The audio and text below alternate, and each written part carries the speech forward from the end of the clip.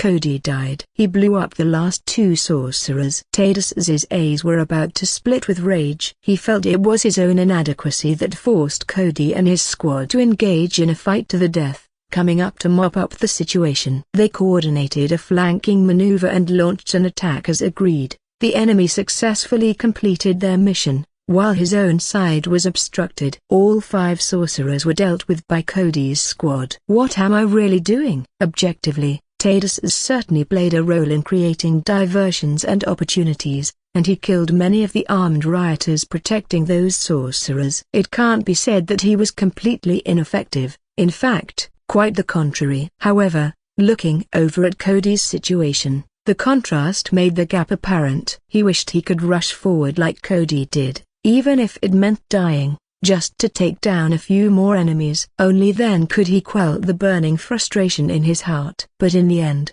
reason still prevailed in his mind. He waved his hand and led his team to retreat. He still had 5 warriors by his side, himself included, enough to form 2 combat units. When the frontal comrades launched their attack, his men would firmly block the enemy's retreat path. Traitors' eyes shone with hatred as he glared at the enemies. I want you all to die here. Guhang heard about Cody's heroic deeds from Ozenear. He originally tried to mimic the military system in his memory to quickly integrate prisoners. For military skills, he had the soldier tag feature, which allowed him to quickly train his men with a bit of grace, but cultivating loyalty took time.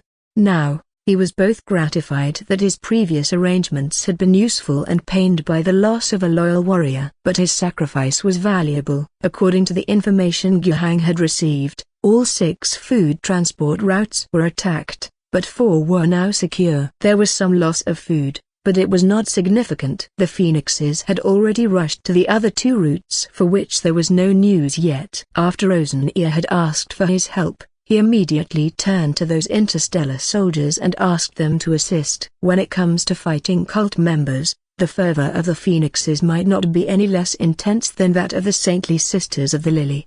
No matter how many enemies there were or how strong they were at those 2 locations, when 6 interstellar soldiers were divided into 2 teams and took their stand, the problem was definitely solved.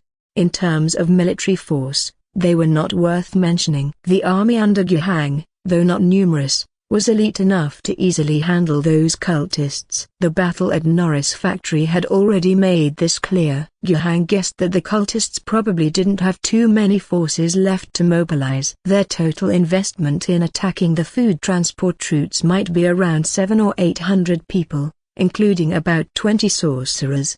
This force was much less than what they had deployed inside Norris Factory. On one hand, the personnel and strength of this bunch of cultists are not infinite. These past few days, they've lost about 60 or 70 core members. Those who can wield storm sorcery are certainly not so easily cultivated. Aside from their core sorcerers, they've stirred up nearly 5,000 people in the factory and deployed 700 to 800 in attacks on grain conveyance teams. No matter whether they control so many people through some form of insidious brainwashing or just converted many fervent followers through their usual preaching, this all undoubtedly comes at a cost. Clearly, they must be nearly depleting the accumulated energy. Otherwise, if they could double their invested forces this time around, of the 6 grain conveyance teams, at least 4 would be destroyed. Then, Guhang's trouble would truly be great. The most irritating aspect of those guys is that they're hiding in a city with a population of 1 million, and where the grassroots control is particularly weak, making them very difficult to root out in a short time. The failure at Norris Factory must have also taught these cultists a clear lesson that it is absolutely unacceptable to confront us head-on. These guys are messing around covertly, while we can only passively respond. This is not enough. Guhang felt certain that these cultists definitely had a backup plan. Furthermore, this plan must be centered around those 50 food distribution points. The enemy lies in darkness while we stand in the light. Having experienced simultaneous attacks on 6 transport routes ending in failure, the cultists should sober up and realize that biting off more than they can chew isn't realistic. Despite their heavy losses in 2 consecutive failures, their remaining forces, if targeted at a few food distribution points, could cause significant trouble by launching attacks and stirring up the public while people are queuing for grain. Yuhang decided to assign to every food distribution point one military unit that had been equipped with a political commissar from the prisoner of war camp.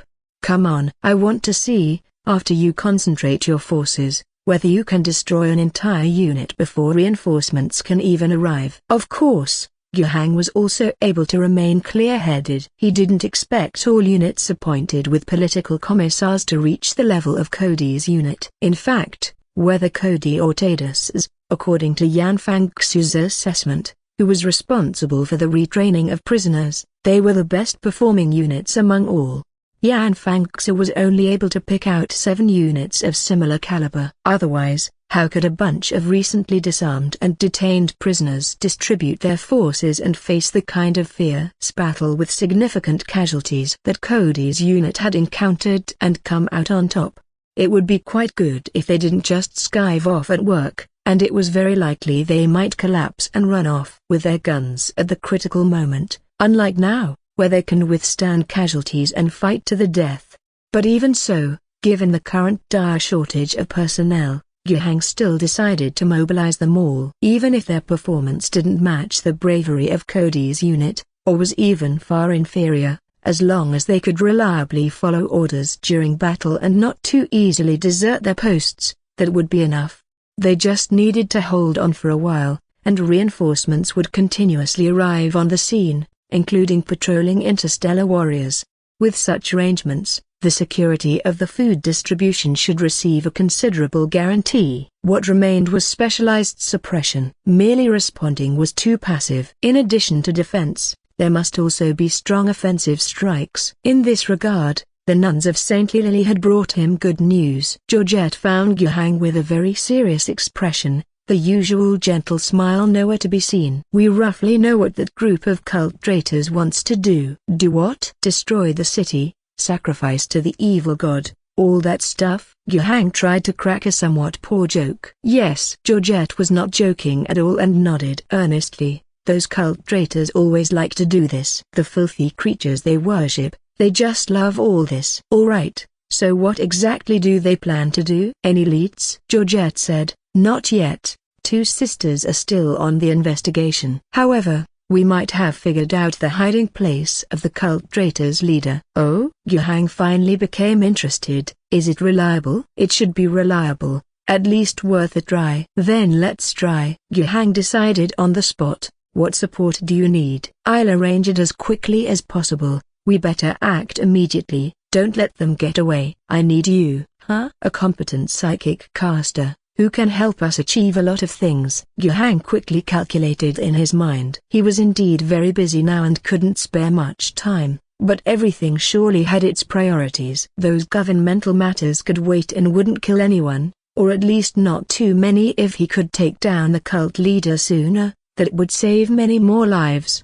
He had no qualms about participating in combat personally. Of course, appropriate security measures would still need to be taken. It wasn't that he didn't trust the nuns, but the more forces at his disposal, the better, obviously. From the Phoenix side, they could probably assign 4 people to join the operation and keep 3 for maneuvers outside the city. They shouldn't reject this request. Aside from 2 people handling the food distribution checks in the outer city, Georgette and her team would have 9 people participating in the combat.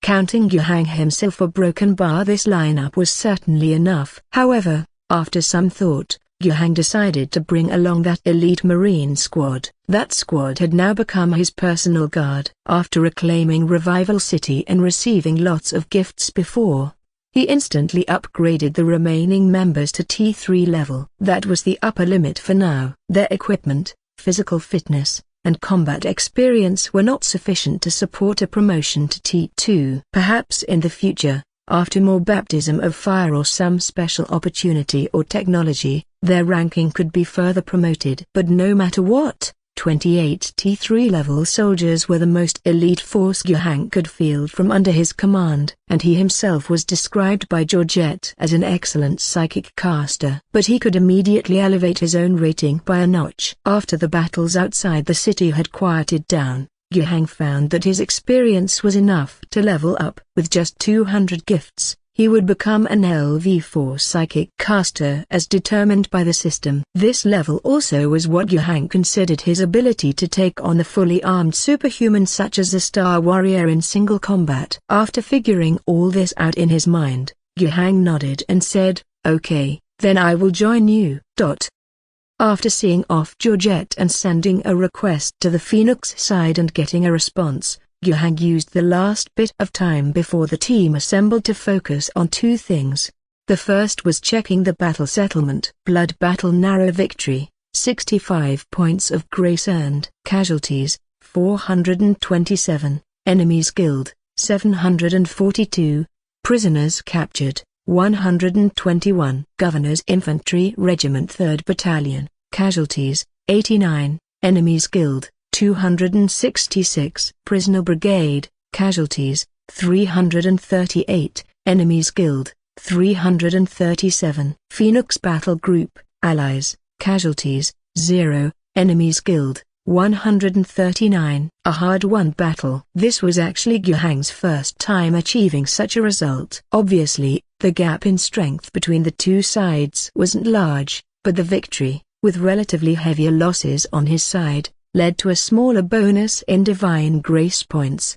After subtracting the Phoenix's share of the spoils, what remained was a mere 65 points of divine grace. As for that unorganized, hastily assembled prisoner brigade, their weapons and equipment were not up to scratch. Apart from being equipped with some crew-served heavy weapons, their level of gear was virtually indistinguishable from that of armed thugs. The enemy had the bonus of brainwashed religious zeal, and although our political commissars fired them up, there was still a gap to be closed.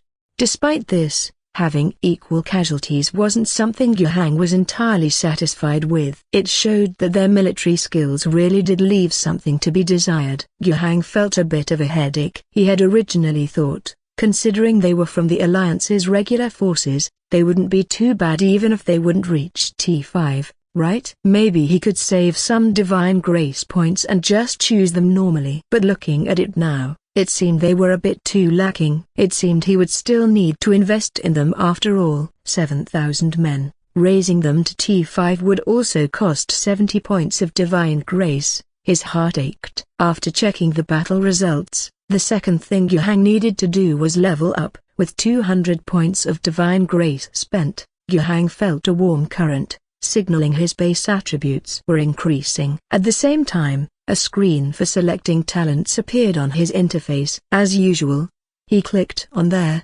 unique line first, not expecting to be able to select it. Without second thoughts, he clicked on spirituality. Mind manipulation allows you to penetrate the target's mind, creating illusions, altering memories, and exerting direct control. At the same time, it strengthens your resistance to psychic attacks. Spirituality +1. Having obtained a new talent, Yuhang was fully satisfied. Mental abilities, which he had longed for, were tools commonly used by psychic casters and were very frightening. Moreover, after acquiring the mind manipulation spiritual talent, its potential uses extended far beyond just combat. Of course, Yuhang also reminded himself that such abilities should not be abused. The order he hoped to establish was certainly not one founded on the manipulation of minds. He would not use this method on his own people, but when necessary, this technique could be incredibly effective. After completing the level-up process, his attributes were as follows: Hero, Yuhang, Faction Leader, LV4, insufficient experience for level up. Physique, 9. Spirituality, 18. Traits, Psychic Caster, Governor of Rage Owlstar. Talents, Protective Spiritual Energy, Telekinetic Control, Mind Manipulation. Not much was added to his attributes this time, apart from gaining 1 point in spirituality from their Mind Manipulation talent. None of the physicality or spirituality attributes increased from the normal leveling process. Of course, that did not mean they hadn't increased. In fact, he could feel his physical condition and spirituality improving. It was just that the increase wasn't enough to account for a full attribute point, so it wasn't reflected on his personal interface. After all, the higher one went, the more difficult it became to level up, requiring more experience accumulation and more investment of divine grace points. Likewise, the actual difference between each attribute point after leveling also grew bigger and bigger. Upgrade complete. Feeling the sudden surge of immensely powerful spiritual energy, Yuhang's confidence skyrocketed. He even wanted to find a phoenix to spar with, not for anything else, just to test his current strength. Of course, that was not feasible. He and the phoenix were allies now, but their relationship wasn't that close yet. Yuhang could only regretfully give up on the idea. Speaking of the phoenix battle group, Yuhang got along quite well with Commander Matins, but he wasn't very familiar with the others. Mainly because those space warriors all had an unapproachable air about them, making it hard to strike up a conversation. Except for Priest Ritso, with whom Yuhang had quite a good impression of, a kind-looking old bald man with white whiskers, though it was strange to describe a 400-year veteran who had blood on his hands as kind and benevolent. Although Yuhang had not met him many times, each time he saw him, the priest would smile at him. He always felt that there was some deep meaning behind the old priest's smile. Commander Matins always felt that Priest Ritso's gaze towards Mr. Gu was somewhat peculiar. After receiving Mr. Gu's mission request, he accepted it without any hesitation. Ignoring Schneider's eagerness to fight, he had the bald guy stay in the outer city to continue coordinating the security work of the food distribution points in the entire outer city area. Schneider was certainly not satisfied, but obedience was instinctive, and he could only keep his dissatisfaction to himself. Then, with two of his brothers and Priest Ritso, Matins rushed to the inner city. As they were gathering and preparing to depart, he noticed the exchange of glances between Priest Ritso and Mr. Gu, which sparked his curiosity. Being the closest of battle brothers, there was nothing to be embarrassed about, so Matins straightforwardly voiced the question in his heart. Priest Ritso just gave him a smile and said, "Did we not come to this world to seek the help of this Mr. Gu? We should at least have a good attitude." Hearing Ritso's response, Matins was somewhat at a loss for words. "I asked with such sincerity, and the old priest is brushing me off. Is there some secret he can't tell me?" Wanting to inquire further, but Ritso took the initiative. "Why did you choose not to bring Schneider this time and come personally?" "Because." While speaking, the white-whiskered old bald man winked towards Superior Georgette not far away. Caught off guard and suddenly embarrassed, Matins said, "What do you mean?" "Ha ha ha." Ritso laughed, patting Matins on the shoulder. He successfully diverted the topic. This slippery old man. He didn't have time to ask any more questions, as the operation was about to begin. 4 space warriors, 9 battle nuns, 28 elite marines, and the 2nd Battalion led by Perb of the under full strength. This formation, although not particularly numerous, was the most elite small action team that Yuhang could offer at the moment. They sat in many army vehicles, heading towards the outer city. These military vehicles had also been seized from the Alliance Legion. Produced by the Abandoned Cave Society, the Iron Bull series had just entered mass production with not much output, barely enough to organize a convoy from Xing City transporting synthetic starch, and was being directly used in Revival City. This so-called Xing City was the initial camp. Yuhang had recently given it a precise name. It was a play on words. It could either be referred to as Revival City's satellite city or be interpreted as defending the achievements of Revival. However, even though the Iron Ox series isn't needed yet, the original military vehicles were sufficient for the task. The Battle Nuns were fine, but the massive size of the 4 interstellar warriors made it difficult for them to squeeze into the canvas-covered trucks, which also challenged the vehicle's load-bearing capabilities. Enduring this inconvenience was necessary. Their operation this time was a decapitation strike, seeking swift and rapid action to catch the enemy off guard. The giants clad in blood-red battle armor running through the streets towards their target would make a lot of noise. Merely showing such a stance would likely alert the target to flee immediately. They had no choice but to hide in the vehicles. As for whether the movement of military vehicles would attract attention, there was indeed such a possibility. However, fortunately, military mobilization in Revival City had been frequent of late, and military vehicles moving back and forth in the narrow passages of the outer city had almost become the norm.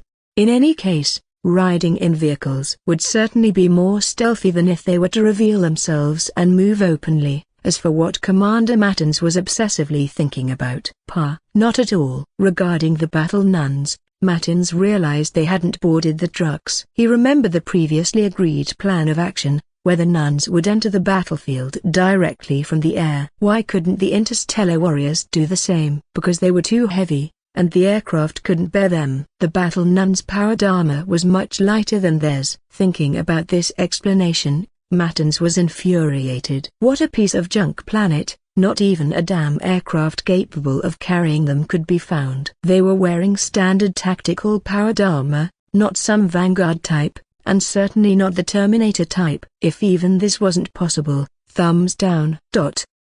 Sitting in the military vehicle, which was significantly narrower relative to their size, with a hint of gloom. For a while, they came to a stop. It seemed they had arrived at their destination. At that moment, inside the helmet connected to the radio message, information came through that they were in position. Mattins ordered the team to disembark, spread out in formation, and surround the target location. He assumed command. This was a very natural thing for him, as Mattins had gotten used to such a role from his past experiences. Interstellar warriors always held a core tactical position on any battlefield. Especially when coordinating with other imperial forces, they naturally placed themselves in the most pivotal position and then took command. However, Yuhang had an issue with this. Having Mattins in command was certainly great tactically. He had at least 200 years of combat experience and possessed the status of a battle group commander. Directing such a small-scale team battle was definitely within his grasp. Meticulous in every aspect, something Yuhang, who had not undergone specialized military command training, could not compare to. But this would let the interstellar warriors establish their prestige among the troops without saying a word. When the soldiers got used to taking orders directly from the interstellar warriors, where would the governor's authority stand? Although Mattins himself might not have intentionally aimed to build influence, merely acting normally, Yuhang did not welcome this development. Sometimes, on many non-homeworld planets, where interstellar warriors stayed for a long time, the governor slowly turned into a nanny for the battle group, often evolving step by step in this way. There was still a long way to go before reaching that state, but it didn't prevent Yuhang from nipping it in the bud. Feeling guilty, he certainly didn't want the Phoenix, especially the Phoenix he hadn't yet dealt with, to have too much sway over his direct subordinates. Yuhang issued a new order. Commander Mattins, please launch the attack directly. We can't afford to slowly wait for the encirclement to form. The enemy might escape during this time. Mattins was taken aback for a moment, slightly unaccustomed. He thought again of Priest Ritso's smile, but ultimately said nothing more, simply acknowledging and then signaling the other three brothers to begin their action. After getting out of the vehicle, Mattins looked up at the sky. The gloomy sky had begun to rain, and the wind was growing stronger. As the Star Warriors began their assault, 2 transport helicopters, carrying a total of 9 Battle Nuns, along with Yuhang himself, also arrived above the target location. The target location had 6 wind turbines arrayed in its vicinity. After Georgette and others had, through various intelligence, determined that the cult leader was very likely hidden there, Yuhang urgently had the place investigated, and to his surprise, he discovered that it was actually a small wind farm. There were a total of 8 such wind farms within the whole scope of Revival City. Since last year, the Alliance Council had approved the construction of these power stations. A company from the north called Polar Industrial Group had won the bid for this project and had started the construction work. According to the project timeline estimates, these 8 wind farms, situated in different locations around the city, should have been completed around some time before now. From the documents, the whole process of approval and construction didn't seem to have any issues. However, in reality, Yuhang could sense something odd from other aspects. Does Revival City need wind power? Isn't it more stable and practical to generate electricity using thermoelectric plants built with pyrite? Is there a need for wind energy, an uneconomical and unstable method. And don't even mention environmental protection or clean energy. Not to mention on Rage Owl Star, this barren planet, it's not an issue in the majority of imperial worlds either. Even if you could explain this with the abundance of wind energy resources, why build 8 at once? And why 8 small ones? Wouldn't it be better to select a location with particularly good wind energy resources to construct a large set of turbines? The locations of these 8 wind farms were positioned almost in the 8 cardinal directions of Revival City, enclosing the entire city along with its outskirts, which made Guhang feel that something was not right. Then, he noticed the names signed on the approval document. Norris, Mondok, Wen. All 3 former Alliance Council members were people whom Guhang had clear evidence to believe were deeply involved with the cult. Going one step further, what is the signature ability of the primordial Wrath Owl sect? Storms. All these factors combined, Guhang truly felt a deep chill. He really wanted to convince himself that he was overthinking, that there was no definitive evidence of anything. However, as long as his brain could stay even a bit normal, he couldn't make himself ignore these strongly correlated clues when put together. But, regardless, capturing this place and catching the cult leader was the top priority. The strong winds that had started from the cult's attack on the food supply route were now intensifying. Not to mention, it had also begun to rain since a short while ago. In the midst of the swaying, the transport helicopters were very unstable, jolting violently. Guhang held onto a handle on the edge of the helicopter with one hand, while looking down. His azure eyes clearly showed that he had fully activated his spiritual vision. Under his vision, amidst the wind and rain, the power station revealed very obvious, even somewhat ostentatious, energy fluctuations. It seemed as if it were taunting. "We are fully prepared, and you are too late." Guhang's expression was stern. His gaze shifted outward, observing 4 conspicuous and powerful figures entering into the power station. In the middle of the 6 wind turbines was one with structures surrounding it. Functionally, Guhang was unsure of the specific significance of having a wind power generator shaped like a windmill tower, but the most important enemy should be the Star Warriors arrived at the main entrance of the windmill tower. One of them kicked open the door and burst inside. Soon, the booming sound of explosive guns, despite the considerable altitude, despite the sound of the wind and rain, despite the noise of the helicopter's rotors, still reached Guhang's ears. Enemies holed up inside the windmill tower were being rapidly eradicated. The Star Warrior's attack was relentless and fierce. Georgette and the nuns accompanying her had also completed their rappelling. Their descent wasn't quite like what Guhang remembered. The helicopter hadn't even dropped to a safe height when they deployed their ropes. They slid down swiftly, and halfway through, they swung slightly to gain momentum, then let go and one by one smashed through the windows of the windmill tower. Soon after, the sound of bomb guns came from inside, probably accompanied by the slicing of storm shields and human flesh, but, regrettably, Guhang couldn't hear it. "Governor, we might need to return ahead of schedule. The storm is too intense," the pilot's voice came from ahead. Guhang responded, "You all head back." As he said this, he too jumped down. Seeing the body of the governor plummeting in free fall, the pilot's eyes widened with fright. But it quickly became a non-issue. He saw the governor's descent slow visibly to the naked eye, then he floated gently, moving toward the location where the Battle Nuns had broken in through the windows. His golden robe fluttered wildly in the strong wind, yet not a drop of rain could touch him. "They are all some bizarre folk," the pilot muttered as he maneuvered the helicopter to ascend, heading towards the inner city. The rain was getting heavier, and he was somewhat worried. Revival City often had windstorms, but the rainfall was usually moderate. According to the season, it wasn't the time for stormy weather. The stronger the wind and rain grew, the worse the omen. Had the Rage Owl god been angered? His body shivered slightly. He needed to hurry back. By the time Guhang entered through the broken window, the fight was nearly at its end. Some cultists were entrenched here, not many, but each one was rather powerful. Leading them were 3 individuals wearing grey-white robes. From his several encounters with the primordial Wrath Owl sect, Yuhang could roughly discern their hierarchical differences. Those capable of using storm sorcery were undoubtedly core members. The ones in blue robes were ordinary members. Grey-white robes, of which Yuhang had seen a few, were generally a notch above the blue robes, roughly equivalent to his own strength at LV2. Among the grey robes, Yuhang had so far encountered two with distinct physiques. The one who ambushed him originally, and the fat woman he met at Norris factory, both belonged to this category, approximately as powerful as Yuhang was at LV3.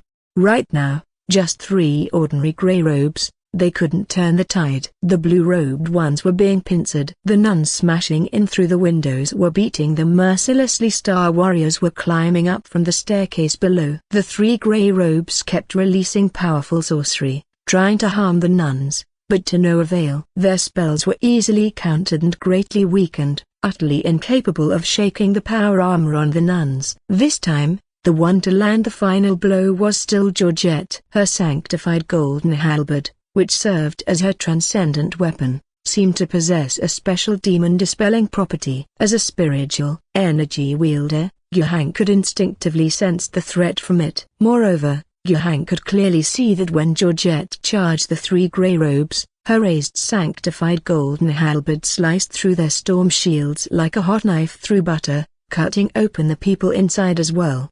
The other two quickly cast spells in resistance, but to little effect. Emulated by the lead nun, two more slashes followed, and subsequently, all were slain. The devastation caused by the sanctified golden halberd was terrifying. Clean cuts and completely split bodies made the scene grotesquely bloody.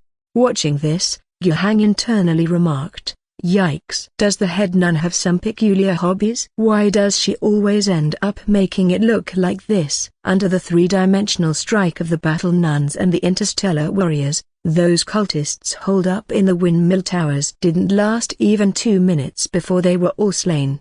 Yuhang didn't even get a chance to join in. He pursed his lips discontentedly. Don't freaking take all the kills. Even if the scale was small and the number of enemies few, the reward for such a battle wasn't much, but a mosquito was still flesh. If you take all the kills, won't I miss out on even a single point of grace? He sighed and walked forward. The Interstellar Warriors and Battle Nuns made some space, revealing the area they surrounded. There was a door, covered with certain patterns. This door should lead to the closed drop level of the windmill tower. Further up, there should be the windmill blades. Under Yuhang's spiritual vision, he could clearly see the storm heresy contained within. He had a guess in his heart, but he did not speak up first. Instead, he looked over at Georgette with an inquiring gaze. Georgette frowned and said, "This should be some kind of solidified seal enchantment. I'll try to break it." Matins glanced at the wall beside them. "Don't bother,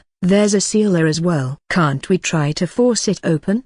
asked Matins. He didn't have much talent for spiritual energy. It seemed that the Phoenix gene seed naturally didn't quite mesh with this stuff, with a low chance of awakening spiritual abilities. Even in their heyday, the think tank responsible for the battalion's spiritual affairs was just symbolically set up. He remembered the previous think tank director's favorite activity was swinging a big hammer to smash people. These mystical and ponderous methods of spiritual decryption were what he found most irksome. Resorting to brute strength, violent destruction, that was his forte, hence his question. To his surprise, Georgette responded to his question with another, "What else do you think I meant by breaking it?" Fine. Georgette didn't say anything more. She raised her holy gold halberd and struck down on the door marked with sealing runes. The thing was quite sturdy even though Georgette's holy gold halberd had demon-breaking properties, and she was chanting and invoking the name of the Divine Emperor during the strike in hopes of receiving a blessing. It still didn't break through, but it did create a big hole. Storm heresy was wildly leaking out from the hole. Had there been any ordinary people in this room, they would likely be blown right out by the fierce winds. Of course, those standing in the room had no such issues. Such winds, of course, could not budge them. Georgette, her first strike having failed to shatter the seal, felt a bit embarrassed. Gritting her teeth, she roared and slashed again.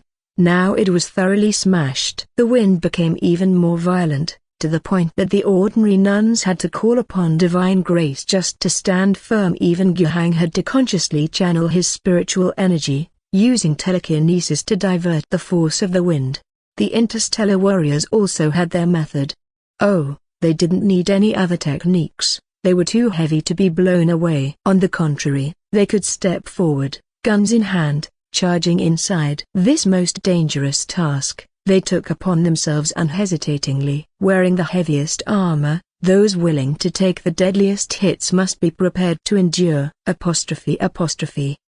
Then it really started to take a beating. A wind bullet exploded on the body of a phoenix warrior charging at the very front. The power of this strike was not to be underestimated. The interstellar warrior was blasted sideways. Matins, closely following behind, continued to press forward. He charged ahead while firing his grenade launcher vigorously. This time, there were no new wind bullets coming their way. After they breached the first line of fire, the rest followed suit. The interstellar warrior who had been knocked down by the wind bullet struggled to his feet, appearing mostly unharmed, albeit a bit disheveled. Guhang was the last to enter. Raising his head, he saw the specific appearance of the enemy. Inside, there were actually only two people. One of them was dressed in a grey robe, with an exaggeratedly strong physique, standing over 2 meters tall, just slightly shorter than the interstellar warriors. This was a cult sorcerer of a special size, and Guhang instantly assessed his strength to be roughly equivalent to his own when he was at LV3.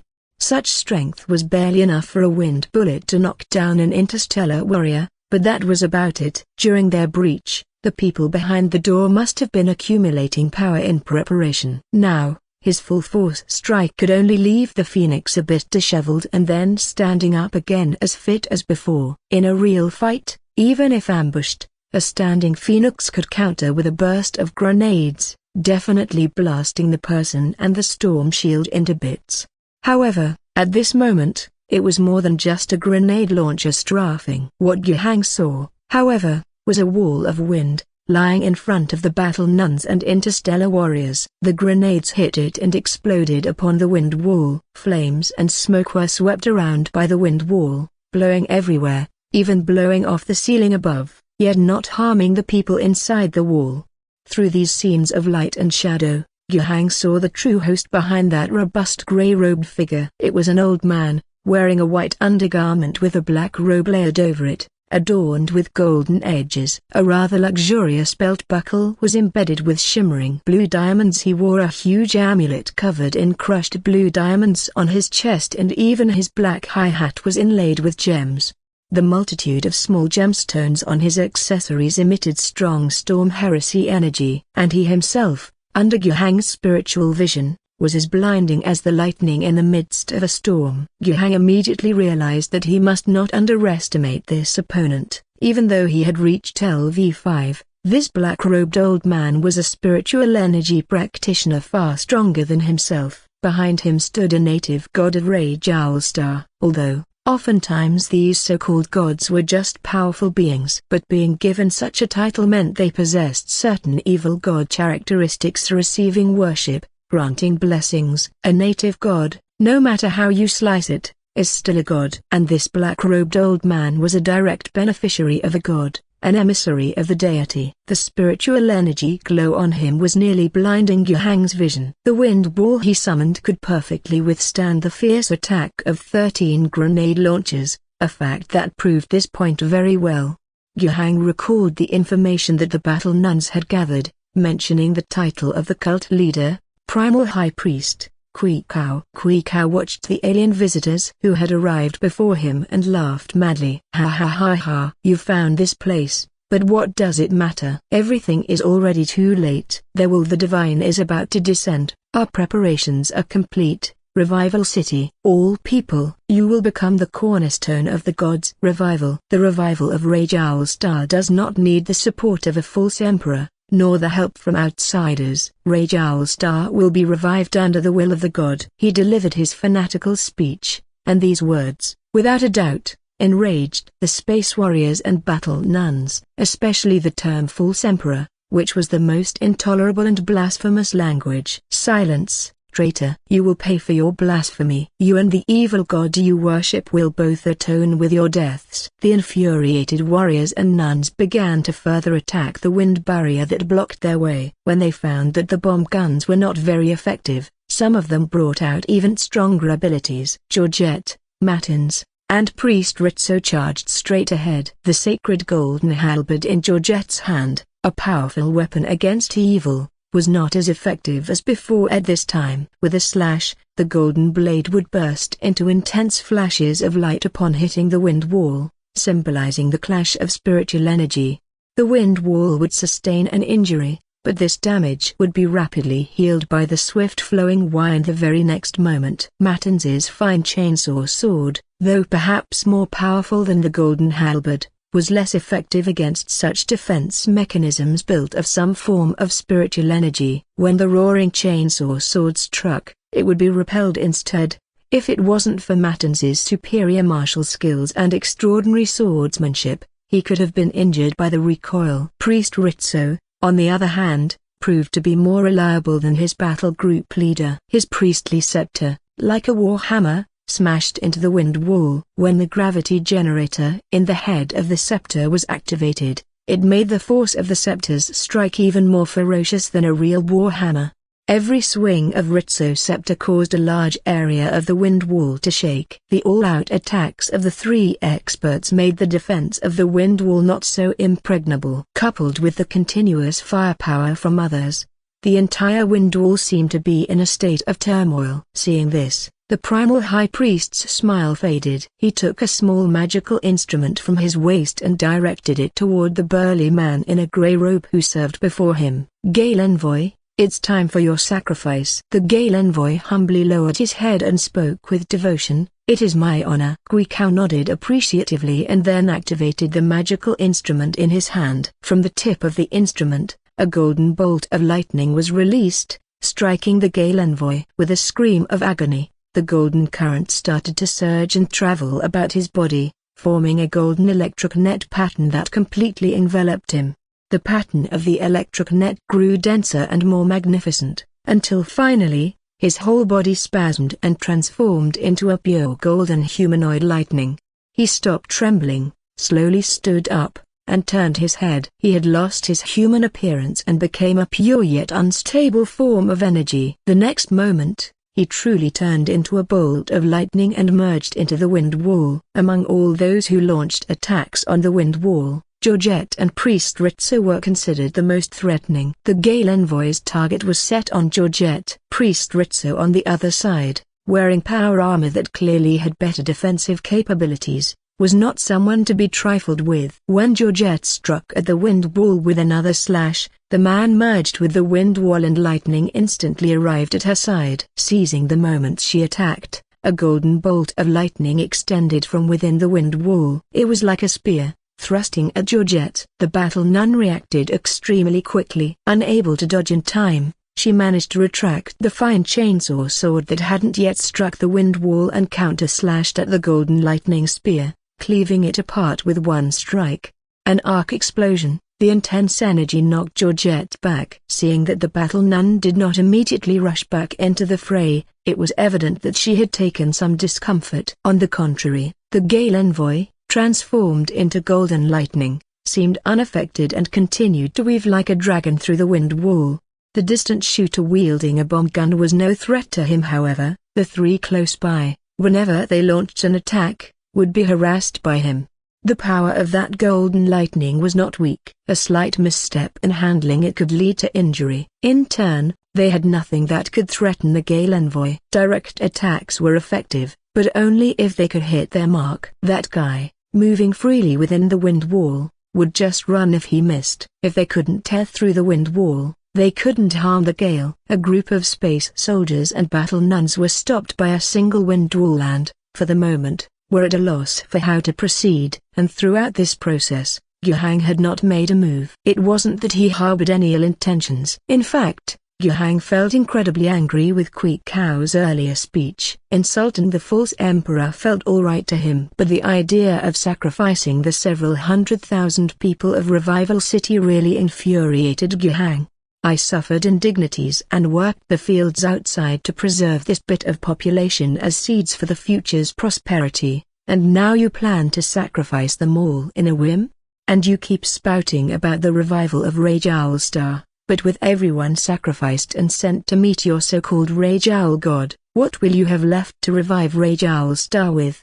Are you relying on your insane evil god? The Empire may not be anything good, but does that make you cultists any better? However, even with his rage boiling, Yuhang still managed to stay calm. He didn't make a move because it was pointless. The power of the Battle Nuns' fine chainsaw sword and the priest's gravity scepter was far greater than any force Yuhang could muster. With all his spiritual energy, even if Yuhang joined in, it would be roughly equivalent to adding another bomb gun to their side, which wasn't very helpful. Instead, as a user of spiritual energy, what Yuhang should do was to think and find a way to break the deadlock. This wasn't like the situation they'd encountered at the entrance with the enchantment. Back then, their strength completely overwhelmed the opposition, so it didn't matter how clever the design was if one strike didn't break it, just use two. Now, they had to think of a clever solution. Though Yuhang hadn't figured out how to break the wind wall, his observations in this short period had brought him some other insights. These insights not only shocked him but also showed him a glimmer of hope. Yuhang knew that the primal high priest wasn't putting all his energy into dealing with the interstellar warriors and the battle nun. It certainly wasn't because he underestimated his opponents. Although Kui Kao was strong enough, he wasn't so powerful as to have that kind of capital. In actuality, that guy probably had more important things to do. Those things were even more significant than the battle at hand, more critical than his own life. He seemed to be conducting some kind of ritual. Within Yuhang's field of vision, he could faintly see strands of spiritual energy extending from Kui Kao's body. One of these strands continued to the blades of the wind power generator above the tower. 5 others were dispersed among the blades of 5 other generators in the area. Many more strands stretched out in groups, extending towards the horizon. Although Yuhang couldn't see the end, he could guess that these connections of spiritual energy probably extended to the other 7 power stations as well. After realizing this, Yuhang had a thought and used the power of spiritual energy to send an order to Purbov, who was stationed outside. Destroy all the wind power generator sets, including the one we are at. Immediately execute and form Yan Fangxu to dispatch additional troops to the other 7 wind power stations, eliminate all the people there, and destroy the power stations. After sending this message, Yuhang saw that Kui Kao's gaze was fixated on him. Obviously, although his spiritual energy communication wasn't intercepted, that old man might have heard it. Yuhang opposed him with a faint smile, carrying a somewhat provocative taste. Of course, at this moment, Yuhang had also raised his vigilance to the utmost. As soon as the seemingly crazed old man attempted to make a move, he would immediately react, striving to control his own body and defend against the attack through telekinesis.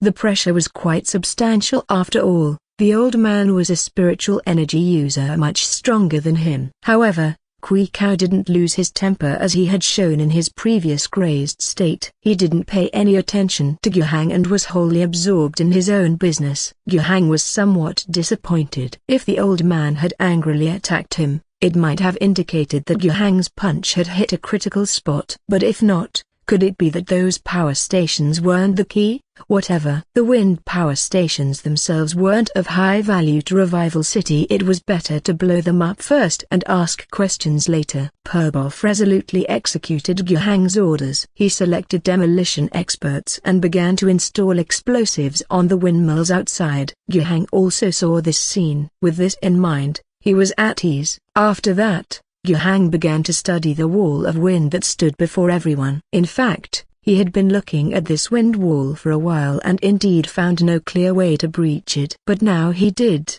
after the grey-robed divine envoy turned into a pure energy state as a lightning person and entered the wind wall. This action was, of course, a reinforcement of the wind wall. With this lightning person causing havoc inside, the 3 main forces attacking the wall would be harassed and their concentration would be diverted, which in turn would make the wall seem even more impregnable.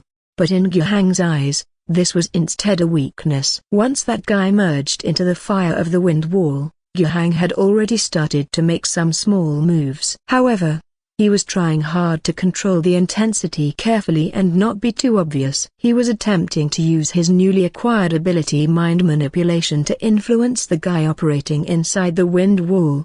If Gui Kao noticed and interfered, Yuhang's plan might fall through. Therefore, he'd rather be slow but careful. Now, he wasn't far from success. But at this very moment, Gui Kao slowly lowered his hand. The man with white hair, looking towards the enemies in front of the wind wall, spoke, "Pawns of the false emperor, the harder you try, the more pathetic you appear." This city, it was destined to ascend in the midst of the god's gaze, within the storm. Your little tricks are utterly meaningless. When he said this, Gui Kao's smile was maniacal. It was as if he had completed the largest, most important task, and was now finally able to let loose and revel in his own ego. Yuhang's expression was stern. Had the ritual already been completed? Was it beyond stopping now? What exactly was the ritual? According to what Georgette had said earlier, it was a sacrifice of the entire city. But a broken bar. In what way was the sacrifice to be made? The raging storm outside? Would it evolve into a catastrophic storm capable of annihilating everything? Yuhang was lost in wild thoughts,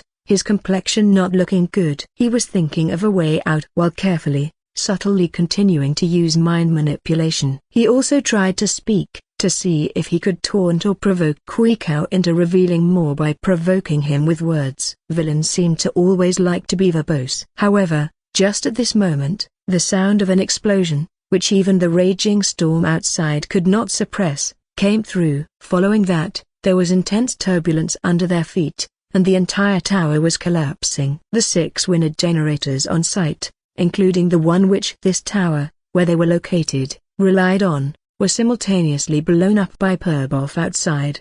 Purbov had hesitated upon hearing the command to detonate. It didn't matter about the other 5, but blow up the one where the governor and his part were. The governor himself was still inside. But since the governor himself had explicitly included the tower he was in, then just do it. The governor was always right. The governor spoke urgently, plus they weren't professionals in building demolition. To ensure total destruction, they loaded a generous amount of explosives aiming for a decisive blow. At this time, Yuhang could no longer worry about using verbal provocations. He immediately threw his spiritual energy into protecting the interstellar warriors and battle nuns. From the height of 4 or 5 floors, it wasn't certain whether they would suffer any casualties from the collapse, but even if it was just being temporarily buried under the ruins, it would be a hassle. By the time they dug themselves out, who knew how long it would take? Of course, their combat suits provided some defense against spiritual energy. Their firm resolve also made it difficult for Yuhang to directly apply telekinesis on them. But who said Yuhang was such a pedant? He controlled the flying floorboards and debris amidst the explosion,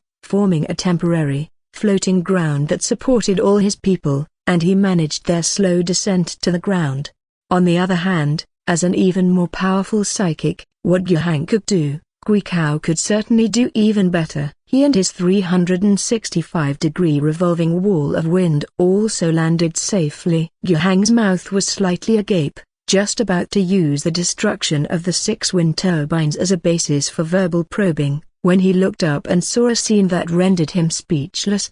The wind generators had indeed been destroyed, but in midair, at the original positions of those generators, there were huge blades made of white vapor still spinning.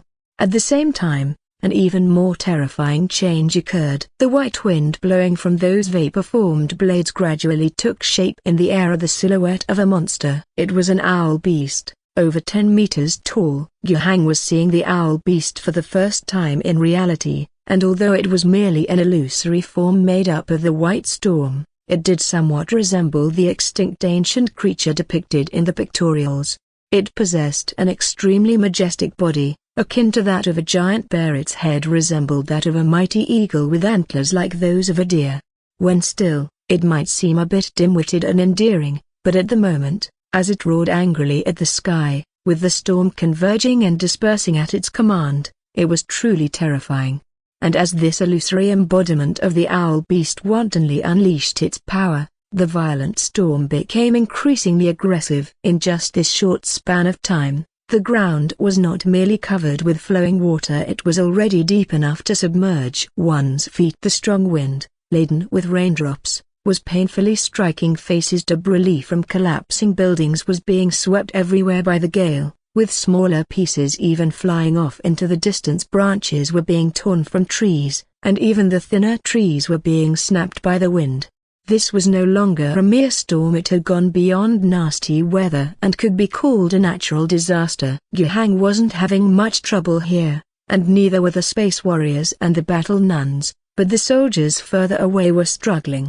They were not at risk of being blown away by the wind, but the flying building debris had already injured quite a few of them. Even with the enemy Kuikao still in front of him, and that storm-ravaged owl beast, Yuhang's thoughts inexplicably drifted to Revival City. The distribution of food, after the setback of the transport routes being ambushed by the enemy, should have returned to normal a few hours ago with Ozeneer's efforts. However, distributing food to hundreds of thousands of people, even across 60 distribution points, would still mean queues of tens of thousands, or even more, at each point. The distribution would take far longer than a mere moment or two. Up to this moment, today's food distribution in that area would have only progressed by a fraction. But now, the storm had arrived. What was the situation over there? Yuhang was indeed worried. However, he was stretched too thin at the moment. No matter how much he worried, there was nothing he could do about the situation there. What's more, the source of all these problems was here. Yuhang forced himself to focus on the present. His mental manipulation of the divine envoy transformed into a golden sparkle was about to yield results. But before that could happen, Kuikao's offensive reached them first. My greatest mission has been accomplished. Now, let me teach you imperial stooges a lesson, he declared. No sooner had he spoken than his outstretched hand fired a bolt of lightning, attacking the group of space warriors. The lightning struck a battle nun. Her body convulsed violently as she fell to the ground, motionless. Upon closer inspection, one could see that her breastplate had been pierced by the lightning. Even without moving closer to check, Yuhang could distinctly sense from his vantage point that the nun's vital signs had vanished. Yuhang's expression turned extremely grim. One strike had killed a battle nun, an expert in fighting heresy. This high priest's power was off the charts. Saddened by a sister's death in battle, Georgette's attacks became even more furious, and she increased her offensive temper yet again. But still, she couldn't swiftly break through the wind wall and was even sneak attacked by the golden lightning figure, sustaining some injuries. And the enemy's attacks were far from over. As Kuikao seemed to be gathering another bolt of lightning, the illusory enraged owl beast swung a massive paw at a space warrior. The space warrior, along with the armor that probably weighed 2 tons, was sent flying by a slap. They were lifted 3 to 5 meters into the air by the white misty giant hand before being slammed harshly back to the ground. Although it wasn't lethal, that member of the Phoenix definitely wasn't feeling comfortable. Protected by the wind wall, Kuikao could launch attacks without restraint, unhindered. And now, his spiritual energy was so strong that he was capable of causing real harm, even capable of killing the nuns in powered armor and the space warriors. And that was to say nothing of Yuhang. That bolt of lightning just now could instantly kill a nun blessed with divine grace and protected by powered armor if it hit him. Even with spiritual energy as a shield, he might at best save his life. Being completely drained of spiritual energy in an instant, it was unavoidable, and whether he would survive depended on luck. The reason he had not been targeted first was probably that Kuikao didn't think his level of spiritual energy posed any threat. Killing a nun or a space warrior first would alleviate the pressure on him more effectively. However, Yuhang couldn't always rest easy, nor could he pin his hopes on not being attacked by others. Thus, although his mind interference was not fully prepared, Yuhang decided to initiate the mind control effect immediately. He had been working on this quietly for quite a while, taking care always to be subtle and slow in order to avoid detection. He was using a relatively slower method to let his spiritual energy infiltrate the divine envoy's soul, who had transformed into a being of lightning. He hoped to complete the infiltration unnoticed, ensuring a 100% certainty and then effect a reversal of the situation. But now, he had to take the risk and try.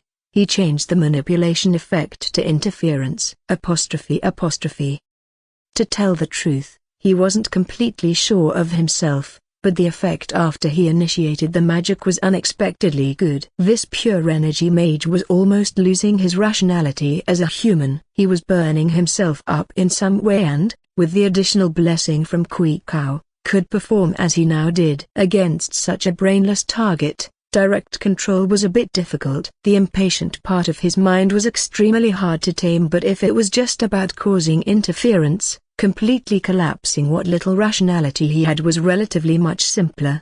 Yuhang was doing just that, and he also implanted a more impulsive and aggressive thought into the mage's soul. In an instant, the guy lost control. He no longer maintained his body within the wind barrier for protection, engaging in guerrilla tactics. Instead, he darted straight out from the wind barrier. The crackling sound of electricity seemed like his roar as he charged towards the Phoenix Battalion leader. Martins couldn't be happier. "You're finally willing to come out and throw your life away." He didn't know exactly what had happened, but 200 years of battle instincts led him to subconsciously raise his chainsaw sword and swing it down hard. When the chainsaw sword hit the mage's arm and then moved to his head, a huge burst of electric light exploded at the point of contact. Sparks flew violently in all directions. In that instant, as the energy state binding was destroyed by the chainsaw sword, all the power inside the mage erupted and uncontrollably surged out. Meanwhile, Matten stood unshaken. He could feel the immense force acting on his body, and through the power armor. He felt the severe pain of the electric shock. But with firm willpower, he endured it all and even pushed the chainsaw sword forward harder, completely shattering the burst of light. In reality, after Yuhang had interfered with the light mage's mind, successfully making him run out from the wind barrier, he no longer paid attention to the situation here. Though the guy was fierce, once he lost the protection of the wind barrier, his abilities were no match for any of the three great experts in close combat range. And Yuhang's goal wasn't just to kill a light being made of energy. Having one less hindrance to their attack and breaking the wind barrier from inside was just the first step. If he could only achieve this much, it might count for something, but it certainly didn't reach the turnaround effect Yuhang wanted. The moment the Gale Envoy charged out, Yuhang seized the opportunity. He used almost all of his spiritual energy, employing telekinesis to fill the void left by the Gale Envoy. This action had to be fast. Yuhang believed that if he were even a bit slower, the swiftly revolving wind barrier would immediately close the gap. His chance lasted only a fleeting moment. Thankfully, Yuhang managed it. He felt immense pressure. The storm divine power within the wind barrier fiercely rejected the spiritual energy he placed there, treating it as an intruder. Frantically pushing outward, he had to throw all his strength into maintaining the gap. "Seize the chance." Yuhang's voice rang out beside every warrior and battle nun. They indeed did not let Yuhang down. Priest Ritsu strode forward, his staff imbued with all his might, heavily slamming beside the large hole Yuhang had created. The immense force made the already incomplete, vulnerable wind barrier tremble mightily. Next up was Georgette, and her sacred golden halberd inflicted further destruction on the wind barrier. Their attacks were effective, of course. Yuhang could clearly feel the pressure he was enduring suddenly decrease. Meanwhile, the wind barrier became increasingly unstable. If they could just keep up this momentum and continue their relentless assault, breaking the wind barrier would happen very soon. Inside the protective encirclement of the wind barrier, Kuei-Kao's face had turned extremely grim. His previously somewhat arrogant, crazy smile had all but faded away. He raised his finger towards Yuhang. "You deserve to die." The power of storm lightning was building up, coalescing. Yuhang's hair stood on end. He felt the threat of death. In that moment, he was considering whether to withdraw the effort maintaining the hole in the wind barrier. If so, he could move his body using full-powered telekinesis with a decent chance to evade Kuei-Kao's attack. Even in the worst case, if he did get hit, The extra spiritual energy could perhaps save his life with a protective aura, but that would mean losing most of the ground gained so far. Just then, a whistling noise filled the air. The sound of large-caliber artillery shells came hurtling from not too far away. Yuhang could almost hear Purbov yelling, "Fire! Fire! Blast them ferociously! Bombard them fiercely! I'll take full responsibility!" "What the hell are you afraid of? Friendly fire. Can you morons really fuck up so bad you'd accidentally hit the governor with that massive wall of wind and that big whatever the hell that looks like a bed just sitting there? Can't you get your aim right? Bomb the shit out of them for me." Just as Yuhang had thought, Purbov was indeed hopping mad and cursing non-stop. The reason he was hopping was that a chunk of building debris the size of a fist had just smashed into his shin. It wasn't broken, but it had lost its strength. But he was still angry and irritable. Being unable to help, being weak, that was what irritated him the most. Since the ambush in the alien woods, Purbov had always seen it as a disgrace that the governor had to personally go into battle, to face the enemy firsthand. The governor came from beyond the stars, bringing steel, machinery, and weapons. And they, as warriors and soldiers, should be the ones to eliminate any threats for the governor, not expect him to be both father and mother to all. To handle development, to lead battles, was one thing. But if the governor had to fight on the front lines, then what the hell were we there for? At this moment, he was determined to do something. He was furious. He was fierce, and perhaps even a bit reckless. But he also had the cunning and cleverness unique to the wastelanders. Even if his decisions were rash, in action, he wasn't so reckless as to disregard everything. Purbov couldn't understand spiritual energy, dark magic, sacrifice rituals. But he had one thought: there was nothing in this world that couldn't be destroyed with explosives. If it didn't blow up, then the caliber just wasn't big enough yet. In the past, the camp only had 60mm mortars, but now they had 155mm howitzers. Regardless of effectiveness, bombard the hell out of them first. That was the source of the artillery roar Yuhang had heard. Purbov's heavy artillery actually totaled just 5 cannons, supplemented by some mortars to make up the numbers. But they had indeed produced remarkable effects. The Star Warrior's bomb rifles boasted specialty diamond-tipped bullets, secondary acceleration, and close explosion functions, with off-the-charts firepower. Still, caliber is caliber. What's a 155mm howitzer? Just the shell is 0.8 meters tall, standing upright, weighing nearly 50 kilograms. Being near the explosion of such a beast was definitely a shockingly visceral experience. 2 artillery shells burst high above the enraged owl transformation. The monster that had just swatted away a Star Warrior and was preparing to further maul the Phoenix had 2 massive holes blown into it. Essentially made of concentrated spiritual energy, half its form dispersed instantly. Though a lot of energy was reassembling, reconstructing its body, it significantly affected its strength, and 3 more shells fell on the 360-degree storm shield. The shield, already reeling from Yuhang's breach and the gravity scepter and holy golden halberd's stabs, couldn't withstand such an assault and shattered instantly. The blast radius of a 155mm howitzer shell could be several dozen meters. If it hit the ground, it could create a crater 5 meters in diameter. And without a doubt, Yuhang and his companions were all within this lethal range. From this perspective, Purbov's claim of not worrying about friendly fire was complete bullshit. Actually, Yuhang, the other 2 phoenixes, and the 7 surviving battle nuns might be somewhat better off, as they were a little further away. Matins, Rizzo, and Georgette were right up against the wall, using more powerful close combat weapons. They were even closer to the heart of the bombardment. But in that moment, the disintegrating storm shield actually provided them with protection. The destroyed shield absorbed the majority of the blast wave's force, and many of the flying shrapnel pieces were significantly weakened. The 3 in close proximity, all clad in powered armor, remained uninjured. Lying flat on the ground, similar to a plank hold, helped them avoid much of the shrapnel and blast wave. At least, after the explosion, all 3 were able to stand up without being too badly affected. If they were mostly unharmed, then Queequeg inside would be fine as well. As a spiritual energy user of his strength, the storm shield swirling around him wouldn't be weaker than the powered armors until the spiritual energy faded.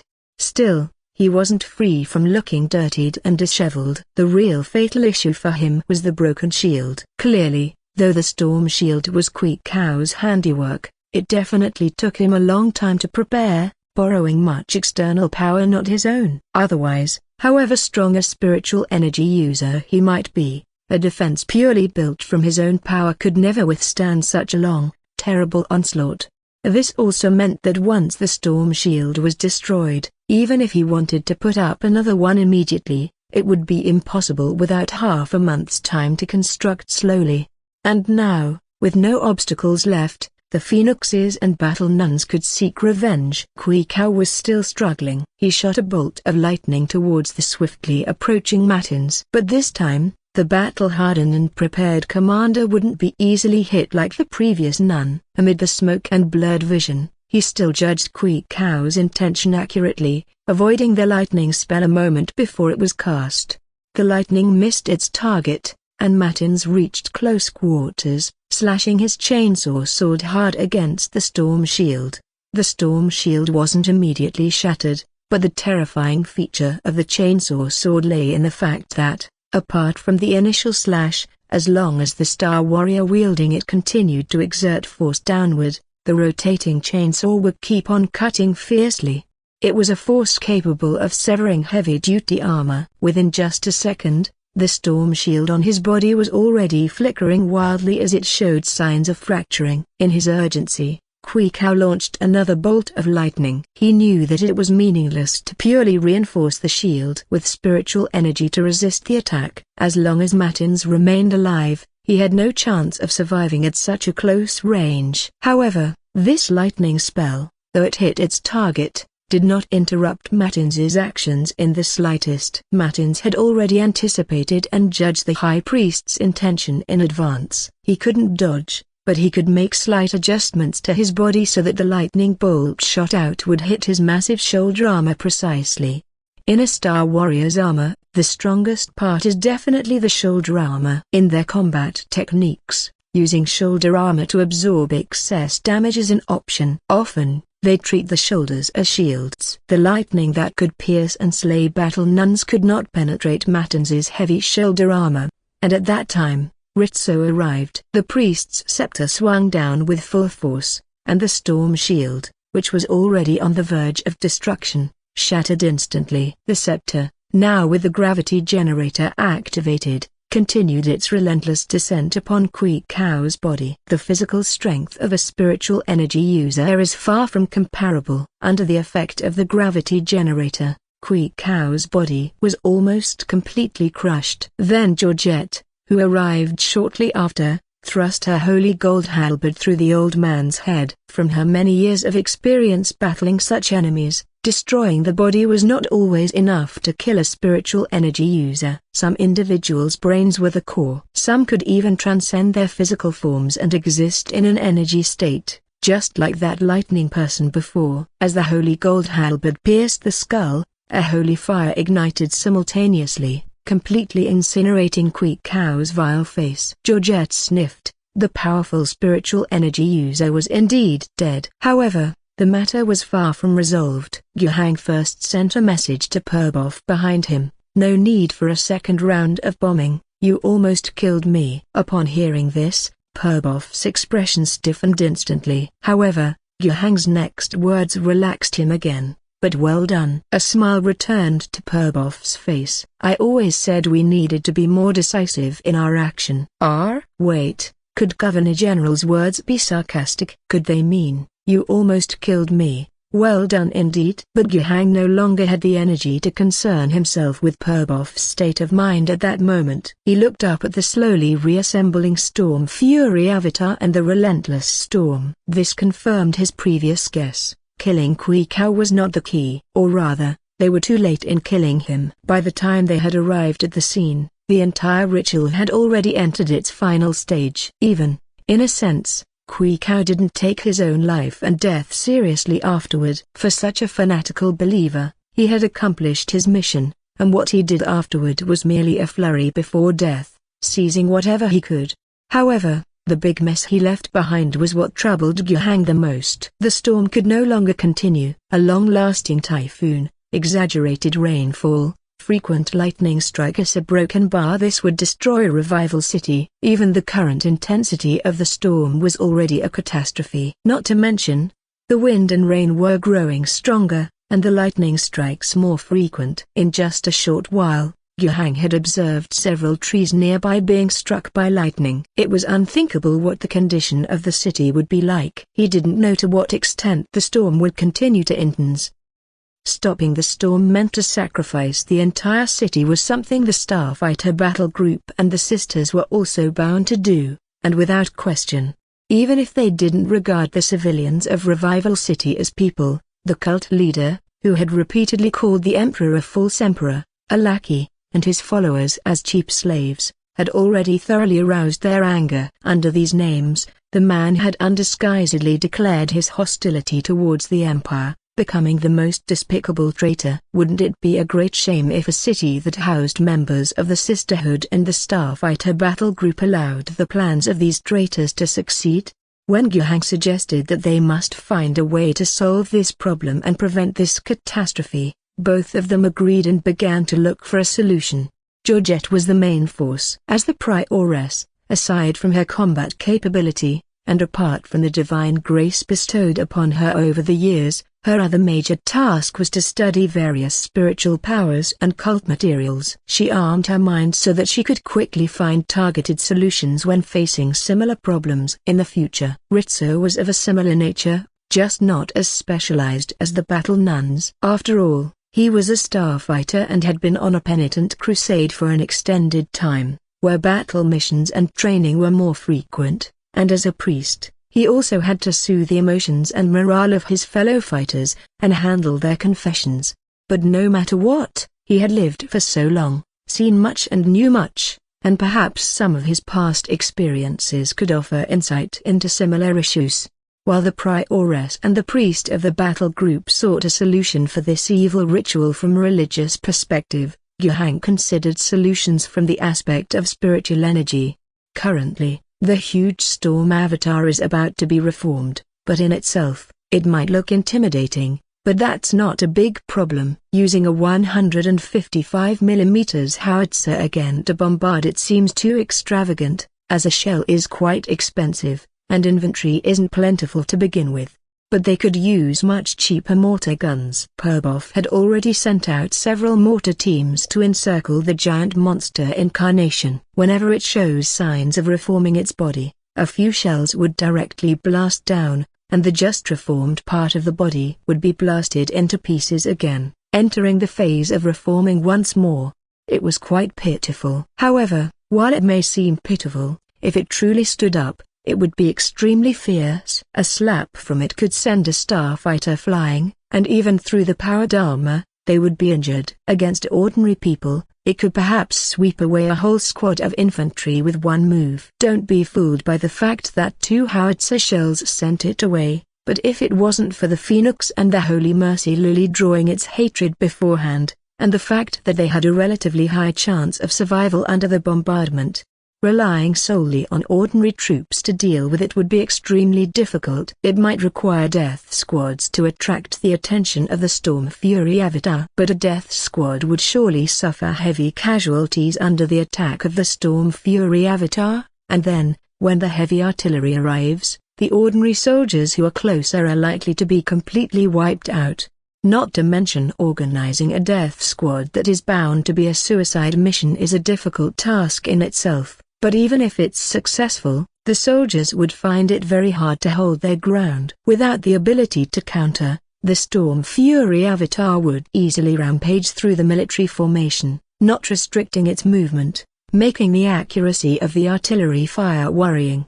If not hit, then a new death squad must go up. Are there enough men to die? This death squad can't rely on the troops who have just been recruited from the prisoners. Coercion won't work, and they simply can't do the job. But what if they call on more starfighters and battle nuns to go to each wind power station to solve the problem? Will there be enough time? Faced with this problem, Yuhang thought of a solution: the quintet in the sky. However, even if they could deal with the threat of the Storm Fury avatar, what about the problem of the storm itself? Yuhang had thought that the generators and the large blades were the core of this storm. However, after they were bombed and physically no longer existed, they left behind white misty blades that blew into a huge Storm Fury avatar.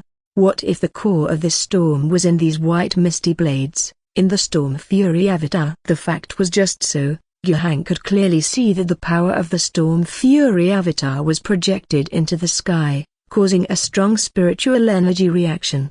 But the problem was, this connection couldn't be cut off. Yuhang had already tried using his soul-cutting ability to block it, but to no effect, or perhaps Yuhang was not powerful enough to have an effect.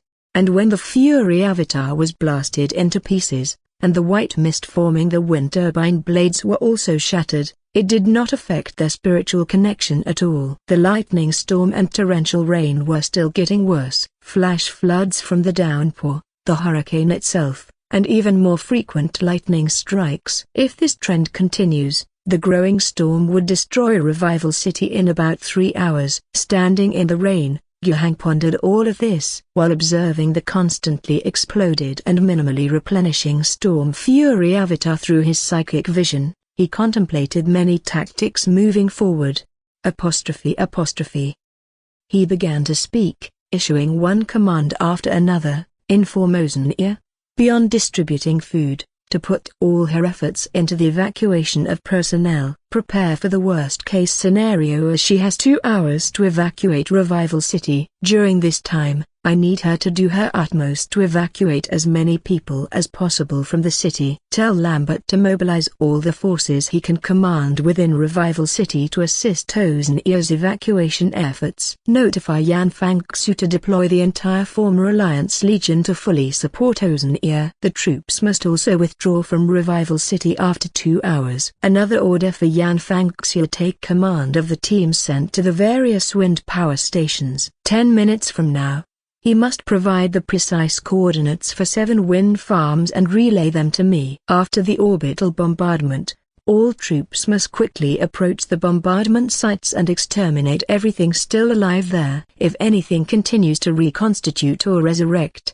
keep destroying it. This mission is to carry on for 2.5 hours. Once the time is up, if there are no new orders, the troops must withdraw immediately.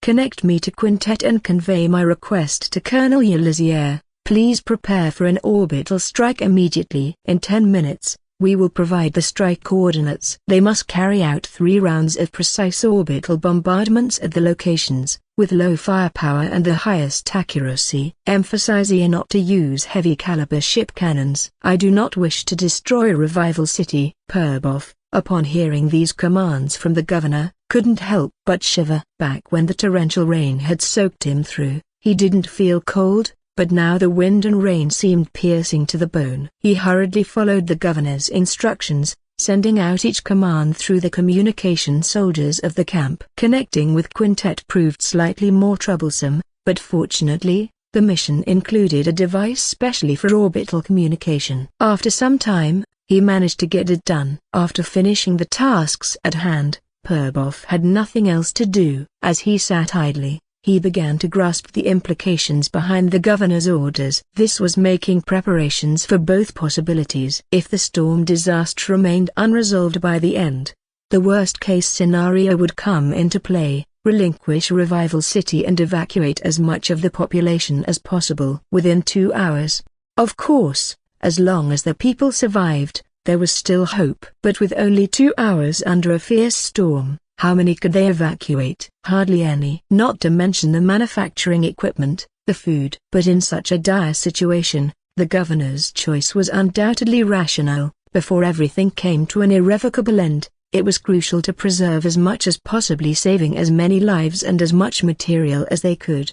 It was better than losing everything along with Revival City. Part of the work assigned to Oceania, Lambert, and Yan Fangxu was in an effort to achieve this. But clearly, The governor was not so easily willing to give up. He was still doing his utmost to save the city. The second command to Yan Fangxu and the request for an orbital strike to Elysia were made with this in mind. 3 spaced-out orbital strikes, even the smallest firepower a starship could deliver, would be enough to destroy the wind farms. The subsequent 2 salvos, with a slight interval, could then eliminate any manifestations of the storm fury that appeared.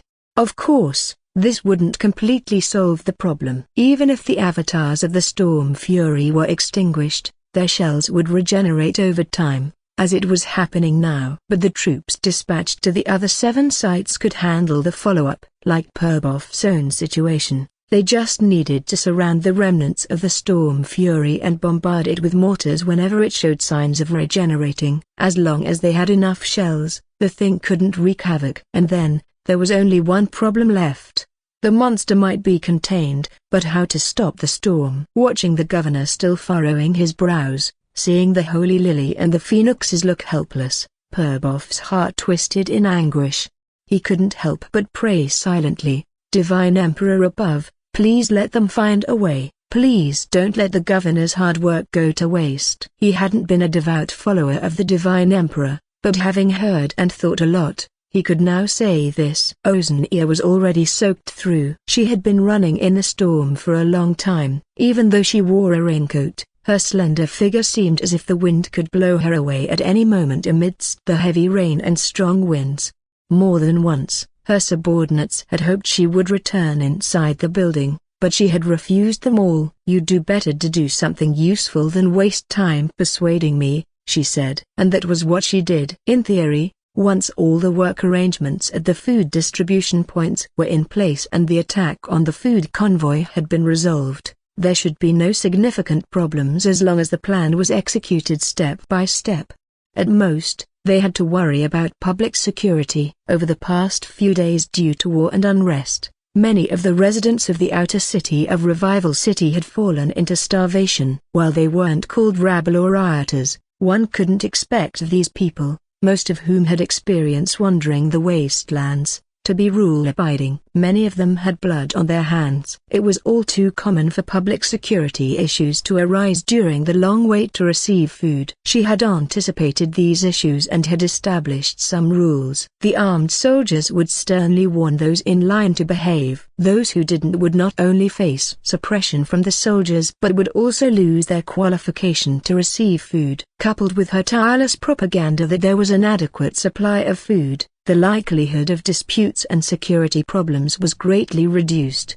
In the beginning, everything did indeed go as she had planned. That is until the storm hit. When the storm first arrived, Ozania sensed trouble. Waiting in line in the wind and rain was a test for the people's health, a test for their mood, and a test for her subordinates and the soldiers maintaining order. When would it be a good time for wind and rain? Why did it have to be now? There was no choice but to grit their teeth and carry on. The storm caused a great deal of chaos, significantly increased her subordinates' workload, and led to numerous emergencies that were reported to her, one after another, requiring her to come up with solutions or even handle them personally. Many things couldn't be resolved just by sitting in an office, listening to reports, and making decisions. She ran through the rain among the various food distribution points, confronting one issue after another on the front lines. Busy, tired, and challenging, but her will was resolute. This was the first and the most crucial day of building a bridge of trust between the governor and the people of Revival City. She had to do her best in her role. No storm could hinder her determination to see everything through smoothly. That was until the 2-hour evacuation order was relayed to her. It left her feeling disillusioned. She had never complained about the hard work, but this news nearly made her collapse. She couldn't help but feel lost. What was the point of the previous efforts, including the sacrifice of those soldiers guarding the transport routes? She stood there, staring blankly at the people queuing in the storm. There were parents with young children, couples hunched over, creating a small shelter for their child against the wind and rain, but the little boy, who looked to be only 4 or 5 years old, was still inevitably drenched. There was a limping man who had come alone. He slipped while walking forward, fell into the water that was deep enough to submerge his feet, and couldn't get up for a long time, relying on the help of others to stand again. Everyone in the storm seemed so hard-pressed, so helpless. Were they to abandon them after only 2 hours' time? Ozenia felt she couldn't do it. But moments later, she told herself in her heart, you must do it. She couldn't see the whole picture, but she wasn't a fool. She could guess that the pressing reason behind the evacuation had to be this storm that kept getting worse. It had even occurred to her that the storm could potentially kill everyone. If there were a choice, His Excellency the Governor certainly wouldn't make such a decision, but it was the lack of choice that drove him to it.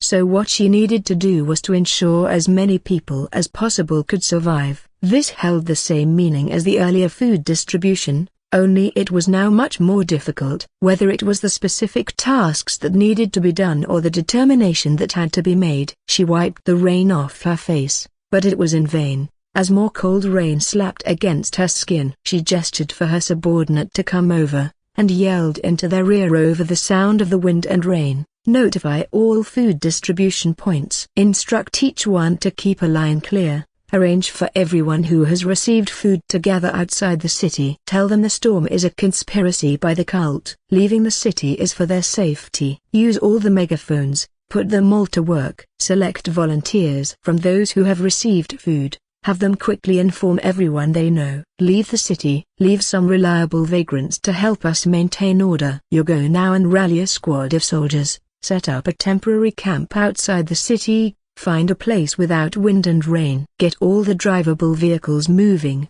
Take the food from the gathering point over there. After that, she connected with Lambert's signal, instructing him to move as much of the inner city's food as possible to the temporary camp outside.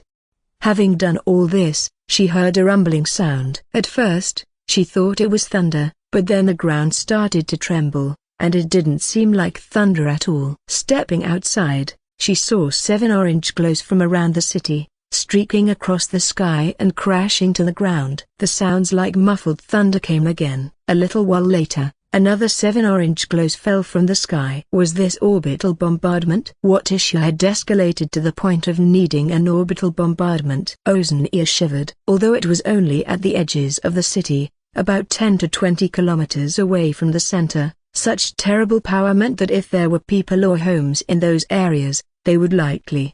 She shook her head. Those things weren't for her to worry about right now. The matter at hand was more important. The food distribution point here was already in chaos. The order to evacuate had been given. Ozenia knew clearly that the forces under her control couldn't guarantee orderly evacuation under such a storm. She also wanted to organize the poor into orderly groups, each accompanied by at least a squad of soldiers to maintain order and guide them to the evacuation points outside the city.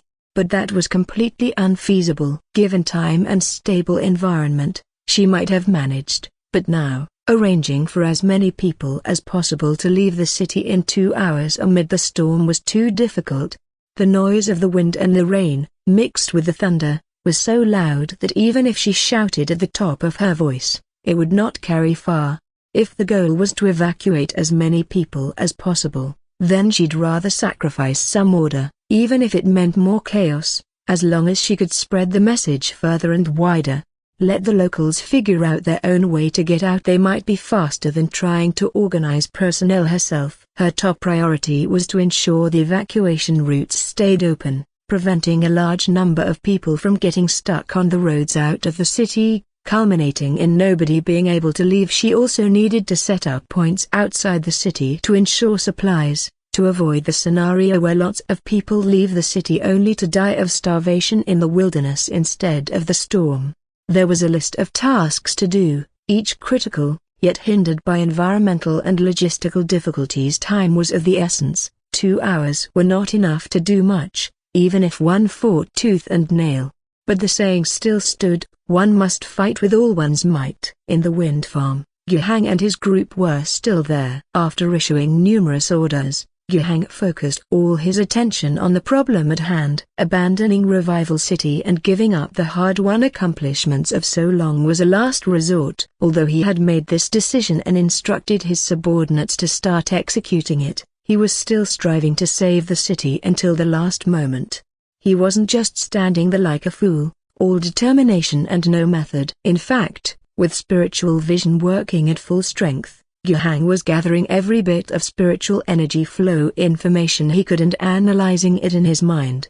Gradually, Yuhang observed something. He had an idea. After 2 rounds of mortars blasted the reassembling body of the primal fury owl into pieces again, Yuhang issued an order. Speed up the pace, bomb it at the first sign of reshaping. In the midst of the storm, it was difficult to relay orders, but this obstacle was nothing to Yuhang. His voice, powered by spiritual energy, rang clear and accurate in the ears of every mortar team soldier. Their warriors in the rain carried out Mr. Gu's command. The reason this wasn't done before was due to the consideration of the ammunition stock. No one knew how long this would have to continue, and every fired mortar round was one less in the supply. After all, the monster needed time to reconstitute its body. It would have almost the same effect to bomb it again once it had regenerated to a certain extent, preventing it from fully reforming while significantly conserving ammunition.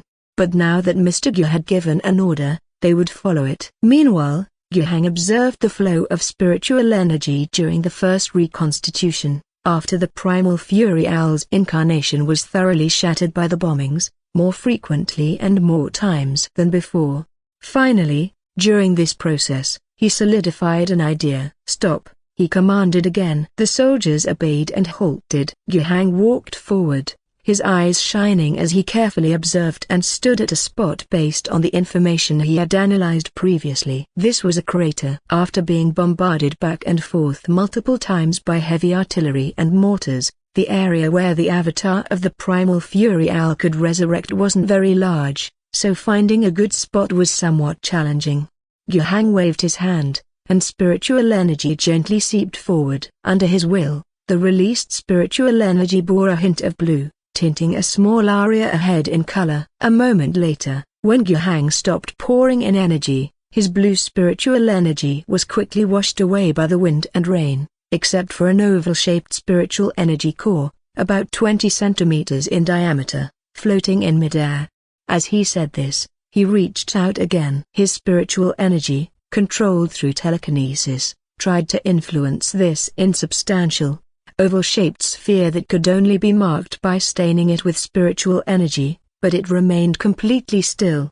Telekinesis is ineffective, which probably verifies my theory, he concluded. Then, he attempted to influence it by means of mental manipulation and soul cutting. Mental manipulation is ineffective. It must not be a life form, or it has no cognitive abilities. Soul cutting has some effect, but it's not significant. I can't sever the ritual core's residual influence on its surroundings after completion. This thing is less of a sphere and more of a hole opened in the real world. As Georgette listened, she moved forward. Seeing the battle nun reach out her hand, as if to touch it, Yuhang considered speaking up to stop her. But then, noting the golden glow on her hand, he swallowed his words of caution. A battle nun blessed by the Emperor might possess some special means. Although the lady was rather rash in her actions, her vast experience meant that if she dared to touch it, it was unlikely to be in vain. Then Yuhang watched as she made contact with the dyed void. The moment after she touched it, as if having endured a tremendous force, she was repelled. She stumbled several steps backward before regaining her balance. She reached up to remove her helmet, during which Yuhang observed her hands shaking violently. Once the helmet was off, everyone saw blood gushing from her nose. Her white short hair quickly got drenched by the rain, mixing with the blood, which smeared all over, making her look very bedraggled. I thought you wouldn't do it for nothing, but you actually did. Fortunately, it wasn't anything serious. She wiped her face with her hand, realized it was futile, and then turned to the others and said, I think I've found a solution. What is it? Yuhang asked immediately. Challenge it, then defeat it. Georgette gave an answer that was a bit perplexing but swiftly explained. As Mr. Gu said, this is a void that connects to a mad and powerful entity. That must be the primal fury owl worshipped by the cultists. Regardless of its origins, it has likely become a fearsome spiritual energy creature by now. I just faced it directly, and it's beyond my capability. Georgette candidly admitted her lack of strength. Even just a fleeting glimpse at a spiritual level had subjected her to a massive impact, causing severe mental strain. Of course, if they had met in the real world, it wouldn't have been quite as dire. Engaging in unprotected spiritual vision is inherently high risk. But she was already quite admirable. Even for a battle nun, directly confronting a deified and potentially insane spiritual energy creature in the mental realm and only suffering a nosebleed was quite remarkable. She came out relatively unscathed.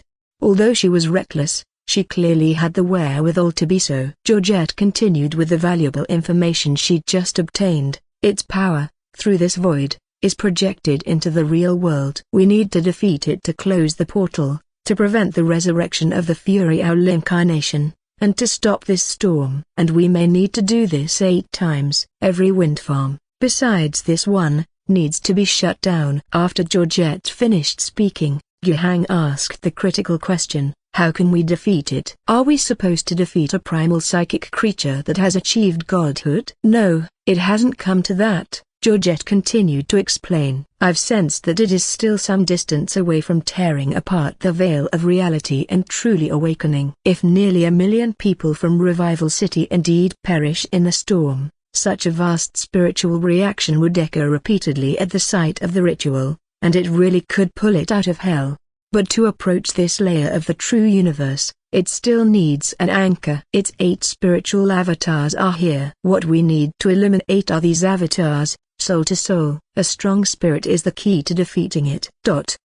Guhang roughly understood what Georgette meant. Although she had mentioned some rather abstruse concepts, they seemed related to the underlying logic of the entire world. He found some answers in his memories. In the legitimate study for spiritual energy users, it is understood that beneath the entire reality of the universe, there's a believed layer of an illusory universe filled with pure energy but no matter, considered to be the birthplace of the real universe, its foundation, also referred to as the true universe.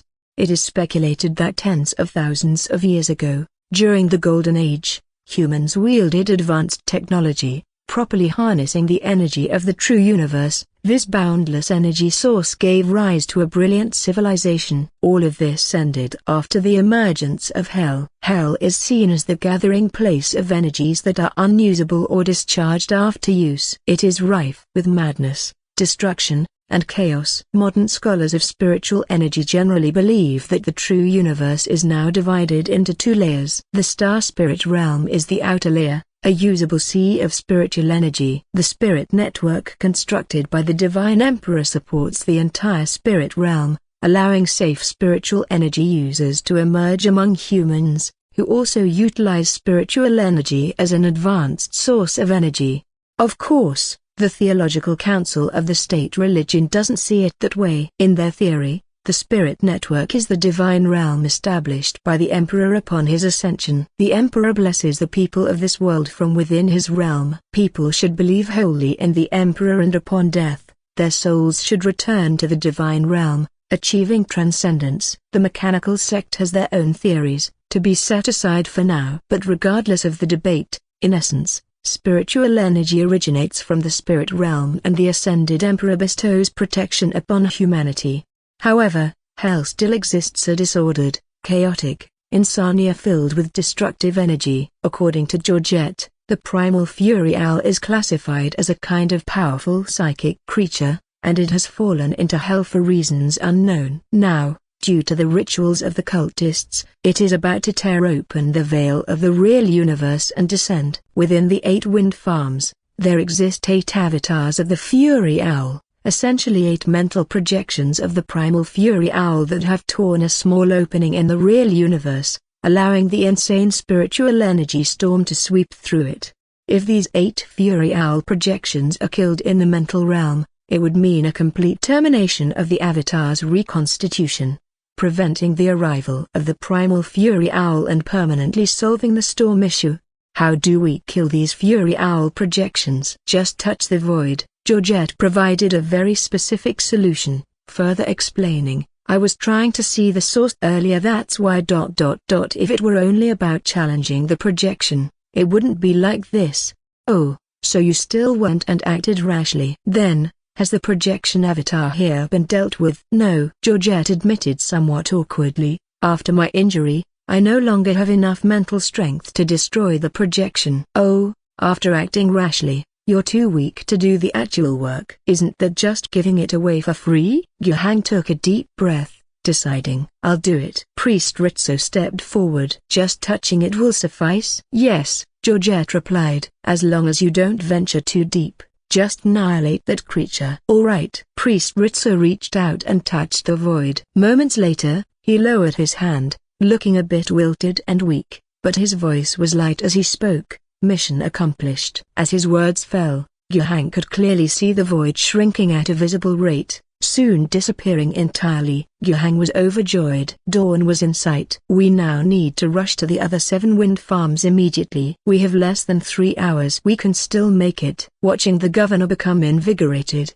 the priest sighed and cooled the excitement. Your Excellency, Ritsu began, I'm afraid it's not as simple as we thought. What do you mean? Projecting the soul into the mental realm for combat is much more difficult than imagined. Defeating that creature doesn't cost me much, but the transit back and forth burdens the spirit heavily. I can't do it again in a short amount of time. Otherwise, just the act of projecting the soul could leave me unconscious, and I need at least 2 days of rest to recover. Everyone has a 2-day cooldown to enter the mental realm? Yuhang looked at Georgette. I'm in a similar situation, Ritsu continued. To withstand the pressure of soul projection, one needs a very resilient spirit. Even for the Sisters of Saintly Lilies, it would be extremely dangerous. Only we phoenixes have the capability to endure it. As soon as these words were uttered, the nuns of the Holy Mercy Lilies disagreed vehemently. Several stepped forward. We can do it. The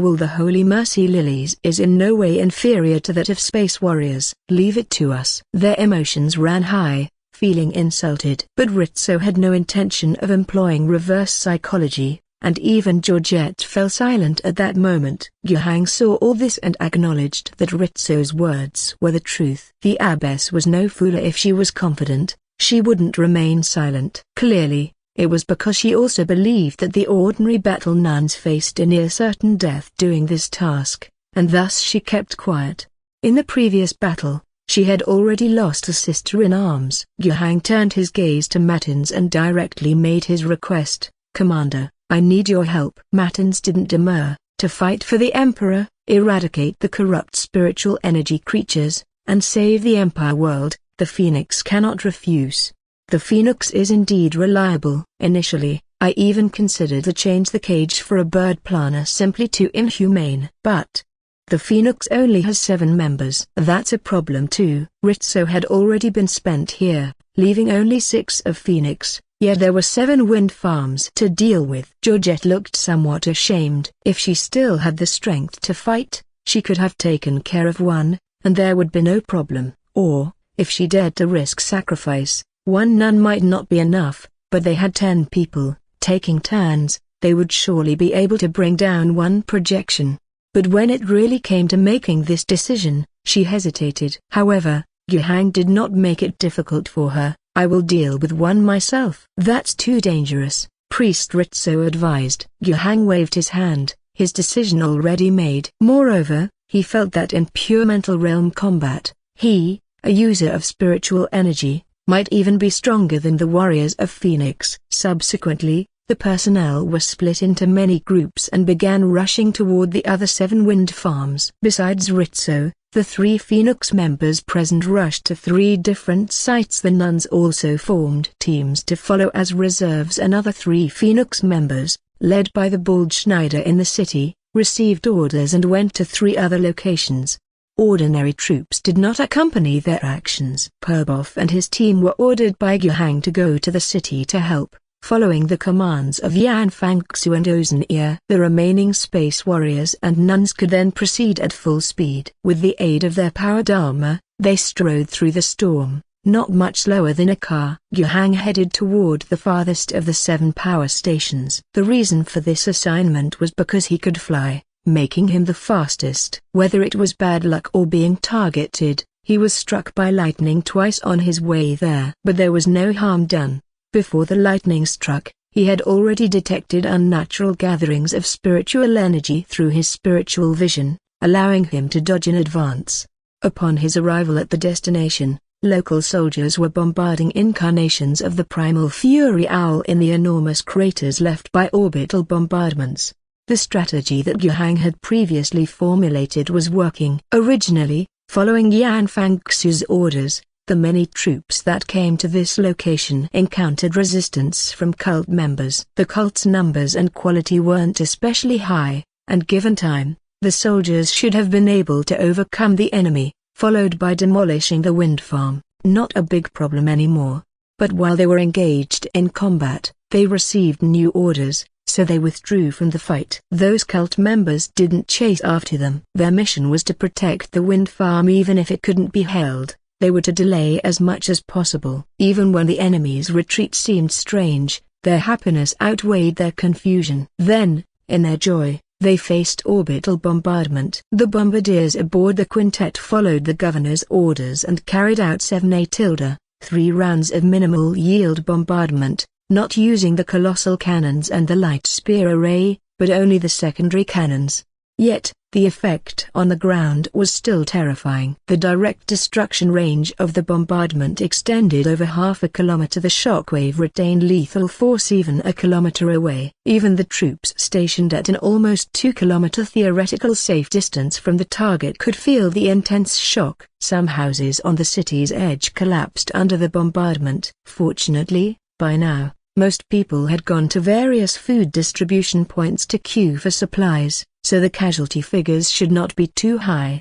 Just as they were hurrying back, washed by the rain and witnessing the rapid dissipation of the residual heat after the 3 bombardments, the wind farm was already gone. The primal fury owl, which should have appeared, was making an effort to reconstitute itself. No doubt about it, the artillery attack commenced. The barely reconstituted primal fury owl was blasted apart again. In this way, with a strategy of blasting a bit as soon as it reconstituted a bit, the local primal fury owl's incarnation became very miserable. Until Yuhang arrived, he commended the troops on the scene, and through the communications soldier integrated into their team, received the latest situation updates. Good news had come from the other 2 wind farms closest to the one where Kui Kao had been eliminated. 2 stellar warriors, including Commander Matins, had already annihilated the projections of the primal fury owls in those locations. This was a good start, indicating the plan was proceeding smoothly. Without hesitation, Yuhang stepped forward and touched the void. Suddenly, he felt a palpitation and before his eyes appeared a vast fog. The fog came quickly and vanished just as fast. Within a few breaths, it disappeared. Before him lay a steeply descending road, endless in length, with rolling mists of endless colors. Yuhang felt a strong pull of temptation as if being called to walk down, but also a strong sense of fear warning him of the great horror that lay below. These 2 conflicting feelings interwove in his heart, even causing him a moment of trance. Aurora awakened him from the astounded sense of conflict. Turning around, Yuhang saw a 2-person tall, phantom incarnation of the primal fury owl, strutting arrogantly. "Are you the one?" Without a word, Yuhang unleashed a psychic slash at it. Upon his psychic projection entering this illusory mental realm, his spiritual energy could, of course, be utilized. Additionally, because he was closer to the spirit realm, and even to hell, his spiritual sensitivity became keener and the psychic spells he could unleash were stronger. The monster lost a leg, losing its arrogance immediately. Unyielding will. Maybe the Battle Nuns and Stellar Warriors really needed it when they entered the mental realm to fight. They had to engage in fierce melee combat with the frightful primal fury owl incarnations, hence, their willpower determined the strength of their bodies. But a psychic like Yuhang didn't need that. He relied on spiritual attributes to battle here, and all his psychic spells were effective, a few even stronger than usual. Yuhang's psychic slash might not kill the primal fury owl projection in one blow, but no matter, one slash at a time would suffice. With less spiritual consumption and stronger psychic power. At this rate, he could continue for 100 slashes. In other words, he could execute the primal fury owl projection by dismemberment. In reality, it didn't even survive 15 slashes, never once touching the hem of Yuhang's clothing before being cut into countless pieces.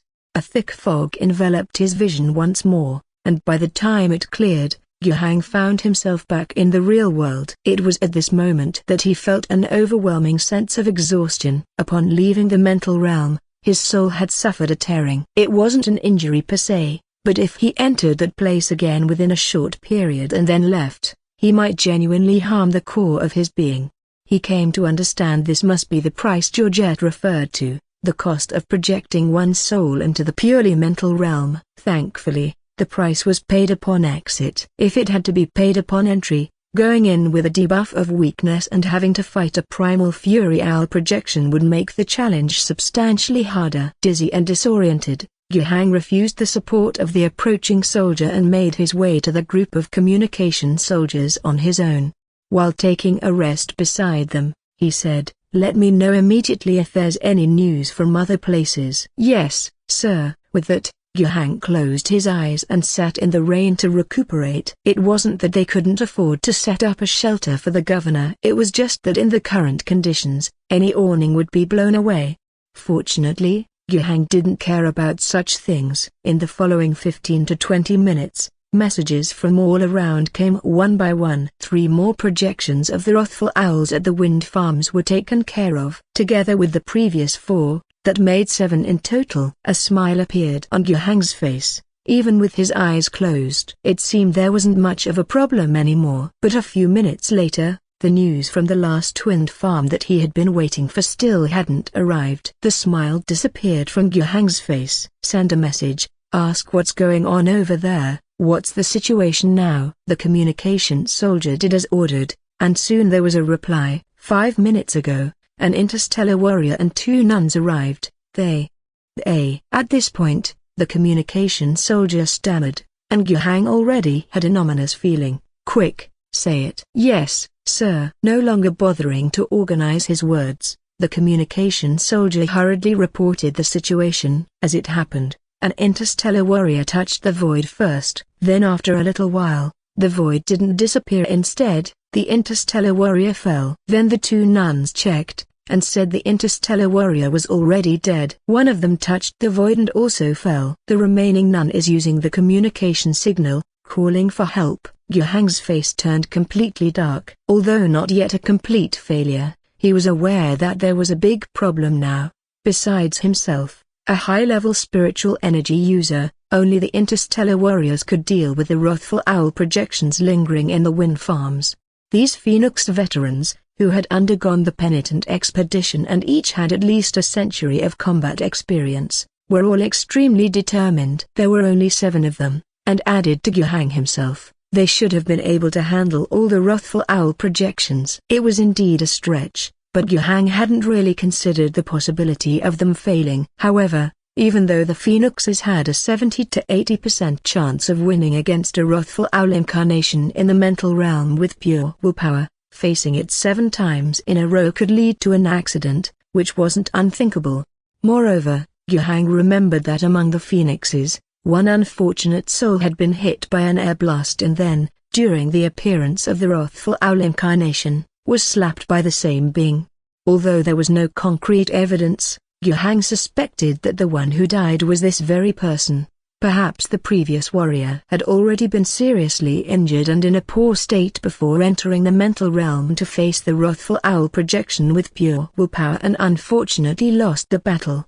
The loss of an interstellar warrior was painful. Although the Phoenixes were still only his allies, their relationship wasn't the kind where one would stand still if an ally was in trouble. On the contrary, the 2 sides had cooperated fairly well recently. Even though their presence required Yuhang to invest a considerable amount of manpower in building monasteries for them and Wu Jiarong's research institute had to spare time to hand-make bombs for them, the interstellar warriors truly showed their worth in action. The price Yuhang paid was not even as much as the money he would give to hire mercenaries. On the flip side, these Phoenix warriors had been a great help to him. The loss of one meant that Yuhang felt he had lost at least 300 points of gracia. That was the price of a standard interstellar warrior, not to mention the veteran's experience. Beyond the personal loss, the downfall of a Phoenix declared that the mission to halt the cult's ritual had suffered a significant setback. 7 interstellar warriors for 7 wind farms left no room for error. If a mistake occurred, the difficulty of fixing it was immense. The battle nun who died following the fallen phoenix was a case in point. In the whole revival city, where could one find another being with spiritual will as strong as that of the interstellar warriors? The only person Guhang could think of asking for help was Superior Georgette, apostrophe. Would the Mother Superior be willing to let her 9 remaining nuns, one by one, attempt to duel to the death with the angry owl projection? Guhang felt a bit reluctant to broach this request. The Mother Superior had already lost 2 of her subordinates. If it were only about sacrifice, that would be one thing. But the critical issue was that no one knew what chance the nuns stood as they entered the mental realm to challenge the angry owl projection. What if all 9 nuns died and the problem still wasn't resolved? Georgette would hesitate, but it seemed Guhang had no other option. He took a deep breath and said to the communications soldier standing by, "Go inquire where Superior Georgette currently is. I need to speak with her." "Yes, sir." The communications soldier hurried off to carry out the order. However, at that very moment, Guhang heard a roar of extreme unwillingness, coming from the edge of the sky. From the void. Suddenly, he felt that the dark clouds hovering over the city showed signs of dispersal. The increasingly fierce storm and heavy rain seemed to have lessened a great deal. Guhang was somewhat startled in his heart. Had the ritual been terminated? Had the angry owl projection been dealt with? But why? Who had intervened? Could it be that the last remaining nun mentioned in the previous reports had a major outbreak and defeated the angry owl projection? Guhang's heart was enveloped in immense surprise. Regardless of the details, this was undoubtedly excellent news. Although the outcome was positive, such a roller coaster of emotions was hardly friendly to the heart. If possible, Guhang really did not want to experience something similar ever again. Shortly afterward, another communications soldier came to report the news. "Governor, we have new intelligence from the wind farm where we lost a star warrior and a battle nun. The problem has been solved." "I know," Guhang said with a smile. "Who resolved the issue in the end?" "Was it the battle nun?" "Number." At that response, Guhang was taken aback. "Then who was it?" "It was traitors." "Traitors?" Guhang found the name somewhat familiar. He instantly recalled the series of battles during the previous food transport convoy ambush. He had read the battle report, and in that battle, the position of political commissar he had established played a significant role. Back then, the most impressive person he had noticed was naturally Cody, who sacrificed himself to turn the tide of battle from defeat to victory. As for traitors, it seemed that in the story of Cody, he was just part of the backdrop. However, it was this character, who seemed as inconspicuous as part of the backdrop, who became the key to saving the entire city. Now Guhang was very curious about how exactly traitors had achieved this. Traitors didn't know how he had done it. He had led his platoon, following Yan Fangxu's orders, to this wind farm to carry out their mission. After the orbital bombardment, his troops couldn't even be considered the main force. They were merely supporting teams from the governor's infantry regiment in executing a blockade. Late on, the Star Realm warriors and battle nuns had arrived, and he didn't even understand what had to be done at first. It was not until a Star Realm warrior and a nun had died at the core location after the previous orbital bombardment. Only when the surviving nun reported the situation to her head nun in somewhat of a panic, using the communication soldier's channel, did traitors understand what was probably going on. Then, he strode towards that void. Everyone watched his actions, confused at first, not knowing what he was up to. But soon, some comrades reacted, coming up to try to stop him. In the pouring rain, his comrade grabbed traitors' waist from behind and yelled in his ear, "Have you gone mad? Have you no regard for your life? Let go." Traitors struggled violently. "Don't go to your death. It's something even the Star Realm warriors can't handle. You're just throwing your life away for nothing." "Who says?" Traitors broke free with a twist and, turning to his comrade who had fallen to the ground, said, "What this battle needs most is steadfast will, and I certainly am not lacking that."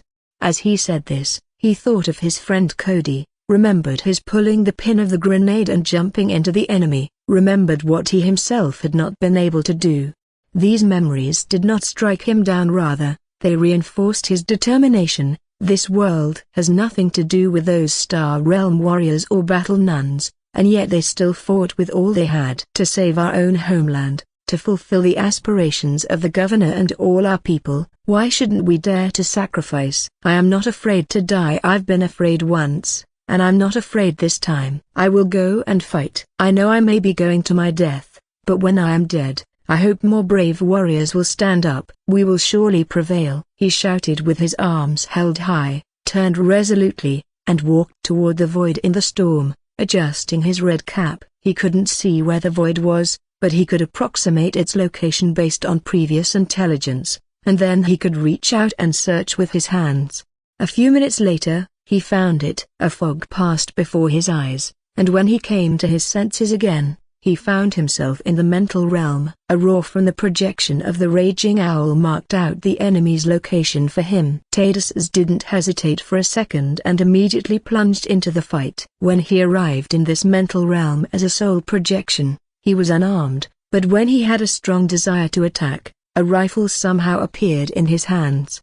He let out a roar not unlike that of the raging owl projection, and pulled the trigger towards the monster. The bullets swept over the beast, at least twice his size and requiring 3 or 4 of him to encircle, causing it to stagger. Fundamentally, both the rifle and the bullets firing were manifestations of power projected from Traitors' own will to fight. He was battling with his own will, and the specific form it took was of little consequence.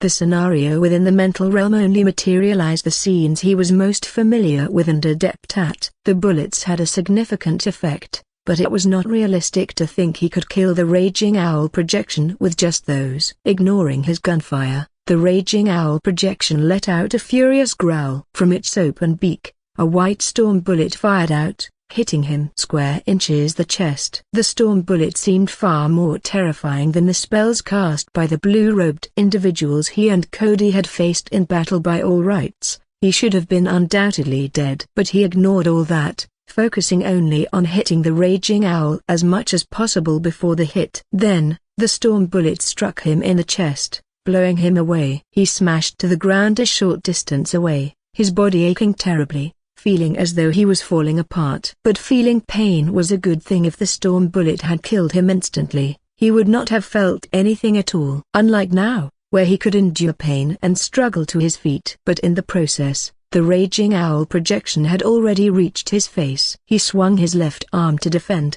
and a riot shield appeared on his arm, blocking a heavy strike from the owl. In fury, the owl lifted a pair of front limbs high into the air, ready to slam down once more. 1 blow, 2 blows, 3. Traitors held on with all his might. His mouth and nose were bleeding. If there had been an observer, they might have seen that his entire soul's representation, his spiritual form, was becoming unstable, with signs of disintegration. In the midst of his mind dissipating, Traitors' thoughts again turned to his friend Cody. They had grown up together in the abandoned cave society, shivered together in utter darkness when the convicts had attacked their home, seen the light the governor brought to them, enlisted together, and become political commissars. Then unavoidably, he remembered the last moment before Cody's death, his friend with the red cap crawling from the half-ruined building, leaping down with 2 grenades in hand, killing the enemy. Traitors, defending against the owl's attacks with his riot shield, felt as though the memory overlapped with the current scene. He really saw Cody jumping down from midair, grenades in hand and waist, smoke billowing around him. Boom!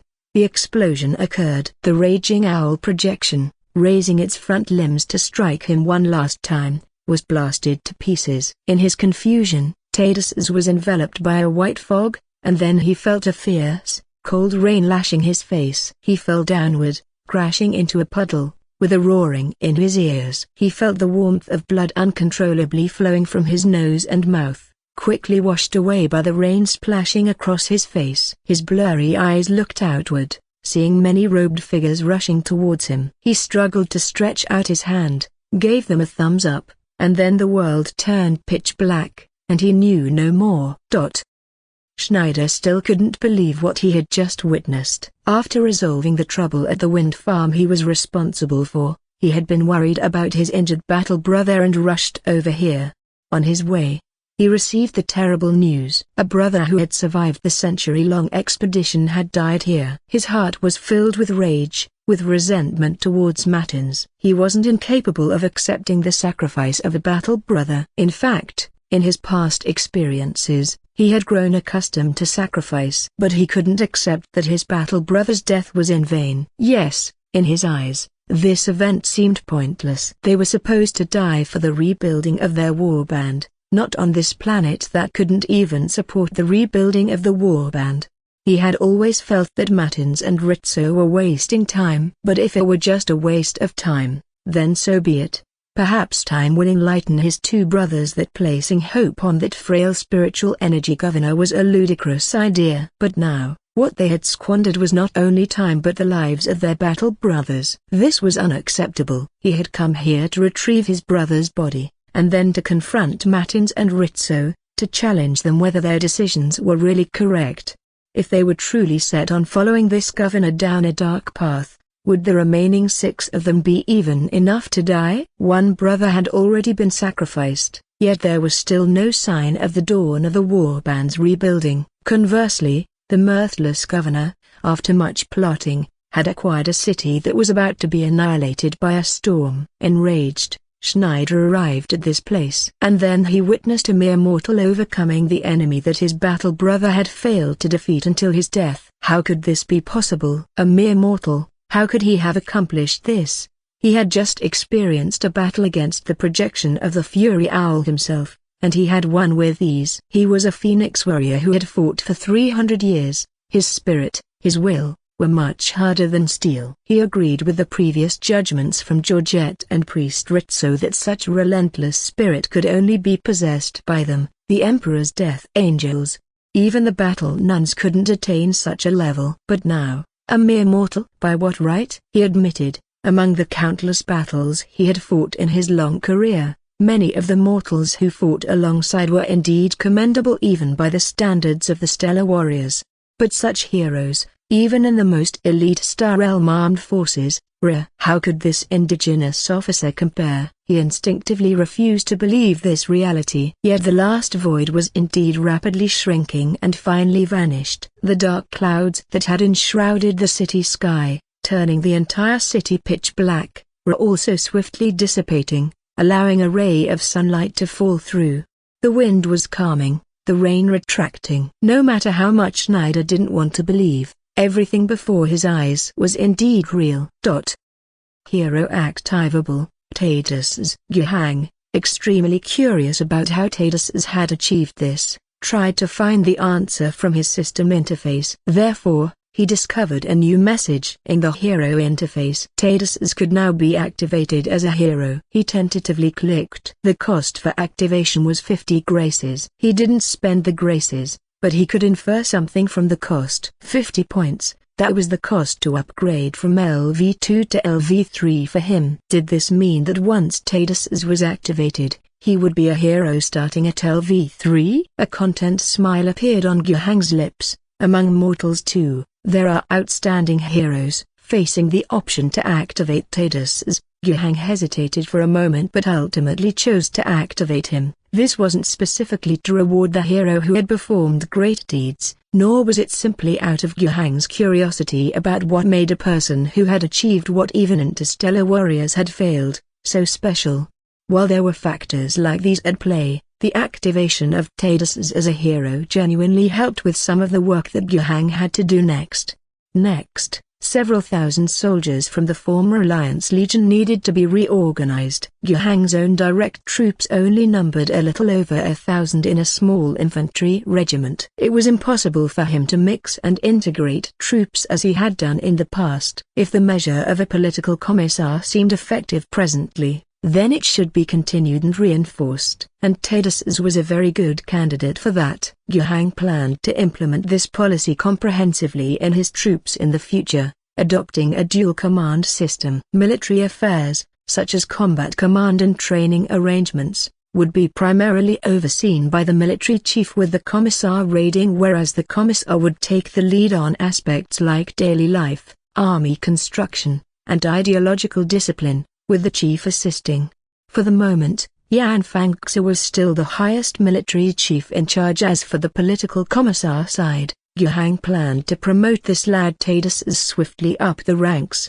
Under the current circumstances, Tatus arguably had a heavier task compared to Yan Fangxia. After spending 50 points of the grace to complete the activation, Yuhang instantly saw Tatus's attributes. Activated hero, Tatus's, SR, level, LV3, physique 10, spirituality 6, command 10, political 13. Traits, Karma of Storms. Having endured the baptism of the storm, the cleansing of the mental realm upon his return has had a reflective effect on his physique. Physique +1, spirituality +1. Awakened political leader. Simple political ideological education enlightened him. Witnessing the sacrifice of a friend shocked him. The idea of sacrifice during the action to save the city made him a hero. He has awoken, his thoughts solidified, knowing exactly what his goal is. Political +2, command +1. Talent, unyielding will. This person has an unbreakable will, no difficulty can bring him down. Physique +1, special effect, unbreakable. Inspire morale. This person has a strong influence and can boost the morale of all friendly forces around him. The effect depends on the firmness of his will. Looking at Tatus's attributes, the first thing Yuhang noticed was the level. SR, wasn't that 2 tiers higher than the N level of the 2 characters he had activated before, Ozania and Wujirong? But in reality, looking at the attributes, there was nothing particularly outstanding about them. When Yuhang was at LV3, his spirituality was already at 17. Of course, comparing with Yuhang was not fair. Even at LV1, before acquiring the system, Yuhang had already reached a high spirituality of 14 thanks to his predecessor's legacy. And before activation, Tatus's and the others were merely ordinary people. As a 3-level character, Tatus's highest political attribute was only 13 points, but the advantage was that besides spirituality, there were no real weaknesses. This meant he was more of an all-rounder, capable of shouldering arms and engaging in the front-line battle as well as handling political work in the rear. And his SR rating was likely more valuable for the 2 talents and 1 trait that he had over the 2 ladies. Those 2 ladies only had 1 trait each, excellent bureaucrat, and former technical genius. These 2 traits were probably similar to Tatus's awakened political leader trait, but not equivalent. His political leader trait was obviously a bit more advanced. What's more, he had 3 more. The advantage of the SR rating seemed to lie here. Beyond the quality tier, Yuhang was also very curious about another point. How had Tatus's attributes increased? Set aside the political and command capabilities, which might have been dormant military, political talents in Tatus's that were simply awakened by the system, the physique attribute couldn't be faked. The past Tatus's, Yuhang knew clearly, was just an ordinary person. After being selected for the military, even with training from their soldier tag system that made him a T5 level soldier, it meant he had acquired some level of military skills. There wouldn't be a dramatic change in his physical condition. This also implied that his physical attribute, even if better than that of an average person, would at most reach around 7 or 6 points. In fact, Yuhang had never heard of anyone in his troop having some innate divine power or other special physical characteristics. So, the case was pretty clear. Tatus's attribute growth was given by the system. The mechanism of this hero panel is such that when someone with potential or talent appears under Yuhang's command, he can use his blessings to realize that person's talent. It is as if the system uses some magical means to accelerate the individual to a level that might normally require extensive training to achieve.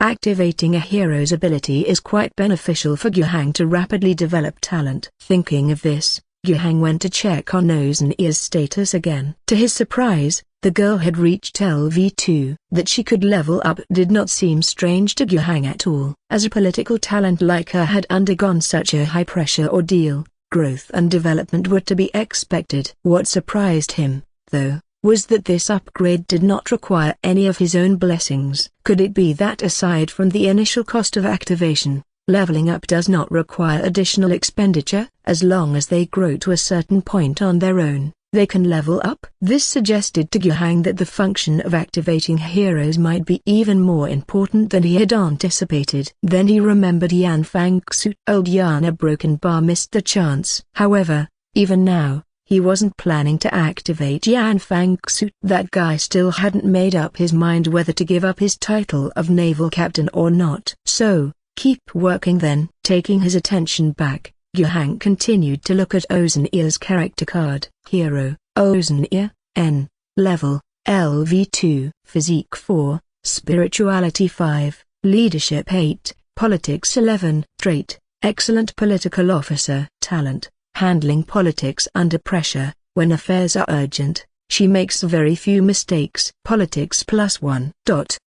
Ozeneer's political points had increased by 2, and her leadership points by 1. And she had acquired a new talent. Handling politics under pressure, true to its name, was not particularly powerful, but very practical. For political officers, the fear is making mistakes under heavy pressure, which could come with a higher cost and be more irreparable than usual mistakes. Guhang received benefits not only from the system interface but also from the aftermath of the storm event. The battle settlement he'd been waiting for did not appear. It seemed as if the system did not regard this action as a battle. However, it did show up elsewhere. His events interface was flickering slightly. With a thought, Guhang opened it. A new event appeared before his eyes. Extinction Storm. Event completed. The primordial Wrath Owl sect, believers of an evil god, plotted to sacrifice Revival City in its entirety, but you foiled their scheme. You and your allies eradicated the primal Fury Owl's projection, halted its revival, extinguished the storm, and saved your city. But evidently, you have also incurred the wrath of that fallen primordial deity. It will watch you from hell. Its followers will target you. Event reward. Grace points +500. Acquire trait Enemy of the Storm. You are the enemy of the storm. You can command storms to bend to your will. When there is a target using storm-related psychic spells near you, they must have your permission, or their spiritual energy's potency and spellcasting success rate will be suppressed. This Enemy of the Storm trait was very specific. Its general utility wasn't great. But if Guhang were to encounter followers of the primordial Wrath Owl sect in the future, this trait could be greatly beneficial. As for the part of the event description mentioning that the native primordial god who fell into hell would from then on view him with great enmity, and its followers would target him, Guhang was not worried about this in the slightest. It was as if without this event, they wouldn't already be enemies. In Guhang's view, there was no difference between 90% hatred and 100% hatred. On the contrary, he might not even need to wait for them to come seeking trouble. He would likely be the one to seek them out. Beyond this trait, the 500 grace points from the event reward was another huge boost. It once again set a new personal record for Guhang's single largest gain of grace points. Ever since he entered Revival City, his acquisition of grace points had never stopped. From the initial war, to the victorious ambush on the grain transport convoy, and now this 500-point haul. During this process, Guhang spent 17 grace points to upgrade the remaining 17 of 28 Navy Marine Corps soldiers who turned out to be of little use. 200 grace points to raise himself to level 4 and 50 grace points to activate traitors. In total, that amounted to a consumption of 267 grace points. Yet, even so, the number of grace points remaining in his hand still reached a whopping 654. He had never been so affluent before. Within the entire system, the places where one could spend money were very few. The character system is a major investment, but if no talent is detected, it cannot be activated. Guhang's own upgrades are quite costly. Yet without sufficient experience, money alone cannot buy advancement. The army badge system can also consume funds, but if the training only reaches T5 level, even if the more than 7,000 people from the former Alliance Legion were all trained, it would only cost about 70 grace points, so a mere trifle. Unless in the future the army reaches tens or hundreds of thousands in strength, the cost of training, even at just T5 level, might escalate to hundreds or thousands of grace points, potentially becoming a significant burden. But at least at the current scale, the expenditure pressure for troop training is minimal. The event interface can be paid for, and a repeatable event for a Phoenix seed worth 100 points sits there, ready for Guhang to activate whenever he wishes. Then, upon his command, a gene seed coveted by the Phoenix battle group would materialize. Coupled with a boy of outstanding talent, a set of powered armor, and several years of training, a new Phoenix would be born. If all goes well, that is. But this is the kind of thing that's likely to result in failure upon testing, so for now it's not being considered. The remaining area where money could be spent was on their technology panel. This was the real money pit. He had by now roughly figured out the mechanics of the technology system. The investment of grace into this system is tiered. 10 points, 100 points, 1000 points a broken bar and so on. 10 grace points can only exchange for basic level technology, with a guaranteed success on the first try. Subsequent successes have a decreasing probability by 30%. He had already hit the jackpot 3 times at this tier: alloy steel production line, the G9 gun family production line, and the whetstone engine production line were the results of those 3 successes.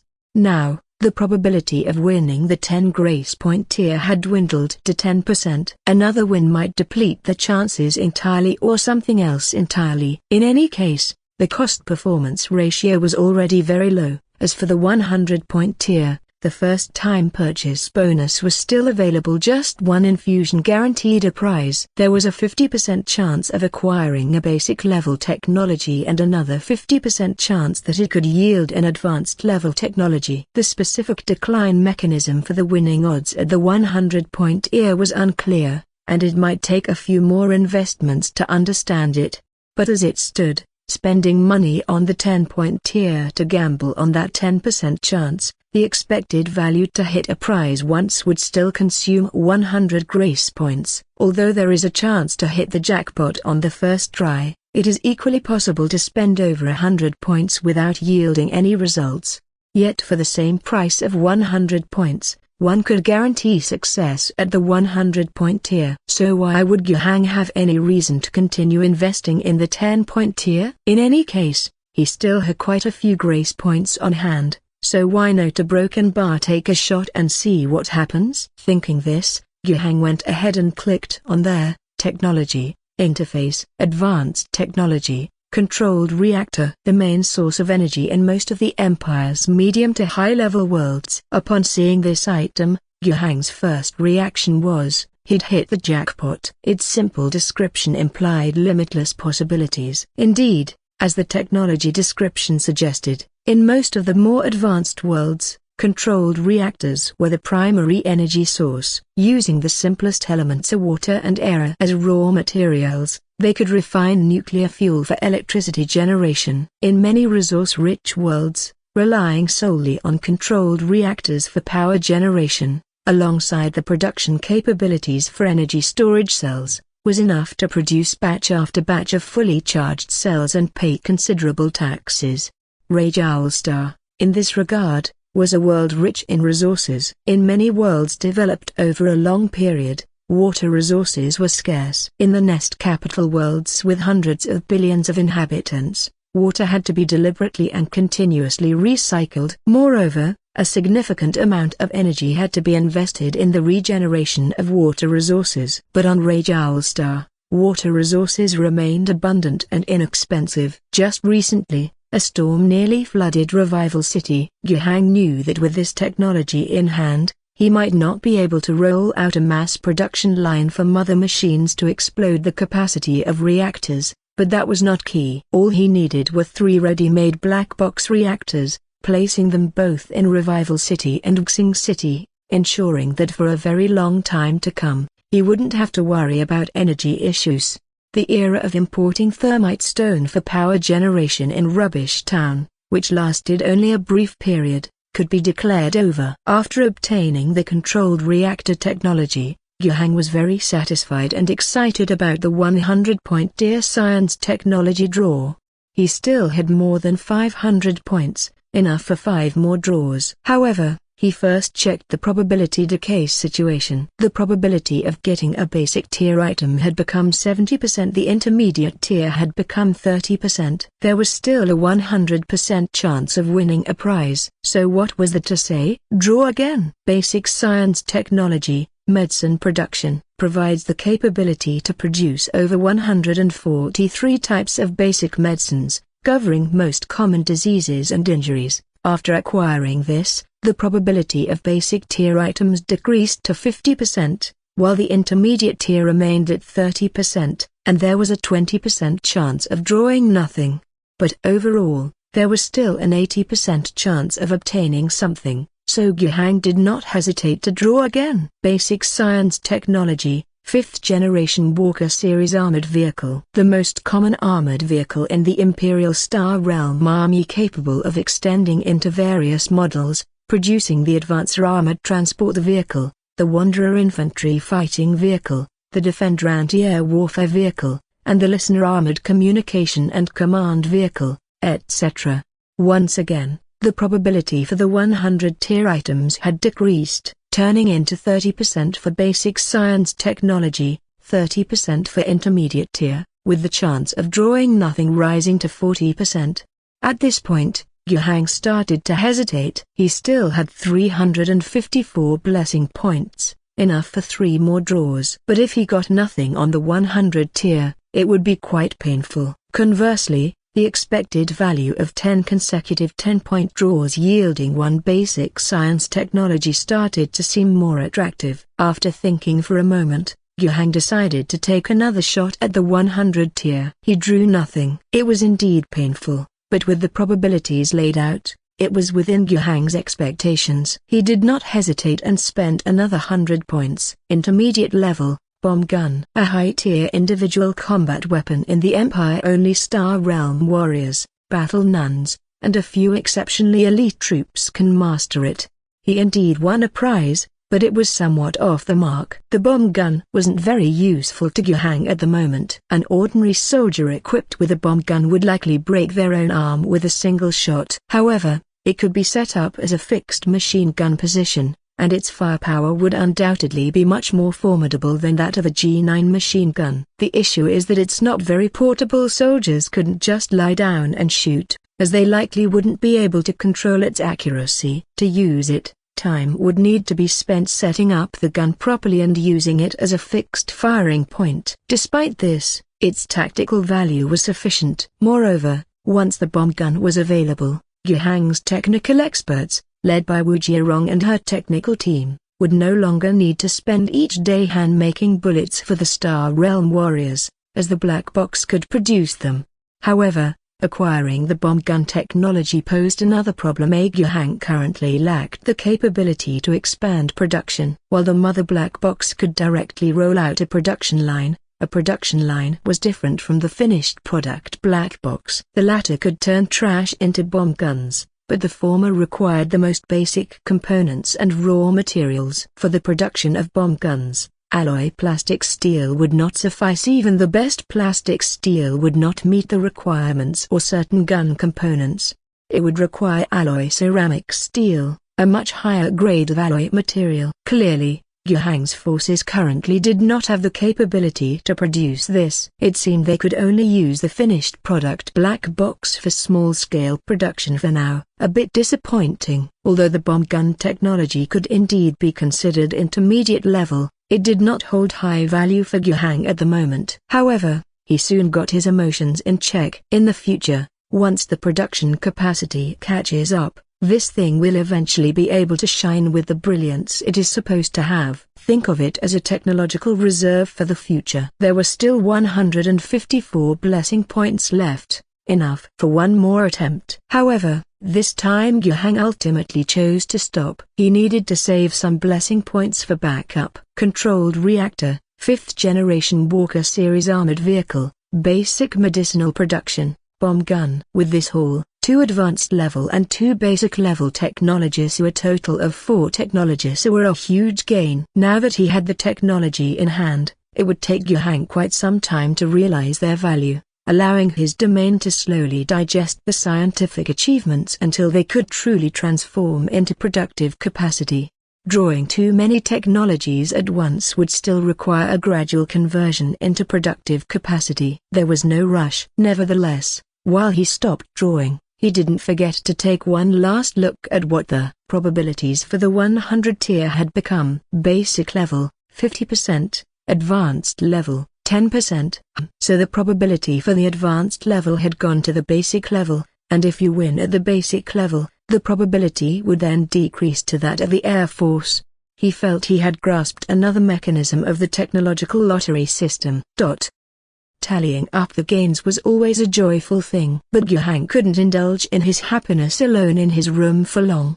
The storm disaster was over, and the things he had to do became even more numerous. Disaster relief, resettlement of people, resumption of work, follow-up production planning, city development, and the investigation and sweep of the remaining cult members in the city. This series of tasks was extensive, complicated, and heavy. He received a communication request from Ozenear and discussed with her what needed to be done next for a little while. Yuhang shared his thoughts with Ozenear in broad strokes, and the young lady went on her way to continue with her tasks. Then, Yuhang immediately went on to meet with some people. The first ones he needed to meet were the warriors of the Star Realm and the Battle Nuns. This belonged to the nature of diplomatic work. These two groups were Yuhang's most important allies at the moment. And during the previous operations, they had paid a painful price for his cause. Out of the 7 Star Realm warriors, 1 had died. Out of the 12 nuns, 2 had perished. Yuhang had to make some gesture of acknowledgement, not to mention offering some real benefits, which he now didn't have much of to offer that they would value. But it was precisely because of this situation that he had to be even more satisfactory in his attitude. No matter how busy he was, Yuhang still attended the funeral of the Phoenix. Matins and the others returned the body of their fallen brother to their still under construction monastery for burial and held a small-scale funeral underneath the statue of the Divine Emperor, officiated by Priest Ritsu. Afterward, Matins sought out Yuhang and put forth his request. He wanted to select 200 youths between the ages of 12 and 19 from within the scope of Revival City to be apprentices for the warband. The warband would personally train these youths and choose one among them to inherit the gene seed and equipment of the fallen phoenix. Although the death of one had grieved the remaining 6 phoenixes, wasn't this also a new beginning? No problem, leave it to me, Yuhang assured Commander Matins, thumping his chest confidently. Within Revival City?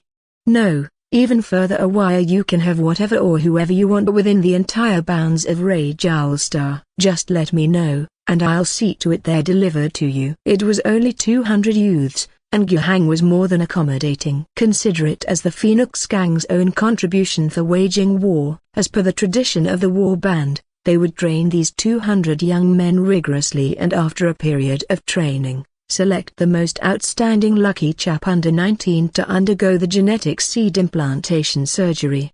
The rest would continue to stay in the training camp. Those who surpassed 19 without being selected weren't released, but instead transitioned to auxiliary personnel for the war band. The treatment and designation for these individuals varied among different war bands, but according to Phoenix traditions, they would be called down, accompanying the Star Warriors in battle.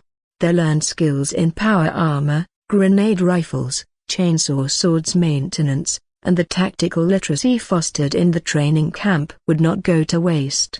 However, Matins's face was always tinged with melancholy. This matter caused him great anxiety. If the seed implantation was successful, that would of course be wonderful. The warband would have fresh blood, and this new blood would produce a new genetic seed 5 years later, a new cycle of renewal, and if successful again, another would come after 5 years. But, if it failed, then there would be only 6 old soldiers left with the existing phoenix seeds in the entire universe. Matins couldn't afford to take this lightly. I hope everything goes smoothly, he said to Yuhang. The war band.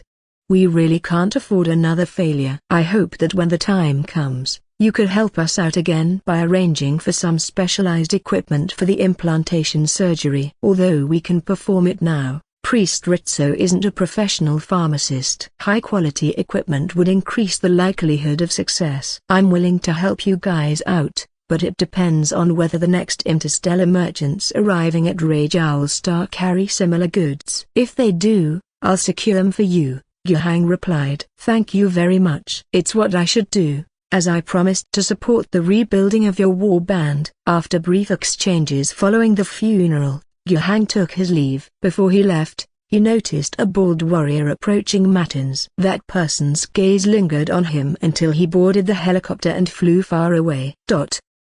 After attending the funeral at the Monastery of the Star Warriors, Yuhang went to visit the Battle Nuns as well. They hadn't held any funeral or mourning, simply preserving the bodies of the two sisters carefully. The headquarters of the St. Elias Nun Association were on Corolla 3 in the Tanma Star sector. On their journey back, they would take the bodies of the sisters with them, and a funeral would be held at the chapel of the headquarters. As the Planetary Governor, Yuhang expressed gratitude and condolences to the Mother Superior, and through the subsequent conversation, understood roughly what they planned to do next.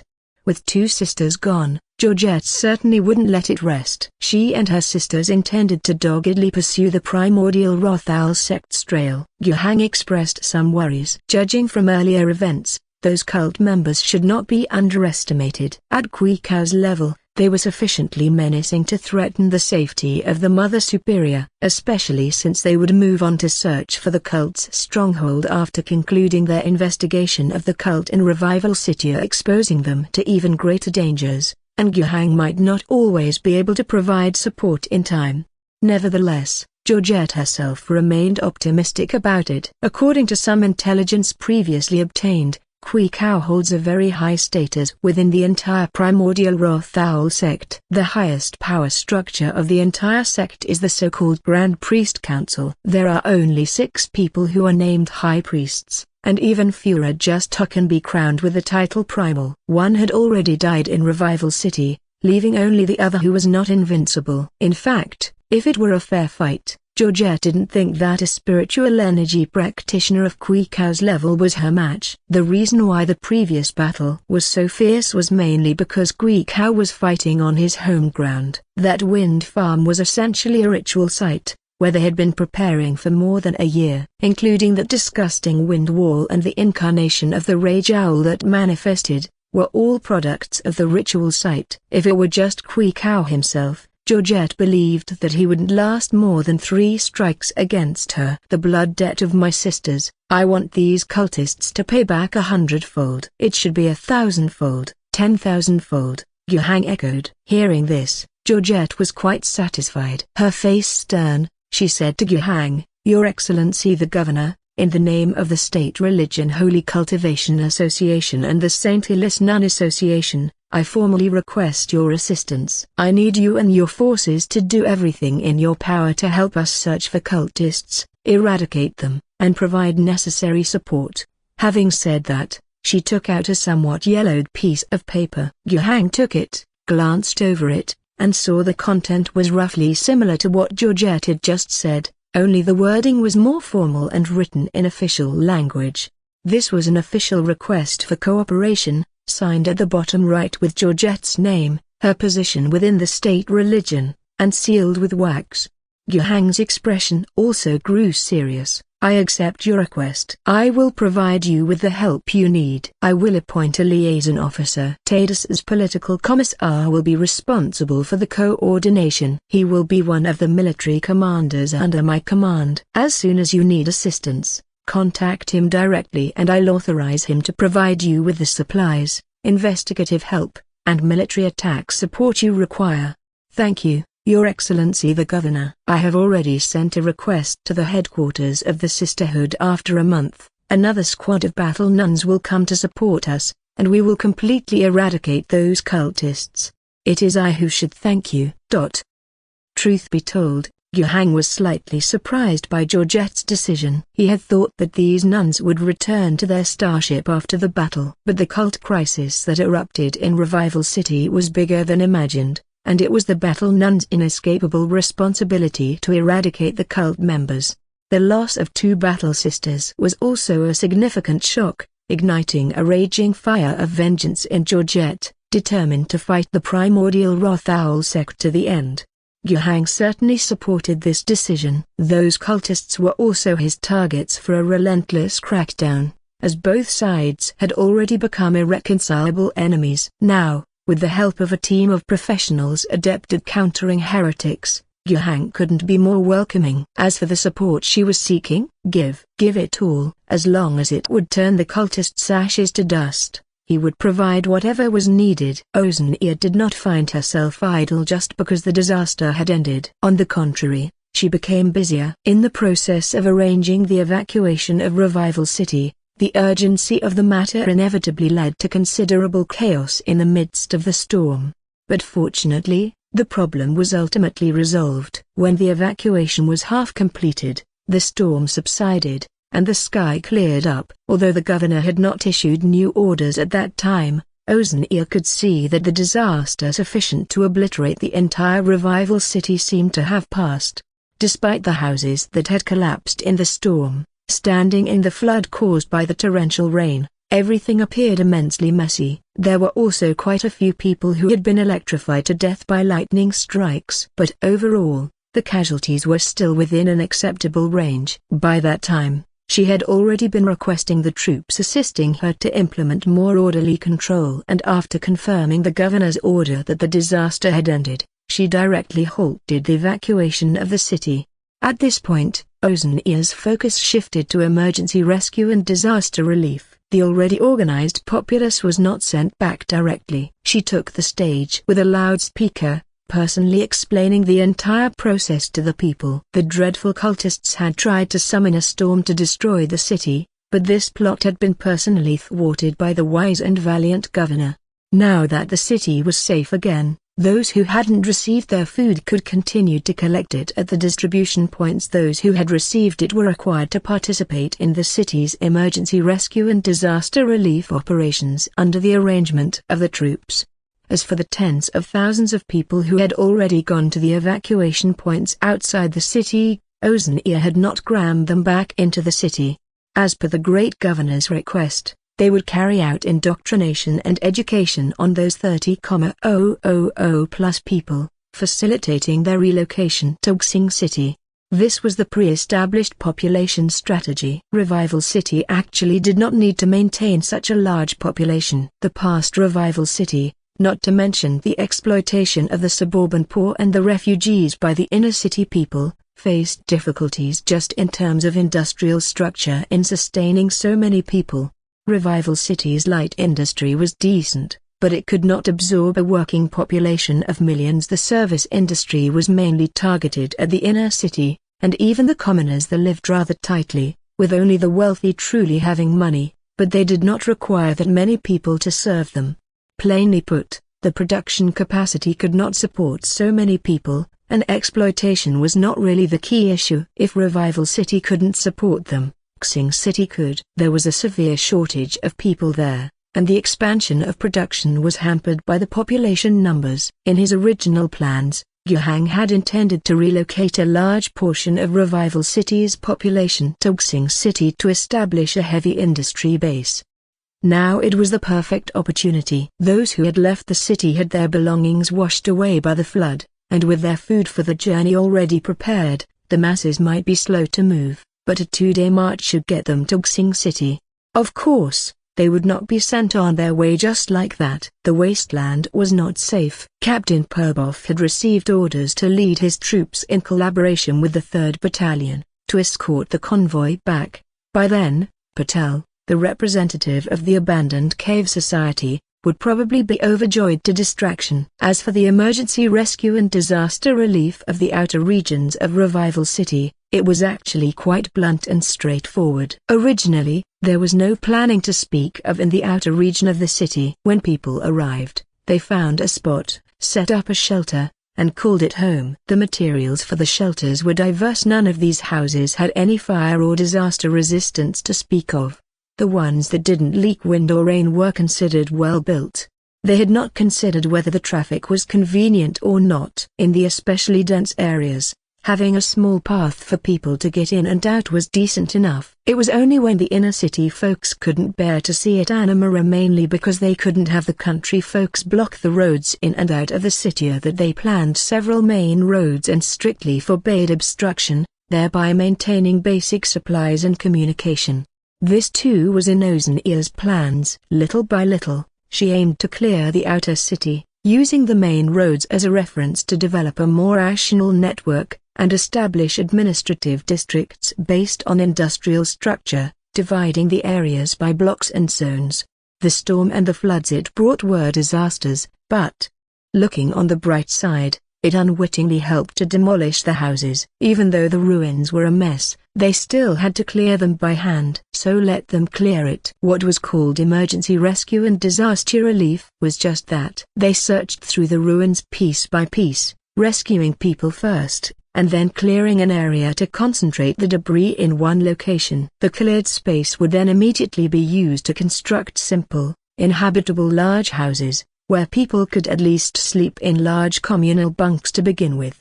The construction teams would then move and synchronously, building new houses according to the plans in the cleared areas. Watching many people simply having a full belly, wading through water, rolling up their sleeves, and getting down to work enthusiastically, a long-lost smile appeared on Oceania's face.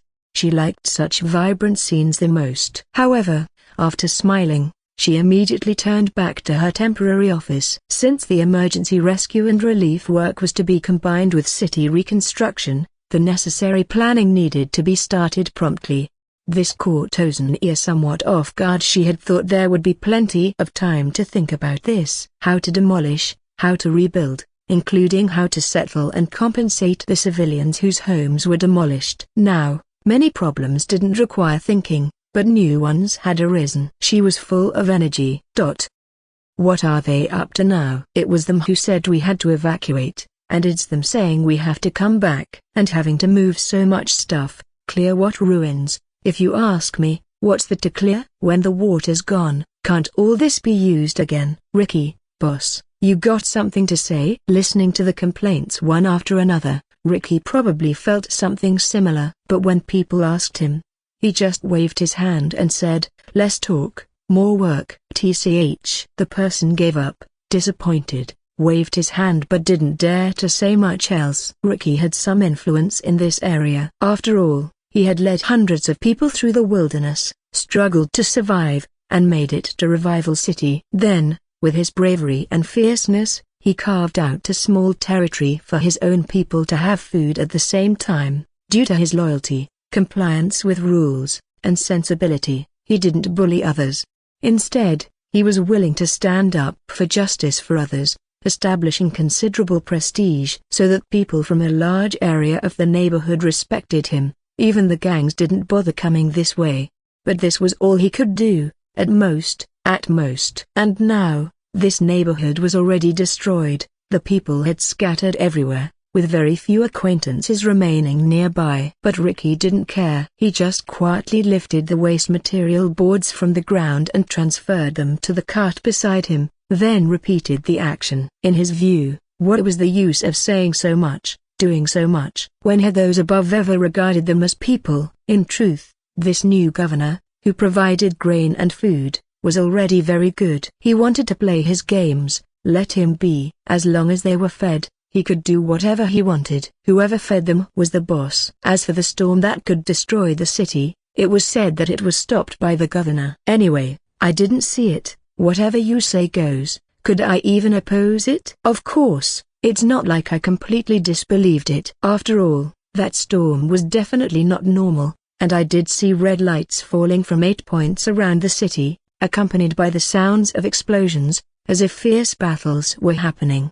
Eventually, the storm did stop. Maybe it was indeed handled by the governor, but it was unrelated to small fries like me. Could I influence anything? I couldn't influence anything. Even in matters that could destroy a city and lead people to death, for the poor like me, even those with a bit of influence, doing anything was meaningless. Even if a storm, lightning, or flood really claimed my life, I would have to give in. What else could I do? By comparison, all I could do was strive to secure a meal for myself. If I was going to die, I should have a meal before I die, right? During my past wandering life, I came close to starving to death, and I've seen people starve to death. I think it's the most terrible way to die in this world. However, speaking of having a meal, it seems better that the governor won. After all, the governor did provide a meal. As for working now, well, after being fed, it's only right to work. Where on this wasteland could you get a free meal? Even when working,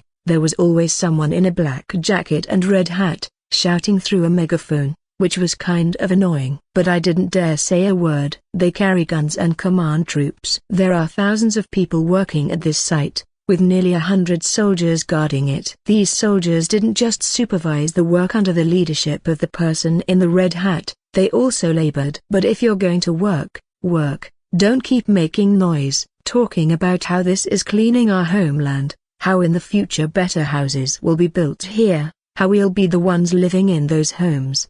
Damn, where's such good fortune in the wasteland? I've never heard of this in my whole life. But saying this, I can't help but wish for it a bit. Could we really live in sturdy houses, live orderly lives in neat neighborhoods? Forget it. Better not to have too many hopes, to avoid greater disappointment later. As the work in my hands continued, the fatigue and weariness of my body gradually made it difficult for me to have any idle thoughts. But just then, the sound of gongs and drums began. It was time for a meal. I looked up and realized that the sky had darkened, and it was about time to finish work for the day. Following the crowd to the meal site, I picked up my portion. It wasn't delicious, just a hard blob like a pancake. But I was still happy. Whether it tasted good or not was never my concern. All I knew was that this rock-hard pancake was substantial and filling when eaten. Not to mention, it was accompanied by a bowl of thick soup. Soaking the pancake in it, that was already a great delicacy. After a day of toiling, saliva was triggered by this meal, and my stomach embarrassingly growled. Picking up the food, I was eager to move away to a quiet spot and enjoy it. But someone called out to me. "You didn't take this." I looked back, and it was a pair of gloves. "These just came in with the supplies. You can use them tomorrow. Be careful when you work, don't cut your hands." The girl in charge of distributing food and gloves said this. Ricky hesitated before taking the gloves, but he couldn't help looking around and notice that almost everyone had received a pair. He began to reconsider his earlier thoughts. The food in his hand, the gloves, it was as if they were telling him that the new adults who had arrived seemed willing to treat them as humans.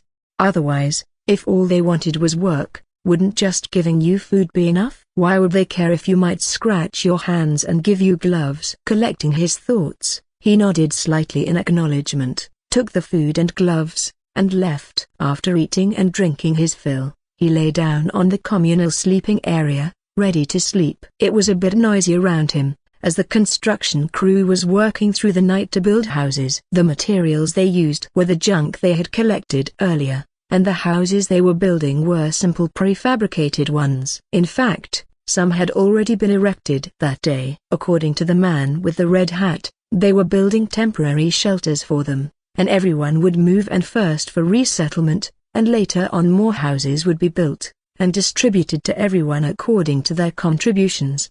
He still didn't quite believe the latter part, but he had no doubts about the former. Although he hadn't moved into one himself, that was because there simply weren't enough of these prefabricated communal houses yet, not enough to go around. Only a portion of people, focusing on the old, the young, and women, could be accommodated. Where he was sleeping now was outdoors, with just a pile of waste material arbitrarily stacked to raise the ground a few dozen centimeters, encircled by makeshift shelters to avoid sleeping directly on the damp ground, and to provide some shelter from the wind.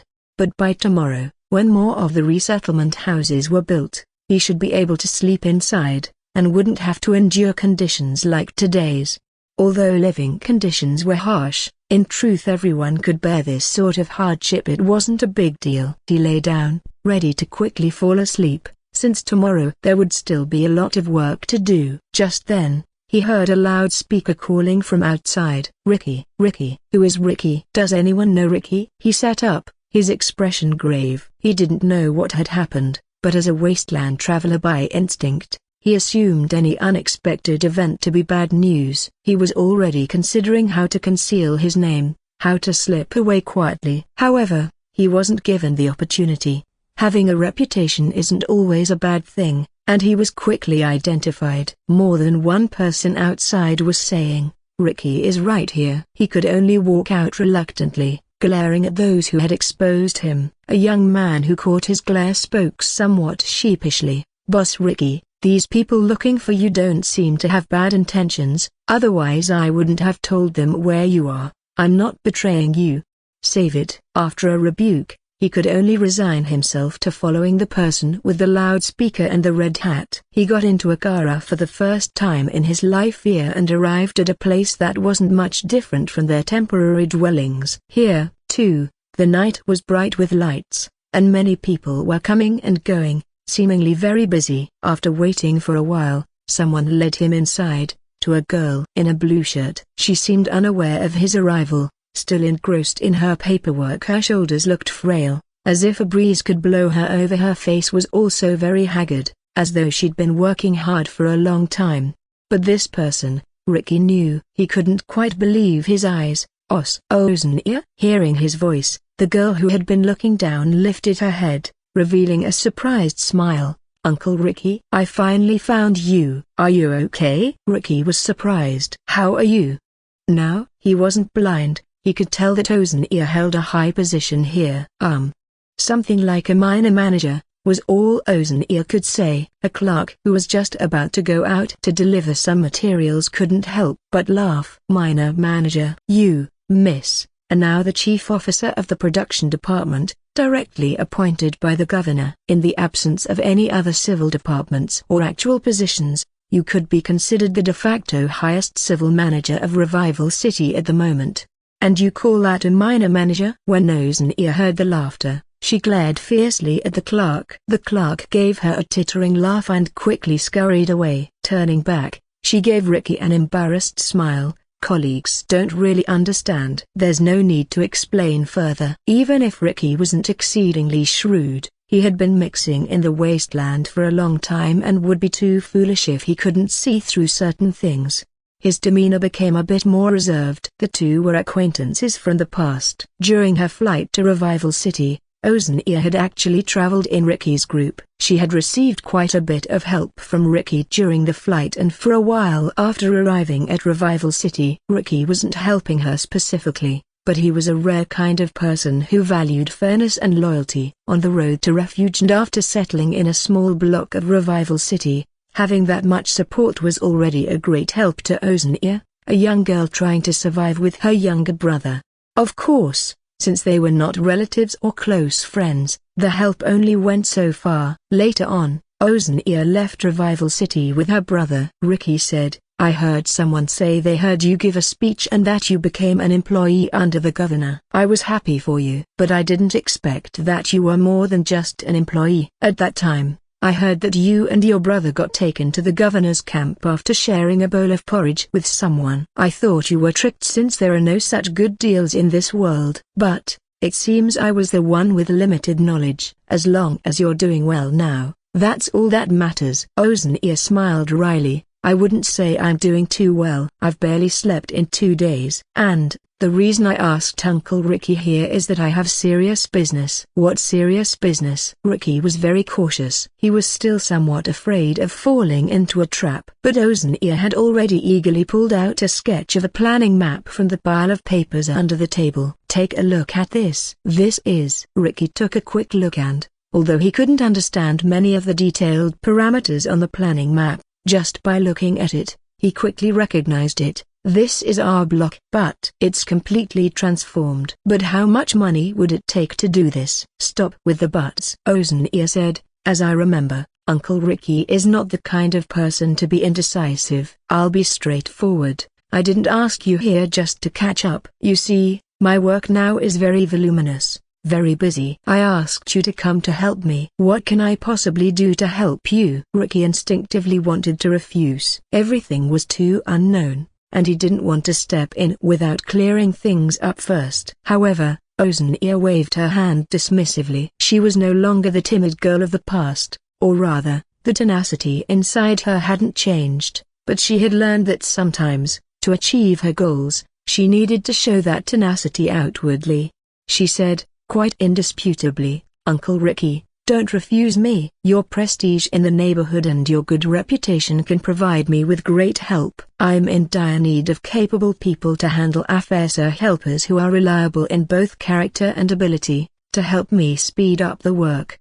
This matter isn't just about me, nor is it simply a command from the governor. It's also for the welfare of the entire city's people. Even if you don't consider other aspects, think about our old neighborhood. Do you want to return to our previous life, or would you prefer to live in the houses I've designed?" Ricky said helplessly, "Of course, I'd want to live in the houses you've designed." "Then come help me. I guarantee you'll be able to move in, just by working for me and serving in the new government. That alone will earn you enough credits for a house. And your work will help many others move in as well. I also assure you that you'll become an even more respected person." "It seems like I don't have a choice." "That's right, you don't." Oceania smiled and extended her hand, continuing toward the man before her, "But I promise you won't regret it, never."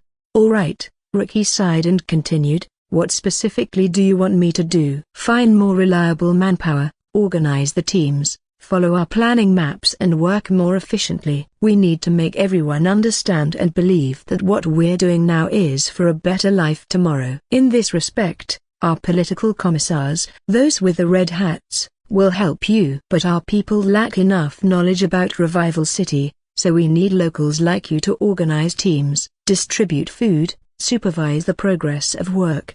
She started to explain the specific tasks to Ricky in detail. Ricky was also listening very carefully.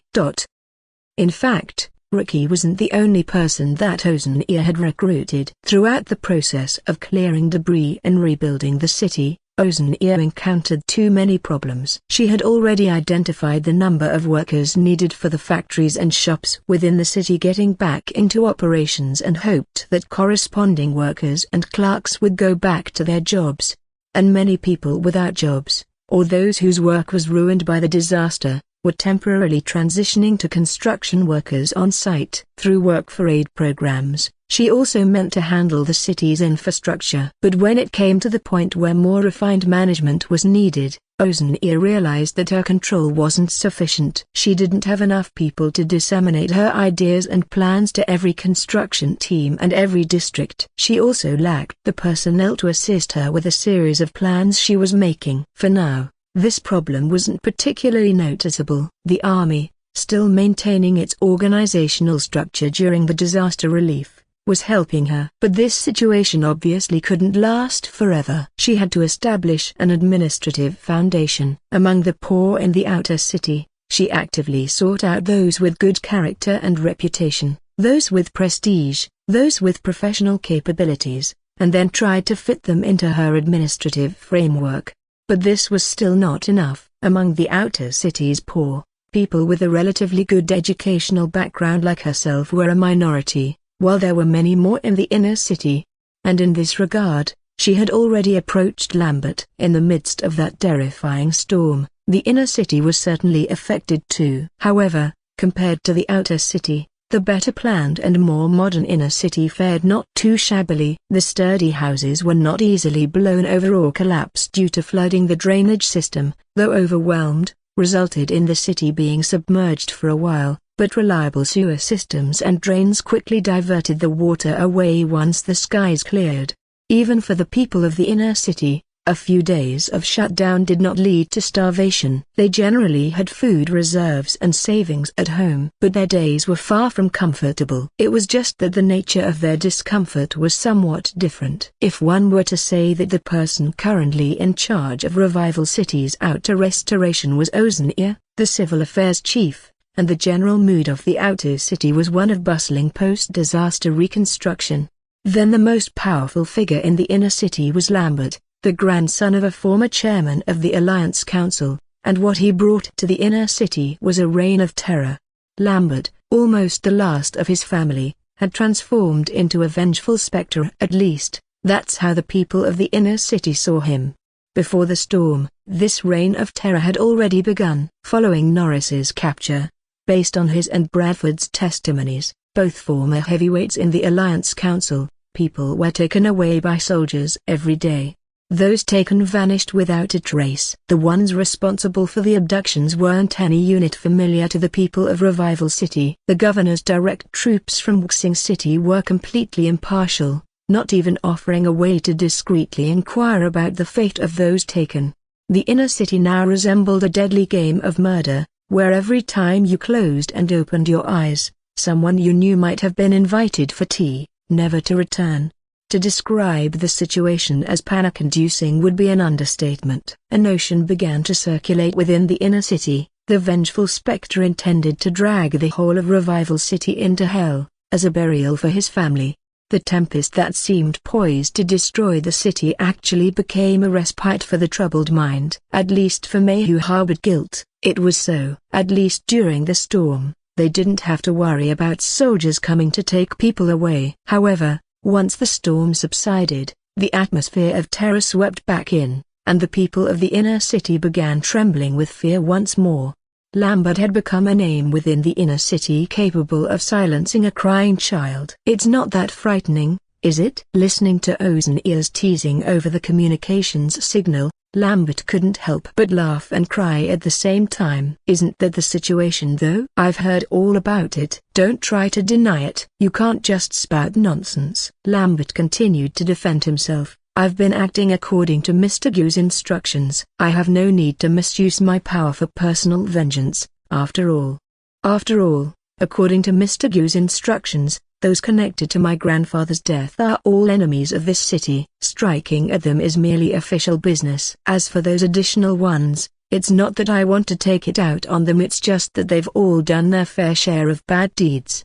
By Mr. Gu's standards, they need to atone. How are they to atone? Ozenear asked, quite curious. Lambert didn't hesitate with his answer. Those who have committed heinous acts will, 3 days from now at the public trial, have their crimes announced and be executed publicly. Others will be sentenced to varying periods of forced labor. These prisoners, sentenced to labor, will be escorted to the mines of the abandoned cave society to work as unpaid laborers, or to the state-run textile factories that specifically use prisoners as their workforce, to operate the sewing machines. How many people in total? Around 2,000. I suppose. 2,000. Ozenear couldn't help but marvel. The inner city only has a total of 100,000 people, right? You've locked up 2% of the population. No wonder the whole city is talking about you like this. They brought it upon themselves. Lambert snorted coldly, not wanting to continue the topic. His actions were not driven solely by his own will. Mr. Gu had instructed him to take action, and it was intended as a thorough cleansing of the inner city. If they were planning to seize all means of production to convert them into state assets, how could it possibly be done peacefully? The so-called extremely wicked and deserving of execution individuals, as well as many sentenced to long-term hard labor, had their specific penalties decided not just by their crimes but also by their influence.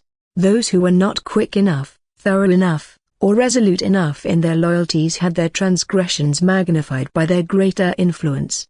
However, there was no need to say these things to Ozenear. He changed the subject and said, I already know the favor you need from me. I will select a group of people with minor misdeeds. They were supposed to be released anyway. I will kill 2 birds with 1 stone. Those who were originally terrified will suddenly have a chance to serve Mr. Gu and obtain positions and opportunities even more important than before. They will probably be overjoyed to the point of tears. Ozenear tried to imagine such a scene. It was indeed one of tears and sobs. Lambert paused and then continued, but you need to be careful. These people have abilities, and there's no major issue with their backgrounds. However, they have been struck down by an iron fist. Whether they harbor resentment towards Mr. Gu or the new government in their hearts is something I can't guarantee. You must be very attentive to this when using them. I will be. After ending the call with Ozenear, Lambert organized his documents and went to see Mr. Gu. When he arrived, Gu Hang's secretary, Jiang Zhao, asked him to wait a bit longer as the previous meeting was running long. Lambert waited patiently, and after a while, he saw Yan Fangxu and Traitors leaving the room. He stood up to greet them, and they quickly returned the courtesy as they passed by each other. They didn't talk about anything. The two military chiefs under Mr. Gu's power were evidently in a hurry, clearly having many tasks to attend to, and Lambert himself was also in a rush to report to the governor, having no time for pleasantries. After entering the governor's office, Lambert was about to salute but was stopped by Guhang. "Skip the formalities and get straight to the point." "Yes, sir." Lambert, not daring to delay, stepped forward and placed a stack of documents in front of the governor. While the governor was looking over them, Lambert began to report the situation. The main content was whom he had recently arrested, which ones needed close attention and which ones were uncertain and needed Mr. Gu's decision. As Guhang listened, he amended some text in the documents and then handed them back to Lambert. "Follow this?" "Yes," Lambert responded. "I've said what I needed to, so I won't trouble you any longer." He was halfway through his farewells when Guhang interrupted him. "Wait a moment, there's something else. Your public trial is going to be moved up. It starts tomorrow. After your public trial is over, I want to use the same venue to hold a military honors ceremony for our forces." Lambert was taken aback and quickly said, "Yes, I understand what needs to be done." Though he said it like that, the task was actually somewhat troublesome. With the date moved up 2 days, many preparations hadn't been made yet, and it looked like he and his subordinates would have to work overtime that night. Guhang was clearly aware of this as he reassured him, "Thank you for your hard work. Go and prepare well." The public trial was brought forward to coincide with the medal awarding ceremony, which was a great opportunity for publicity. The awarding ceremony was for the upcoming military restructuring. During this period, Ozenear had been busy, Lambert had been busy, and so had Guhang. Not to mention that although those two were officials in charge of different areas, the ultimate power still lay with Guhang. Anything of slightly broader scope or requiring inter-department coordination or assistance had to go through Guhang. Major decisions also needed his approval, and these matters were already quite numerous. Not to mention, Guhang was personally overseeing the military issues. Internal politics were important, and so was military administration. Guhang decided to implement a rank system, organizing the troops according to the standard of the Imperial Regular Planetary Defense Forces. Officers would be classified into 3 categories and 10 levels: generals, colonels, and lieutenants. There were 4 levels of generals, none currently existing, 3 levels of colonels, with colonel being the highest, and 3 levels of lieutenants, with captain being the highest. Yan Fangxia was promoted 3 ranks at once and became the highest-ranking officer under Guhang's command. He would assume the rank of colonel. Next was traitors, who would oversee the military and political department as a lieutenant colonel. The entire army was to be restructured into 2 major formations. One was based on the infantry battalion that Guhang brought from Xing City, expanded into a heavy composite brigade. This brigade would be equipped with 5 composite camps, 1 artillery camp, 1 engineer camp, 1 anti-air camp, 1 logistics camp, making a total of 9 camps. The brigade headquarters and direct reporting included the staff department, command center, battlefield medical department, political department, guard company, engineer company, communication company, brigade-affiliated reconnaissance company, and a land aviation squadron. Let's not mention the rest. The 5 composite camps were going to be expansions of the current 5 infantry camps. Each camp would incorporate 1 artillery company, 1 armored company, 2 motorized infantry companies, 2 mechanized infantry companies, and 1 support company, totaling 7 companies in all. The camp headquarters also included a reconnaissance platoon, a communications platoon, and a guard team. Such a main composite camp would have a total strength of over 800 people. There would be 40 iron bull trucks, 30 scout rider motorcycles, 24 Walker infantry fighting vehicles, armored command vehicles, armored communication vehicles, as well as 12 155mm howitzers, and 12 tanks.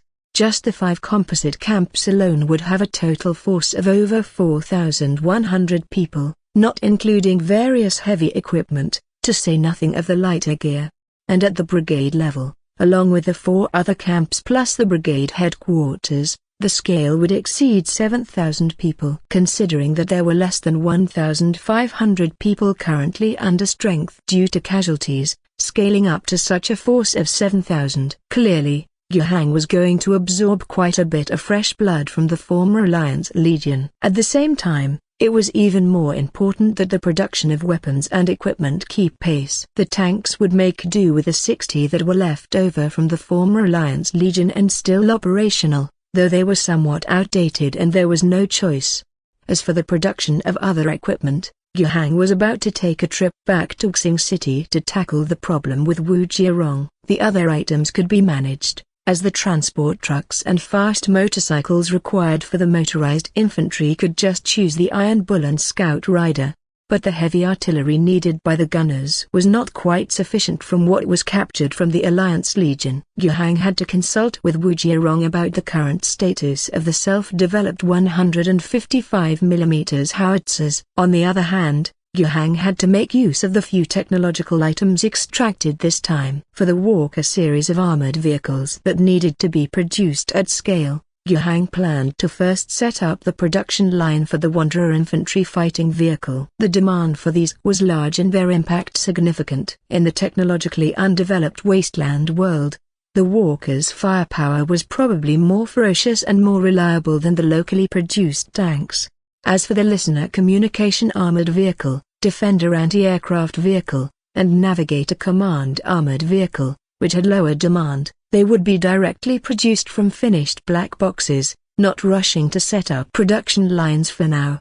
After Yuhang presented the idea of this heavy composite brigade, both Yan Fangxu and Traitors were somewhat taken aback. The number of personnel was fine, but that equipment requirement was just too damn extravagant. A luxury brigade? If such a heavy composite brigade were indeed formed, wouldn't it travel horizontally across the wasteland world? Even from the perspective of an imperial officer like Yan Fangxu, such a troop, stationed among the many regular Star Realm Army Corps units, would also be considered luxuriously equipped if the tanks were exchanged for higher-tier tanks of the Star Realm Army.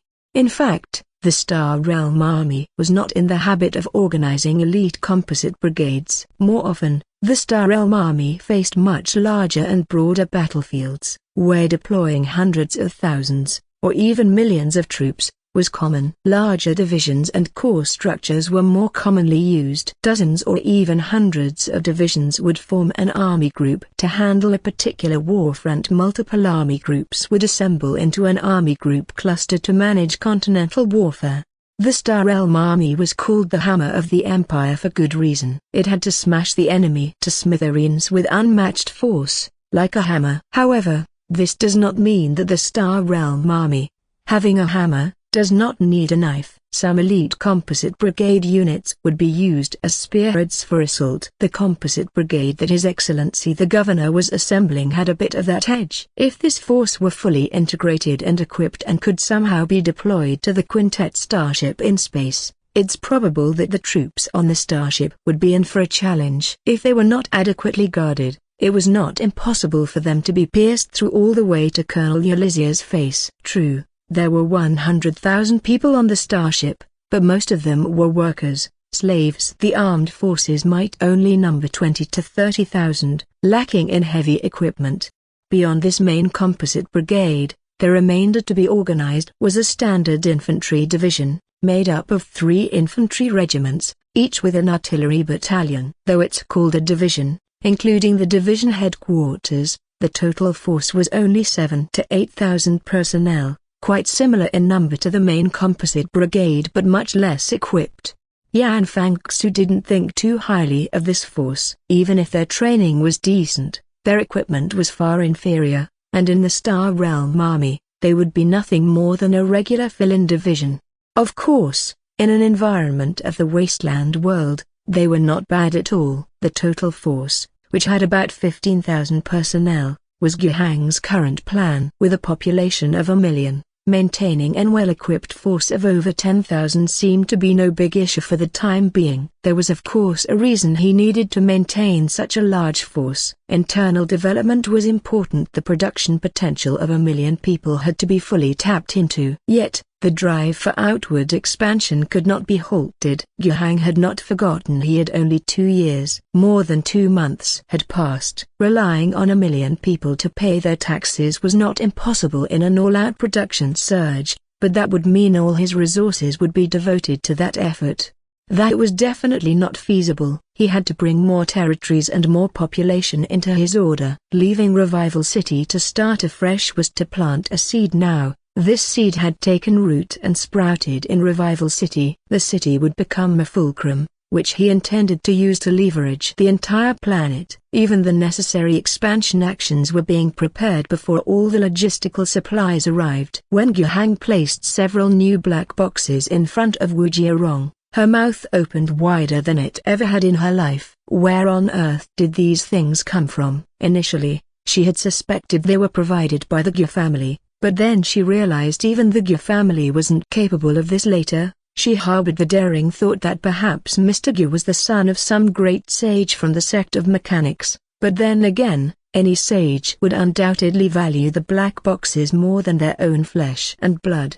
Those who had mechanical parts replacing everything in their bodies except their brains, did they still possess familial affections? That was uncertain. After that, Wu Jiarong couldn't think of any other reason. Even if she imagined the worst-case scenarios, such as Mr. Gu pledging allegiance to chaos and becoming a traitor to the Empire, it still didn't seem plausible. Where would a chaotic power be willing to give so many black box manufacturers to a planetary governor just to undermine a broken world like Rage Owlstar? The input-output ratio just didn't make sense. Unable to figure these things out, she simply stopped thinking about it. Wu Jiarong listened carefully to the governor's instructions, occasionally manipulating the mechanical arms extending from her back to write and draw on a piece of paper beside her. Rather than pondering things that were impossible to figure out, it was better to consider how to meet Mr. Gu's demands. Mr. Gu was like a client with complex ideas and strict requirements, yet he offered a price she simply couldn't refuse. So many different black boxes, each with immense research value. Although most of Wu Jiarong's time was to be dedicated to various tasks assigned by the Research Institute by Mr. Gu, just taking the opportunity to research the black box products and the operation of the black boxes themselves during her rest time amounted to valuable gains.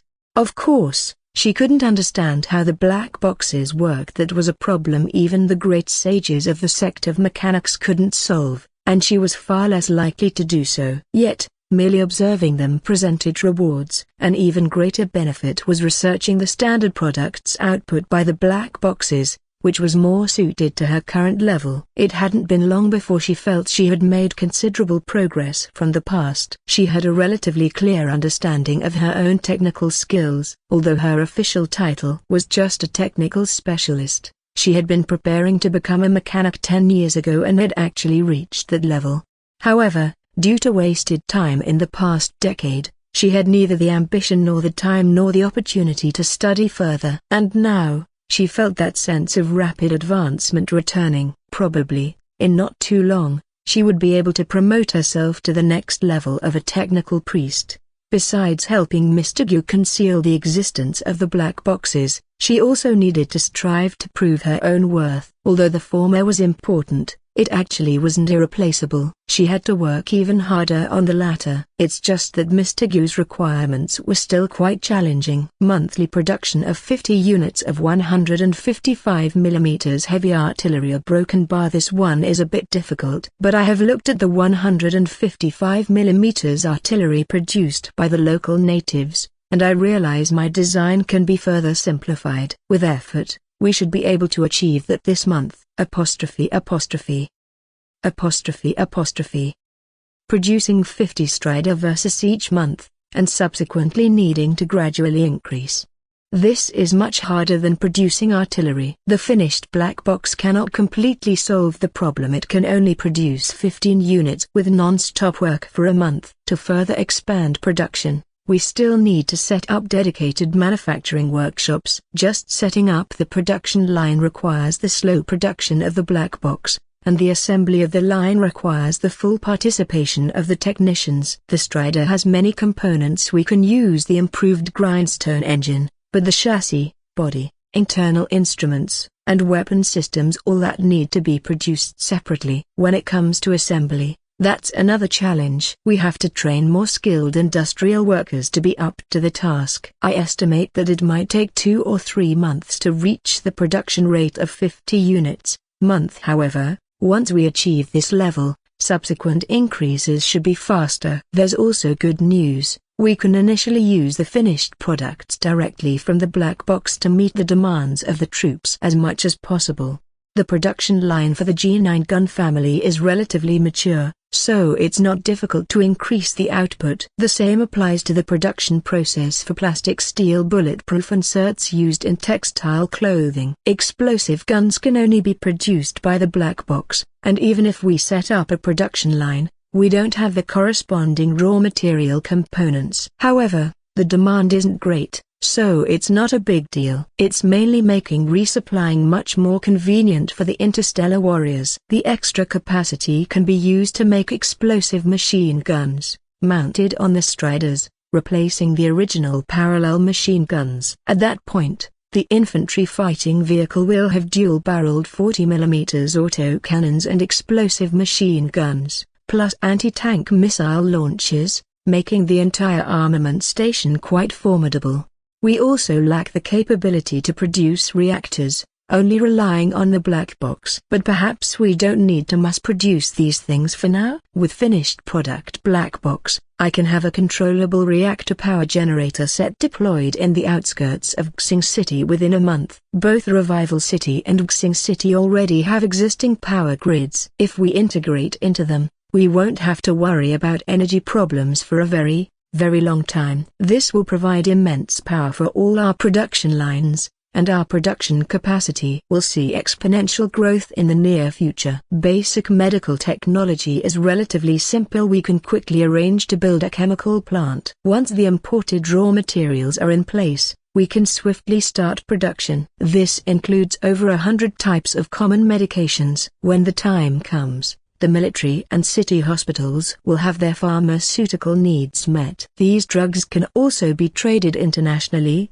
or even stockpiled to deal with future imperial taxes. Wu Jiarong was giving Mr. Gu detailed accounts of her thoughts and assessments. In some respects, Gu Hang was somewhat disappointed, such as with the burst production capacity of armored vehicles being slower than he had imagined.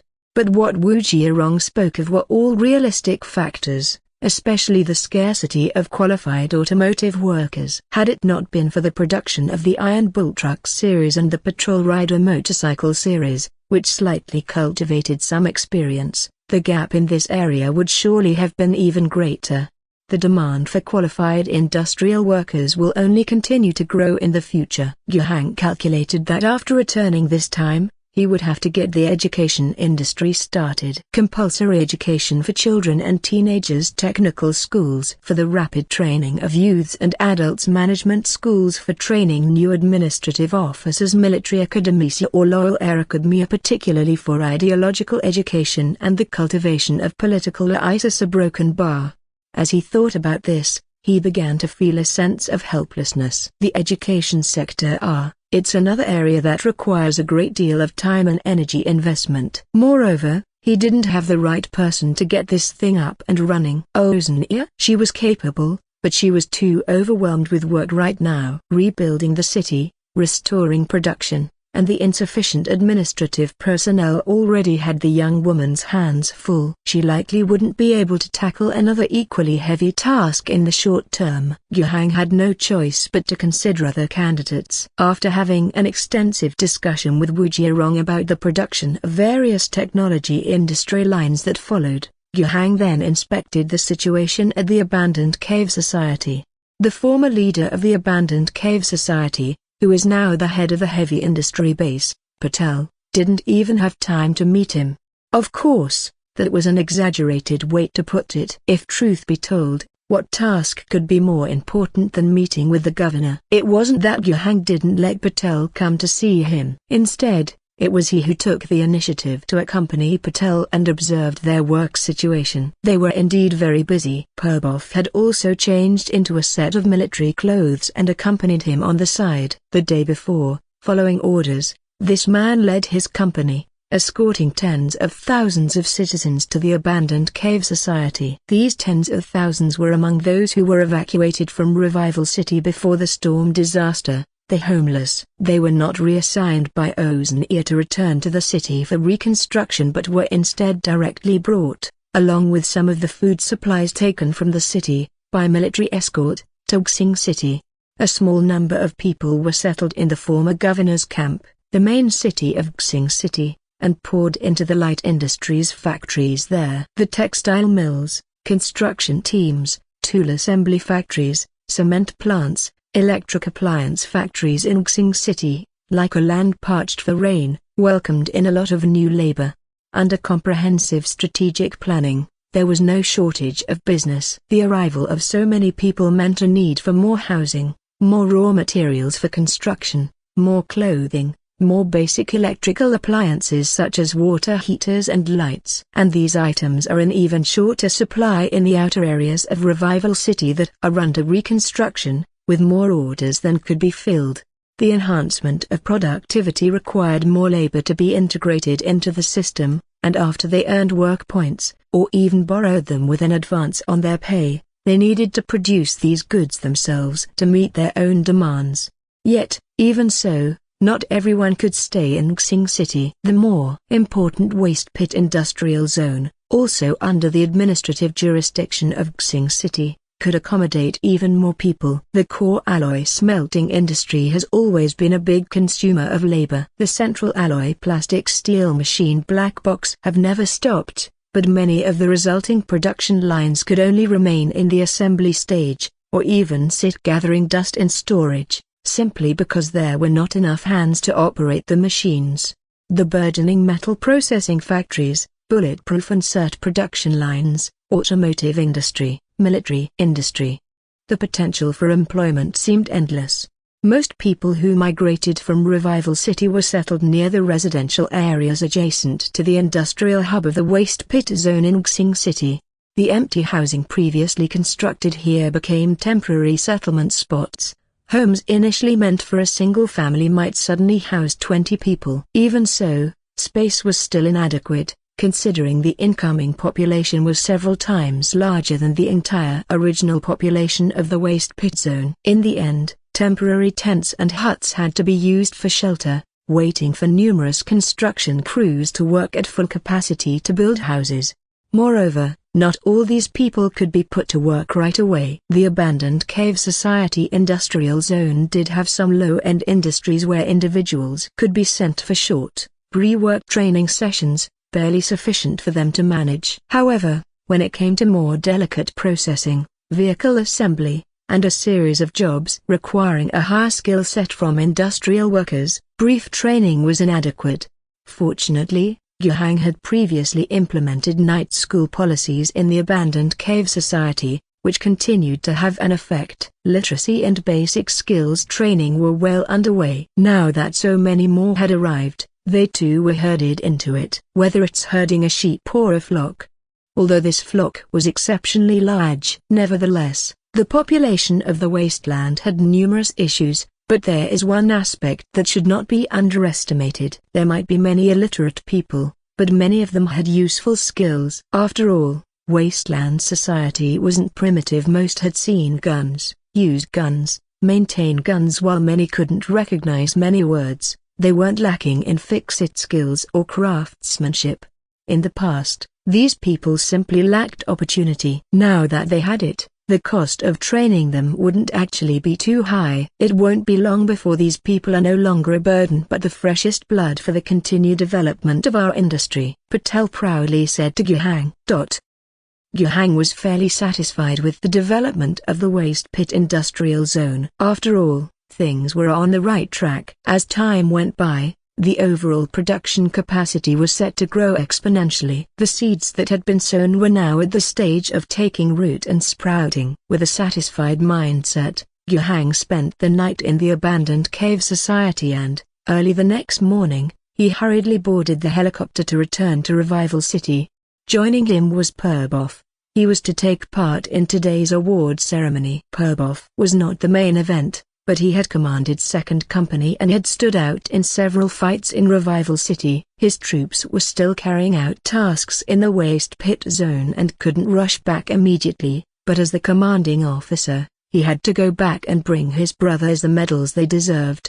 While on the same aircraft as Mr. Gu, Purbov was a little nervous. Although he was quite familiar with him, he had never spent such a long time in a relatively private space with the governor he respected and admired. This made him somewhat uneasy. He was usually quite open and talkative, but now, without any tasks at hand, he wasn't sure what to say. Yet staying silent didn't seem quite right either. However, he soon had to stop worrying about the awkward atmosphere. Gu Hang spoke, raising the topic of official business. It was about some arrangements concerning his own duties going forward. Now, the command for the 1st Composite Brigade should be assumed by Yan Fangxu as brigade commander, and for the 2nd Infantry Division, it should be Taidus taking on the position of division commander, who will also double as the commissar for both units. This situation is definitely temporary and cannot be maintained for long. Following that, once the troops are established and we move into routine training and combat operations, both men will still be pulled for unified coordination. Specific command and management of the troops will be handed over to others. I have in mind that you should take on the role of brigade commander for the 1st Composite Brigade. Purbov seemed somewhat agitated at the moment. It was not possible that he hadn't thought about these things before. After hearing about this round of military expansion, he had given it thought. Aside from that guy Yan Fangxu, there shouldn't be anyone else in the entire army more qualified and capable of holding this position. Frankly, the only real competition were the battalion's leaders brought into Revival City by the governor himself. He was the most senior, the most experienced, and had the most distinguished combat achievements among them. But then, who knew if there might be a surprise? After all, when it came to seniority, the differences were not significant. It was merely a matter of more than a month's time difference. What seniority is there to speak of? He was just lucky to have had a head start. Moreover, who knew if there might be some special circumstances? After all, there was the example of Taidus. That kid also came from the abandoned cave company, starting as a squad leader, and after a single battle, became a hero, even leaping to become a division commander and the head of the army's political department. His rise through the ranks was unmatched. In fact, many privately felt envious. To be honest, Taidus had only taken a risk with that particular void. Despite the void taking the lives of an interstellar warrior and a battle nun, marking certain death for any mere mortal that approached, he emerged victorious.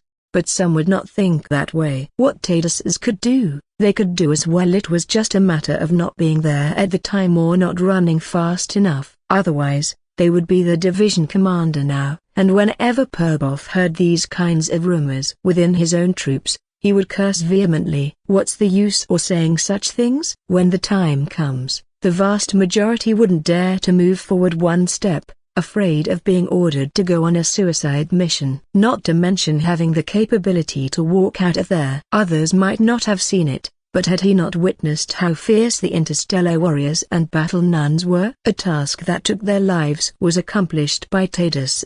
That was no small feat, and everyone had to acknowledge it. Sarcastic comments deserved lashes. And now, the words Mr. Gu had just mentioned, of course, they were true. Would he deceive him? He would soon officially become the 3rd most important person in the army after Yan Fangxu and Taidus. In fact, when it came to actual authority, he was number 1. After all, the largest and strongest armed force was directly under his control. Could he shoulder this responsibility? Even after Taidus achieved a remarkable feat, people whispered behind his back. If he took on the brigade commander role, what would the other 4 battalion commanders think of their former peer becoming their supervisor?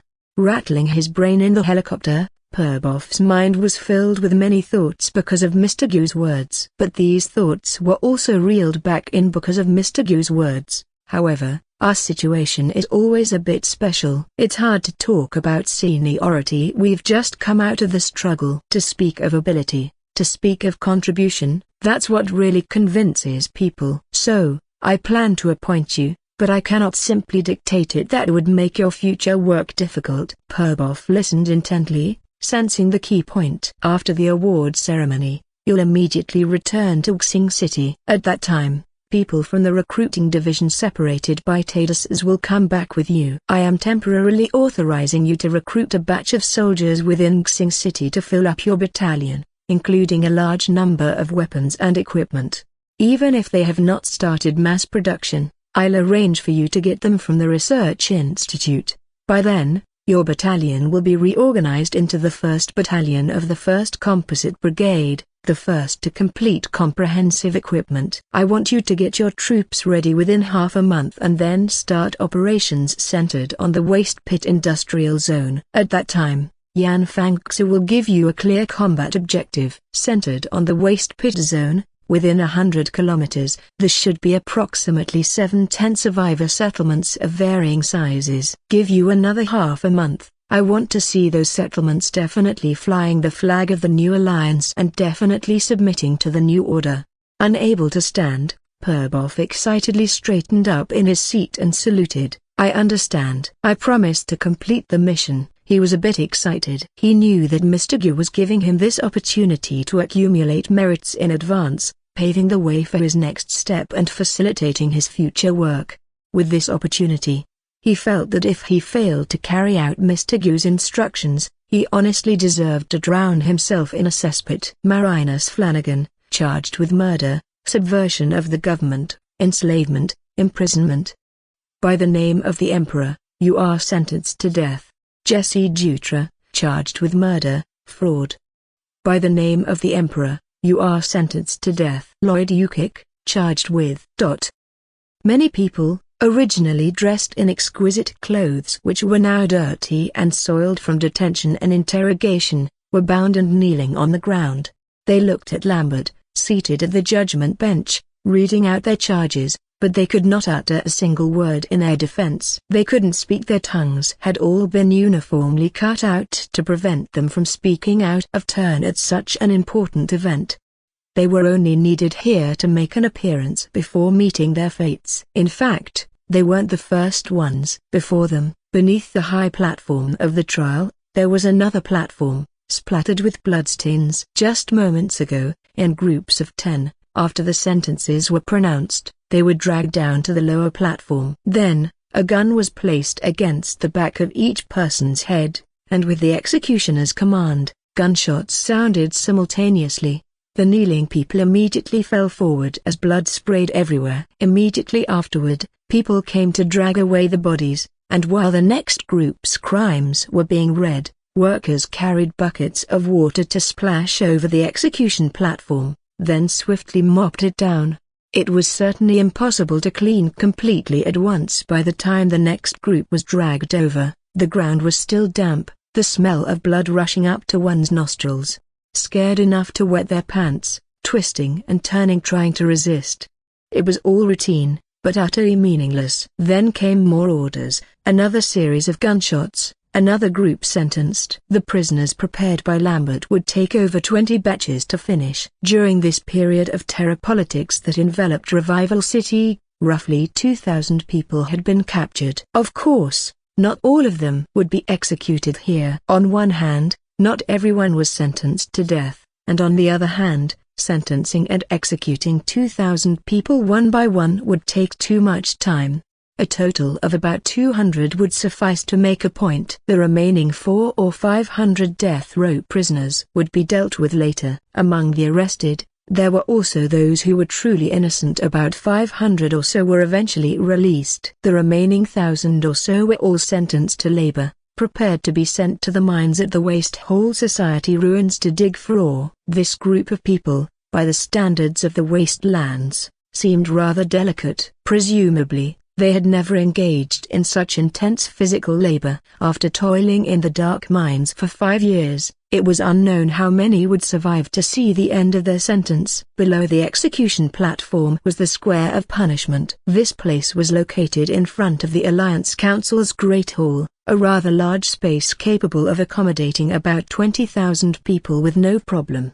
Now, about half that number, roughly 10,000 people, were standing there. These spectators were essentially from the top 10% of residents in terms of status within Revival City. They had been invited to watch this trial, and they were quite touched upon receiving the invitation. The scenes unfolding before them were indeed chilling to the bone. Among those being executed, there were many they knew, many they were familiar with. In the past, these were their leaders, their superiors, their bosses. Whenever they encountered them, they would probably have to bow and scrape, greet them respectfully, hoping to get some small benefit. A bit of patronage might mean a better future.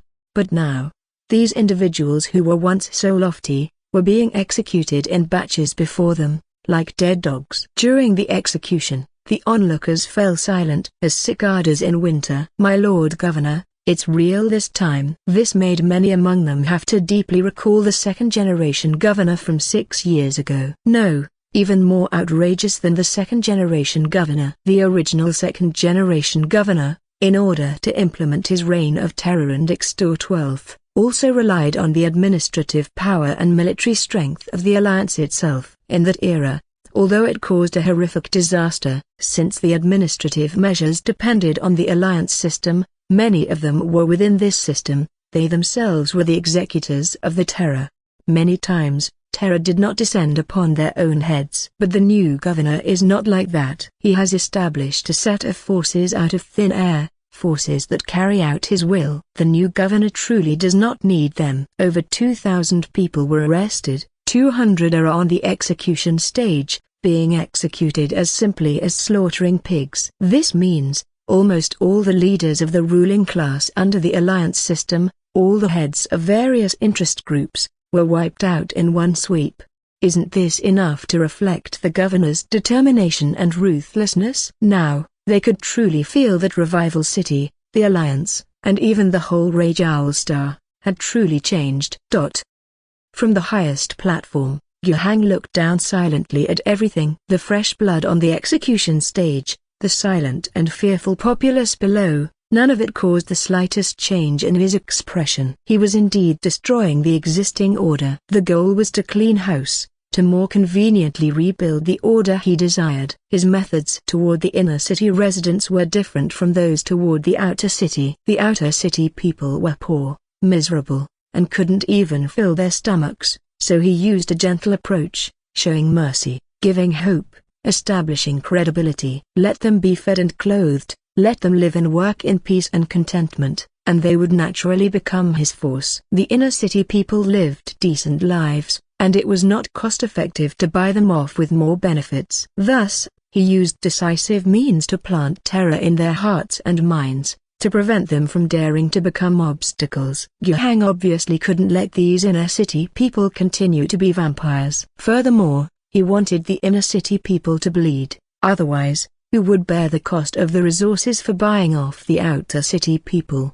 Contrary to what he had imagined, after cleaning out the nobles in the city, Yuhang did not gain much of any real value. Money was meaningless. The so-called alliance currency, issued by the alliance government with a rather limited circulation, seemed like waste paper to Yuhang. He had not yet completely abolished the use of alliance currency, but it was just a matter of time. Yuhang had no patience to engage in any financial industry here. Could the financial industry help with taxes? Could they use alliance currency to negotiate with the tax officials of the empire? Obviously not. Currency is merely a means for regulating the economy. The destructive storm unleashed by the primordial Wrath Owl sect, in some ways, had helped Yuhang quite a bit. With the outer city people having next to nothing, Yuhang realized that he did not need to maintain the original financial system of Revival City, and what he obtained from those so-called nobles, the most important thing was the industries they originally controlled. Next,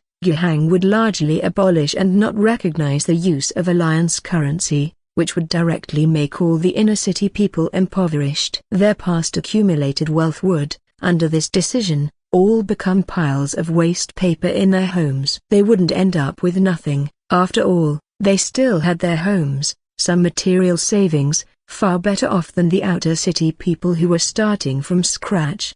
But their past lives would surely be gone forever. Actually, Not all the people in the inner city are wealthy. With such poor productivity, it's impossible to support that many rentier classes. Most of the people in the inner city still have to rely on their own work to support themselves and their families. They just have a relatively more substantial family background, better education, and more plentiful opportunities. They work as industrial workers, staff in factories and enterprises, clerical workers in trade associations, and officials under the alliance government. They have a stable and even somewhat respectable job, but that's all they have for their livelihood. In fact, under the new system designed by Guhang, if these people did their jobs well, their opportunities would still be much greater than those of the people outside the city. A more comprehensive education and a wealth of work experience were their advantages. But this couldn't merely be made credible through propaganda. For the moment,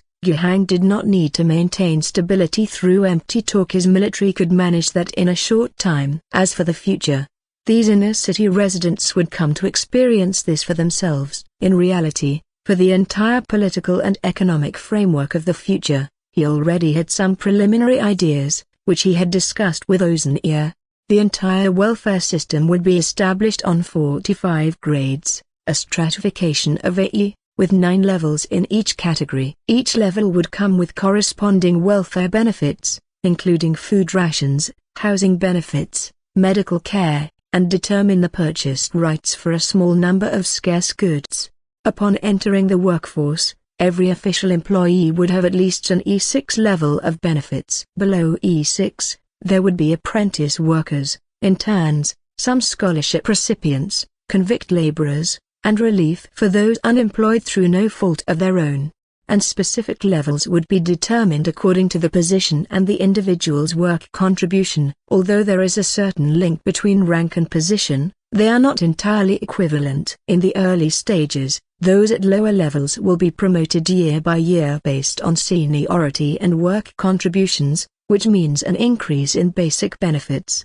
The pace of promotion will slow down at higher levels. Those with outstanding performance will be eligible for leapfrog promotion. The treatment for military soldiers does not follow this line, but it corresponds. Privates and corporals receive allowances similar to the E tier, with specific differences depending on the unit. After retirement, efforts would be made to arrange jobs at corresponding levels.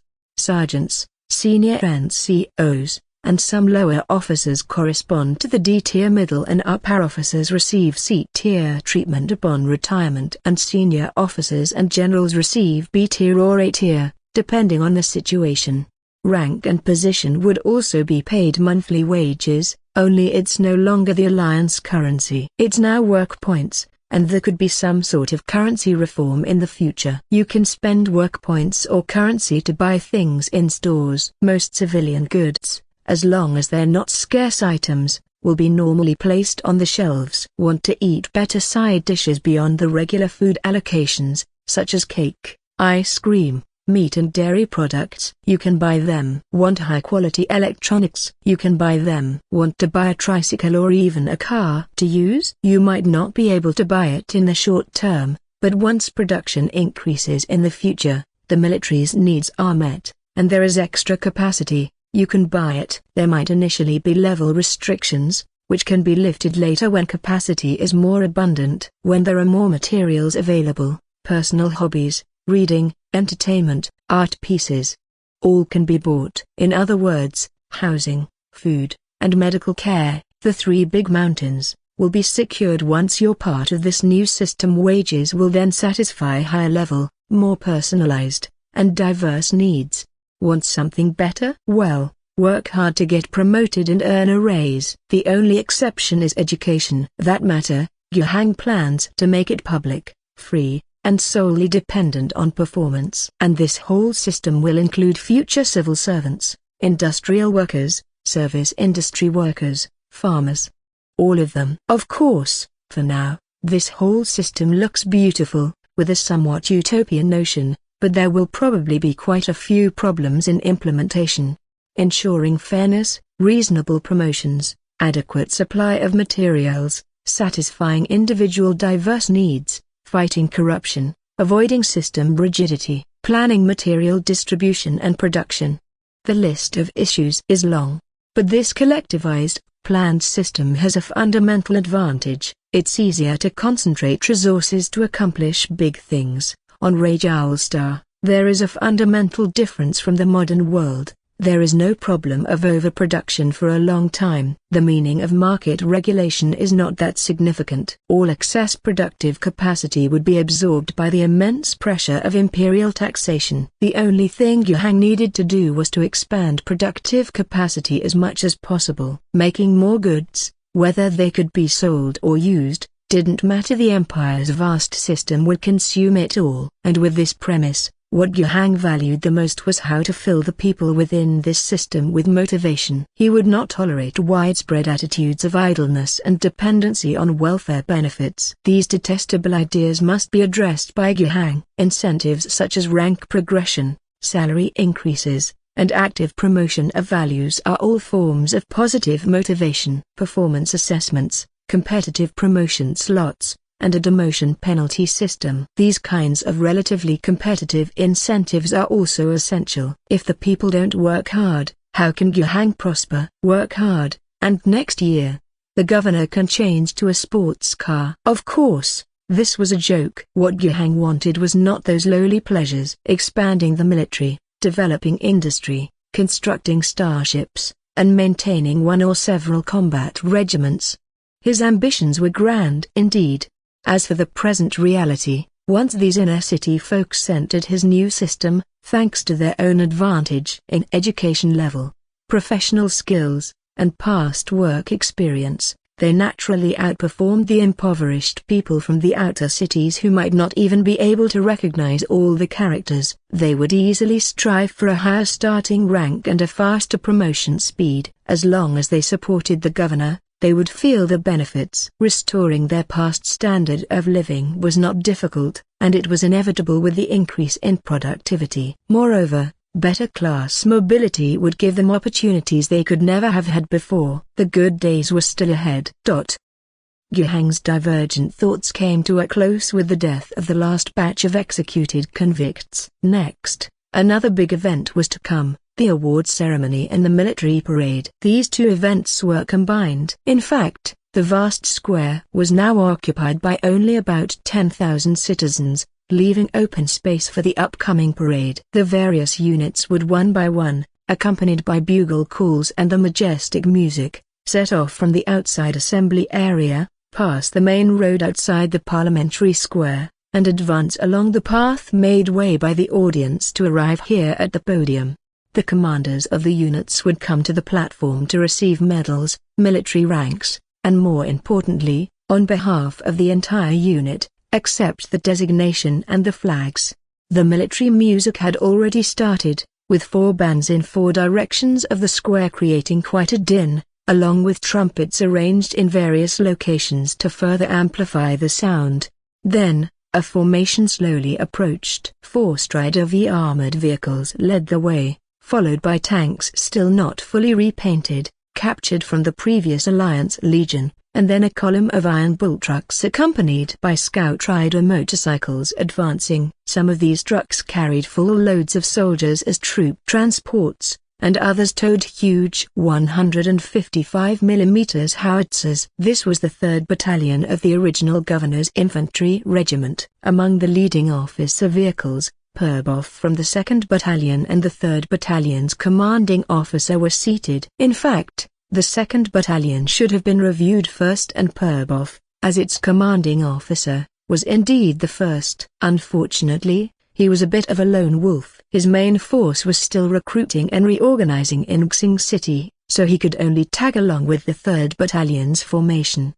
As the entire formation arrived below the podium, whether riding in vehicles or marching on foot, all the soldiers shouted their slogans loudly. It began with the officers at the front belting out for the Emperor, followed by all the soldiers chanting together. Then came another for the governor. Yuhang stood at the forefront of the viewing platform, watching his troops march past, his face expressionless, merely nodding slightly in acknowledgement. The soldiers followed the directions to the space set aside for them in the square and took their positions. Purbov and the 3rd Battalion's commanding officer went up to the platform together. Yuhang personally adorned them with the shoulder boards that signified the rank of major. Following that, he also presented them with medals.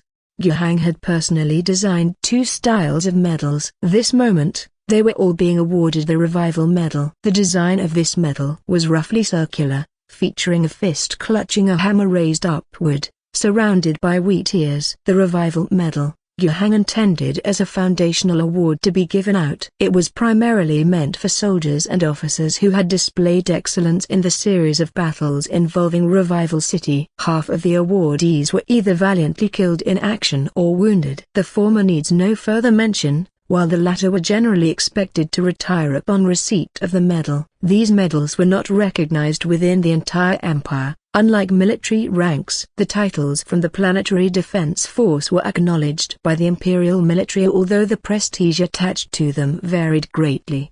But Yuhang still needed to establish this system. Soldiers fighting for their own should rightfully receive honor. Moreover, aside from honor, the medals also had tangible benefits. The Rejuvenation Medal itself equated to an E5 level allowance, a seemingly insignificant amount, but this was in addition to the basic allowance soldiers already received and would continue until retirement. In cases of disability or death, the pension would also be more substantial. In fact, awarding medals to disabled retirees and fallen soldiers was also to provide additional consolation to the relatives of valiantly fallen soldiers.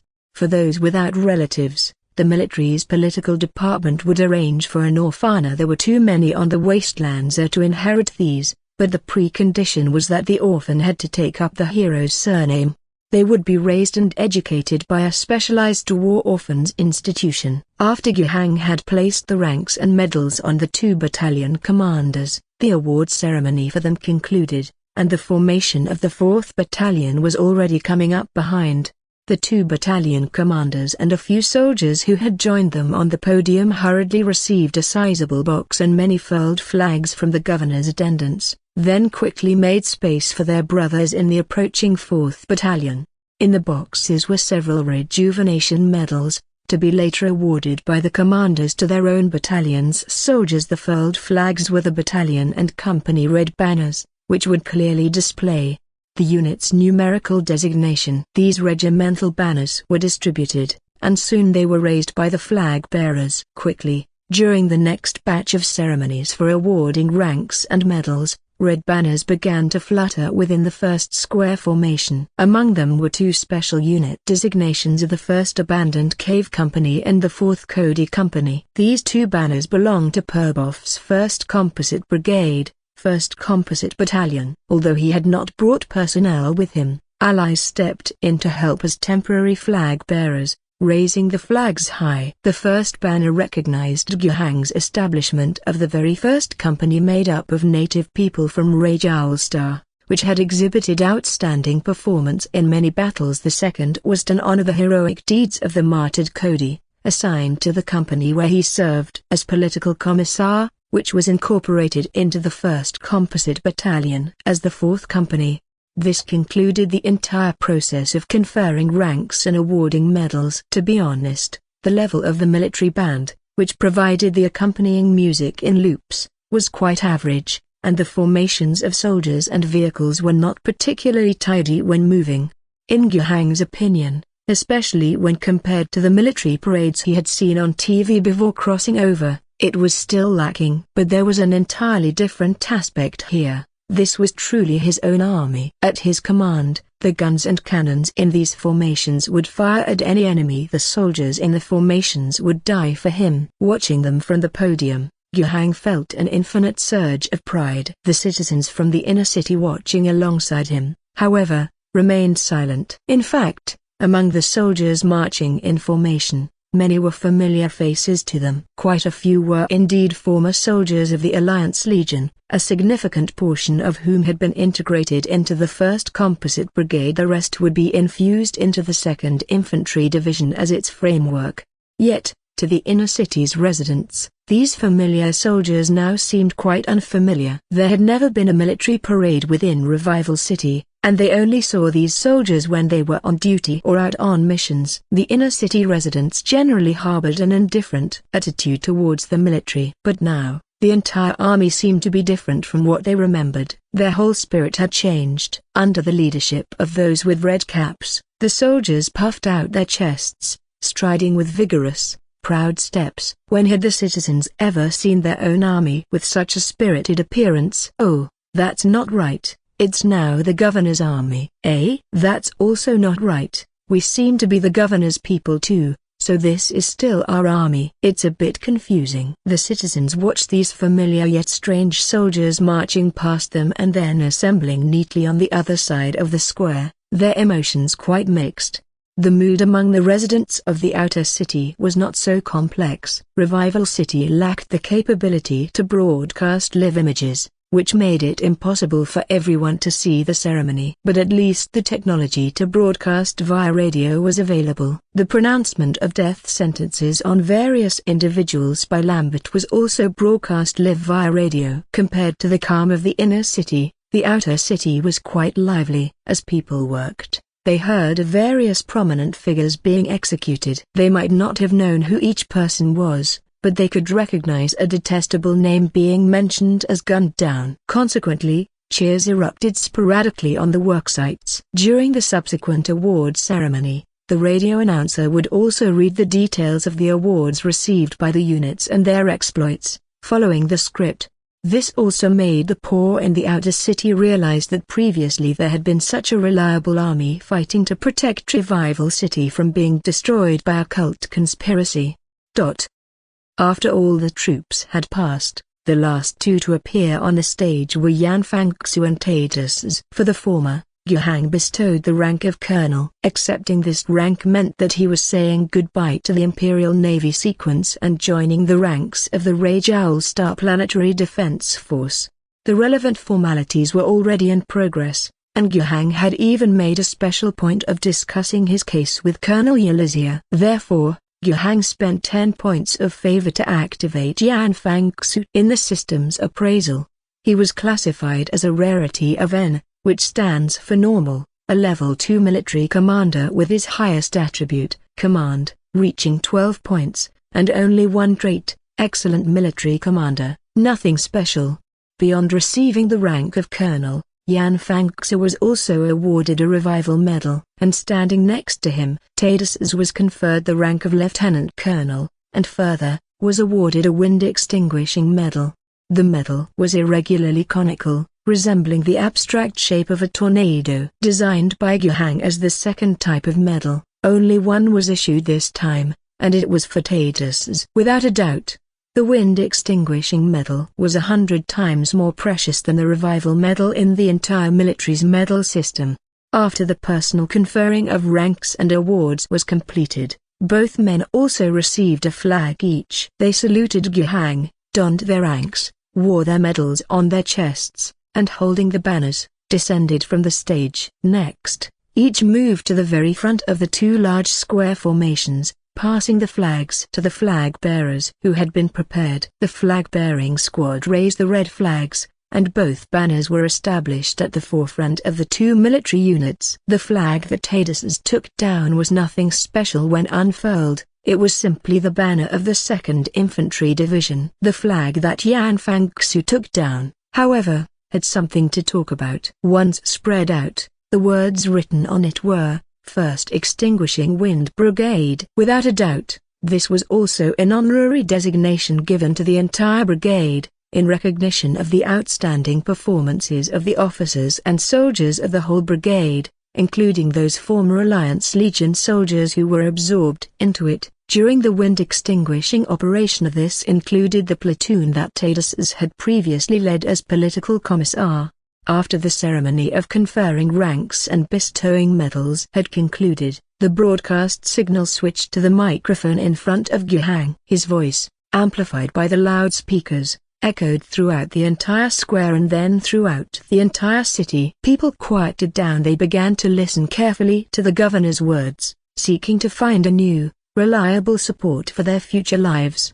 Residents of Revival City, my most loyal warriors, greetings. I am your governor, Guhang. Just now, I have adorned our brave warriors, who fought valiantly to protect this city, with the honors they rightly deserve. I have bestowed 100 rejuvenation medals. Each of the honorees is a true hero. They have made outstanding contributions to the defense of Revival City, even at the cost of their own lives. I have awarded the Wind Extinguishing Medal, the highest honor, to Comrade traitors. Many still vividly recall the storm from 10 days ago. With the help of the Phoenix Battle Group and the Saint-Elias Nun Association, we thwarted the cultists' scheme. We extinguished the storm, saving the entire city. And without a doubt, Comrade traitors was among the most outstanding of them. At the most critical moment, with the most fearless stance, he accomplished the most heroic feat. He struck the final blow to extinguish the storm. Extinguishing the storm is precisely the origin of the name for the Wind Extinguishing Medal and the honorary designation of the Extinguishing Wind Brigade. All the soldiers who fought bravely, everyone who maintained order and rescued the city amidst the disaster, can rightly be called heroes. At the beginning of his speech, Yuhang started with the origins of the Wind Extinguishing Medal and the honorary title of the Extinguishing Wind Brigade. The inner city residents remained silent, not deeply moved by this, but the people from the outer city remembered the images of those soldiers. In the battles over food transportation, they had seen with their own eyes soldiers fighting the cultists who tried to destroy the food carts and leave them starving. In that escalating storm, which then abruptly ceased, they might not have known what happened in several wind farms, but they clearly saw a large number of soldiers maintaining order, distributing food and supplies in the wind and rain, and arranging for people to evacuate the city.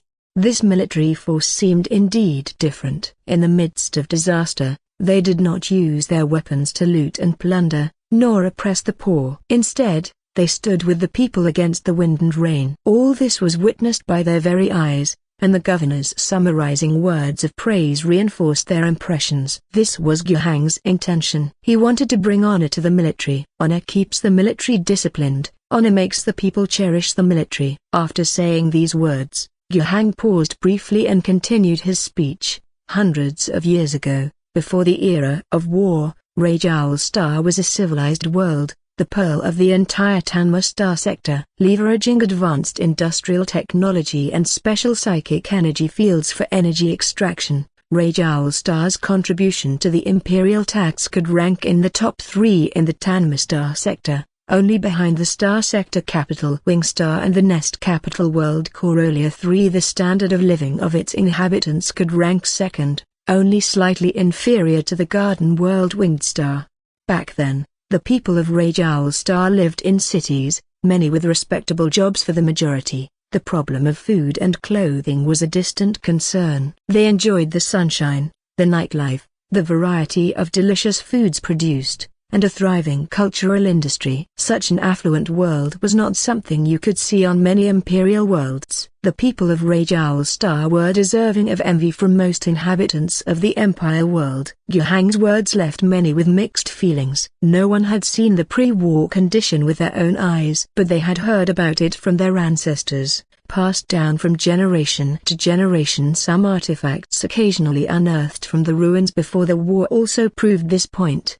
The past Rage-Owl Star was indeed prosperous and flourishing. So why are we, the descendants, living such wretched lives? The governor provided an answer. Despicable traitors betrayed us. The highest quality energy resource on Rage-Owl Star, the psychic energy field, was used as a source by the Chaos Traitors to open a psychic tunnel. This tunnel connected to a world corrupted by chaos under the shroud of dark magic. Even demons from hell were summoned. A brutal war erupted on Rage-Owl Star as its battlefield. The people of Rage-Owl Star, united with the soldiers of the Empire, with endless sacrifices, defeated those Chaos Traitors, closed the psychic tunnel, and destroyed the psychic energy fields. But at the same time, this war, which lasted for decades, turned Rage-Owl Star into ruins, transforming this once flourishing world of nearly 10 billion inhabitants into a desolate wasteland.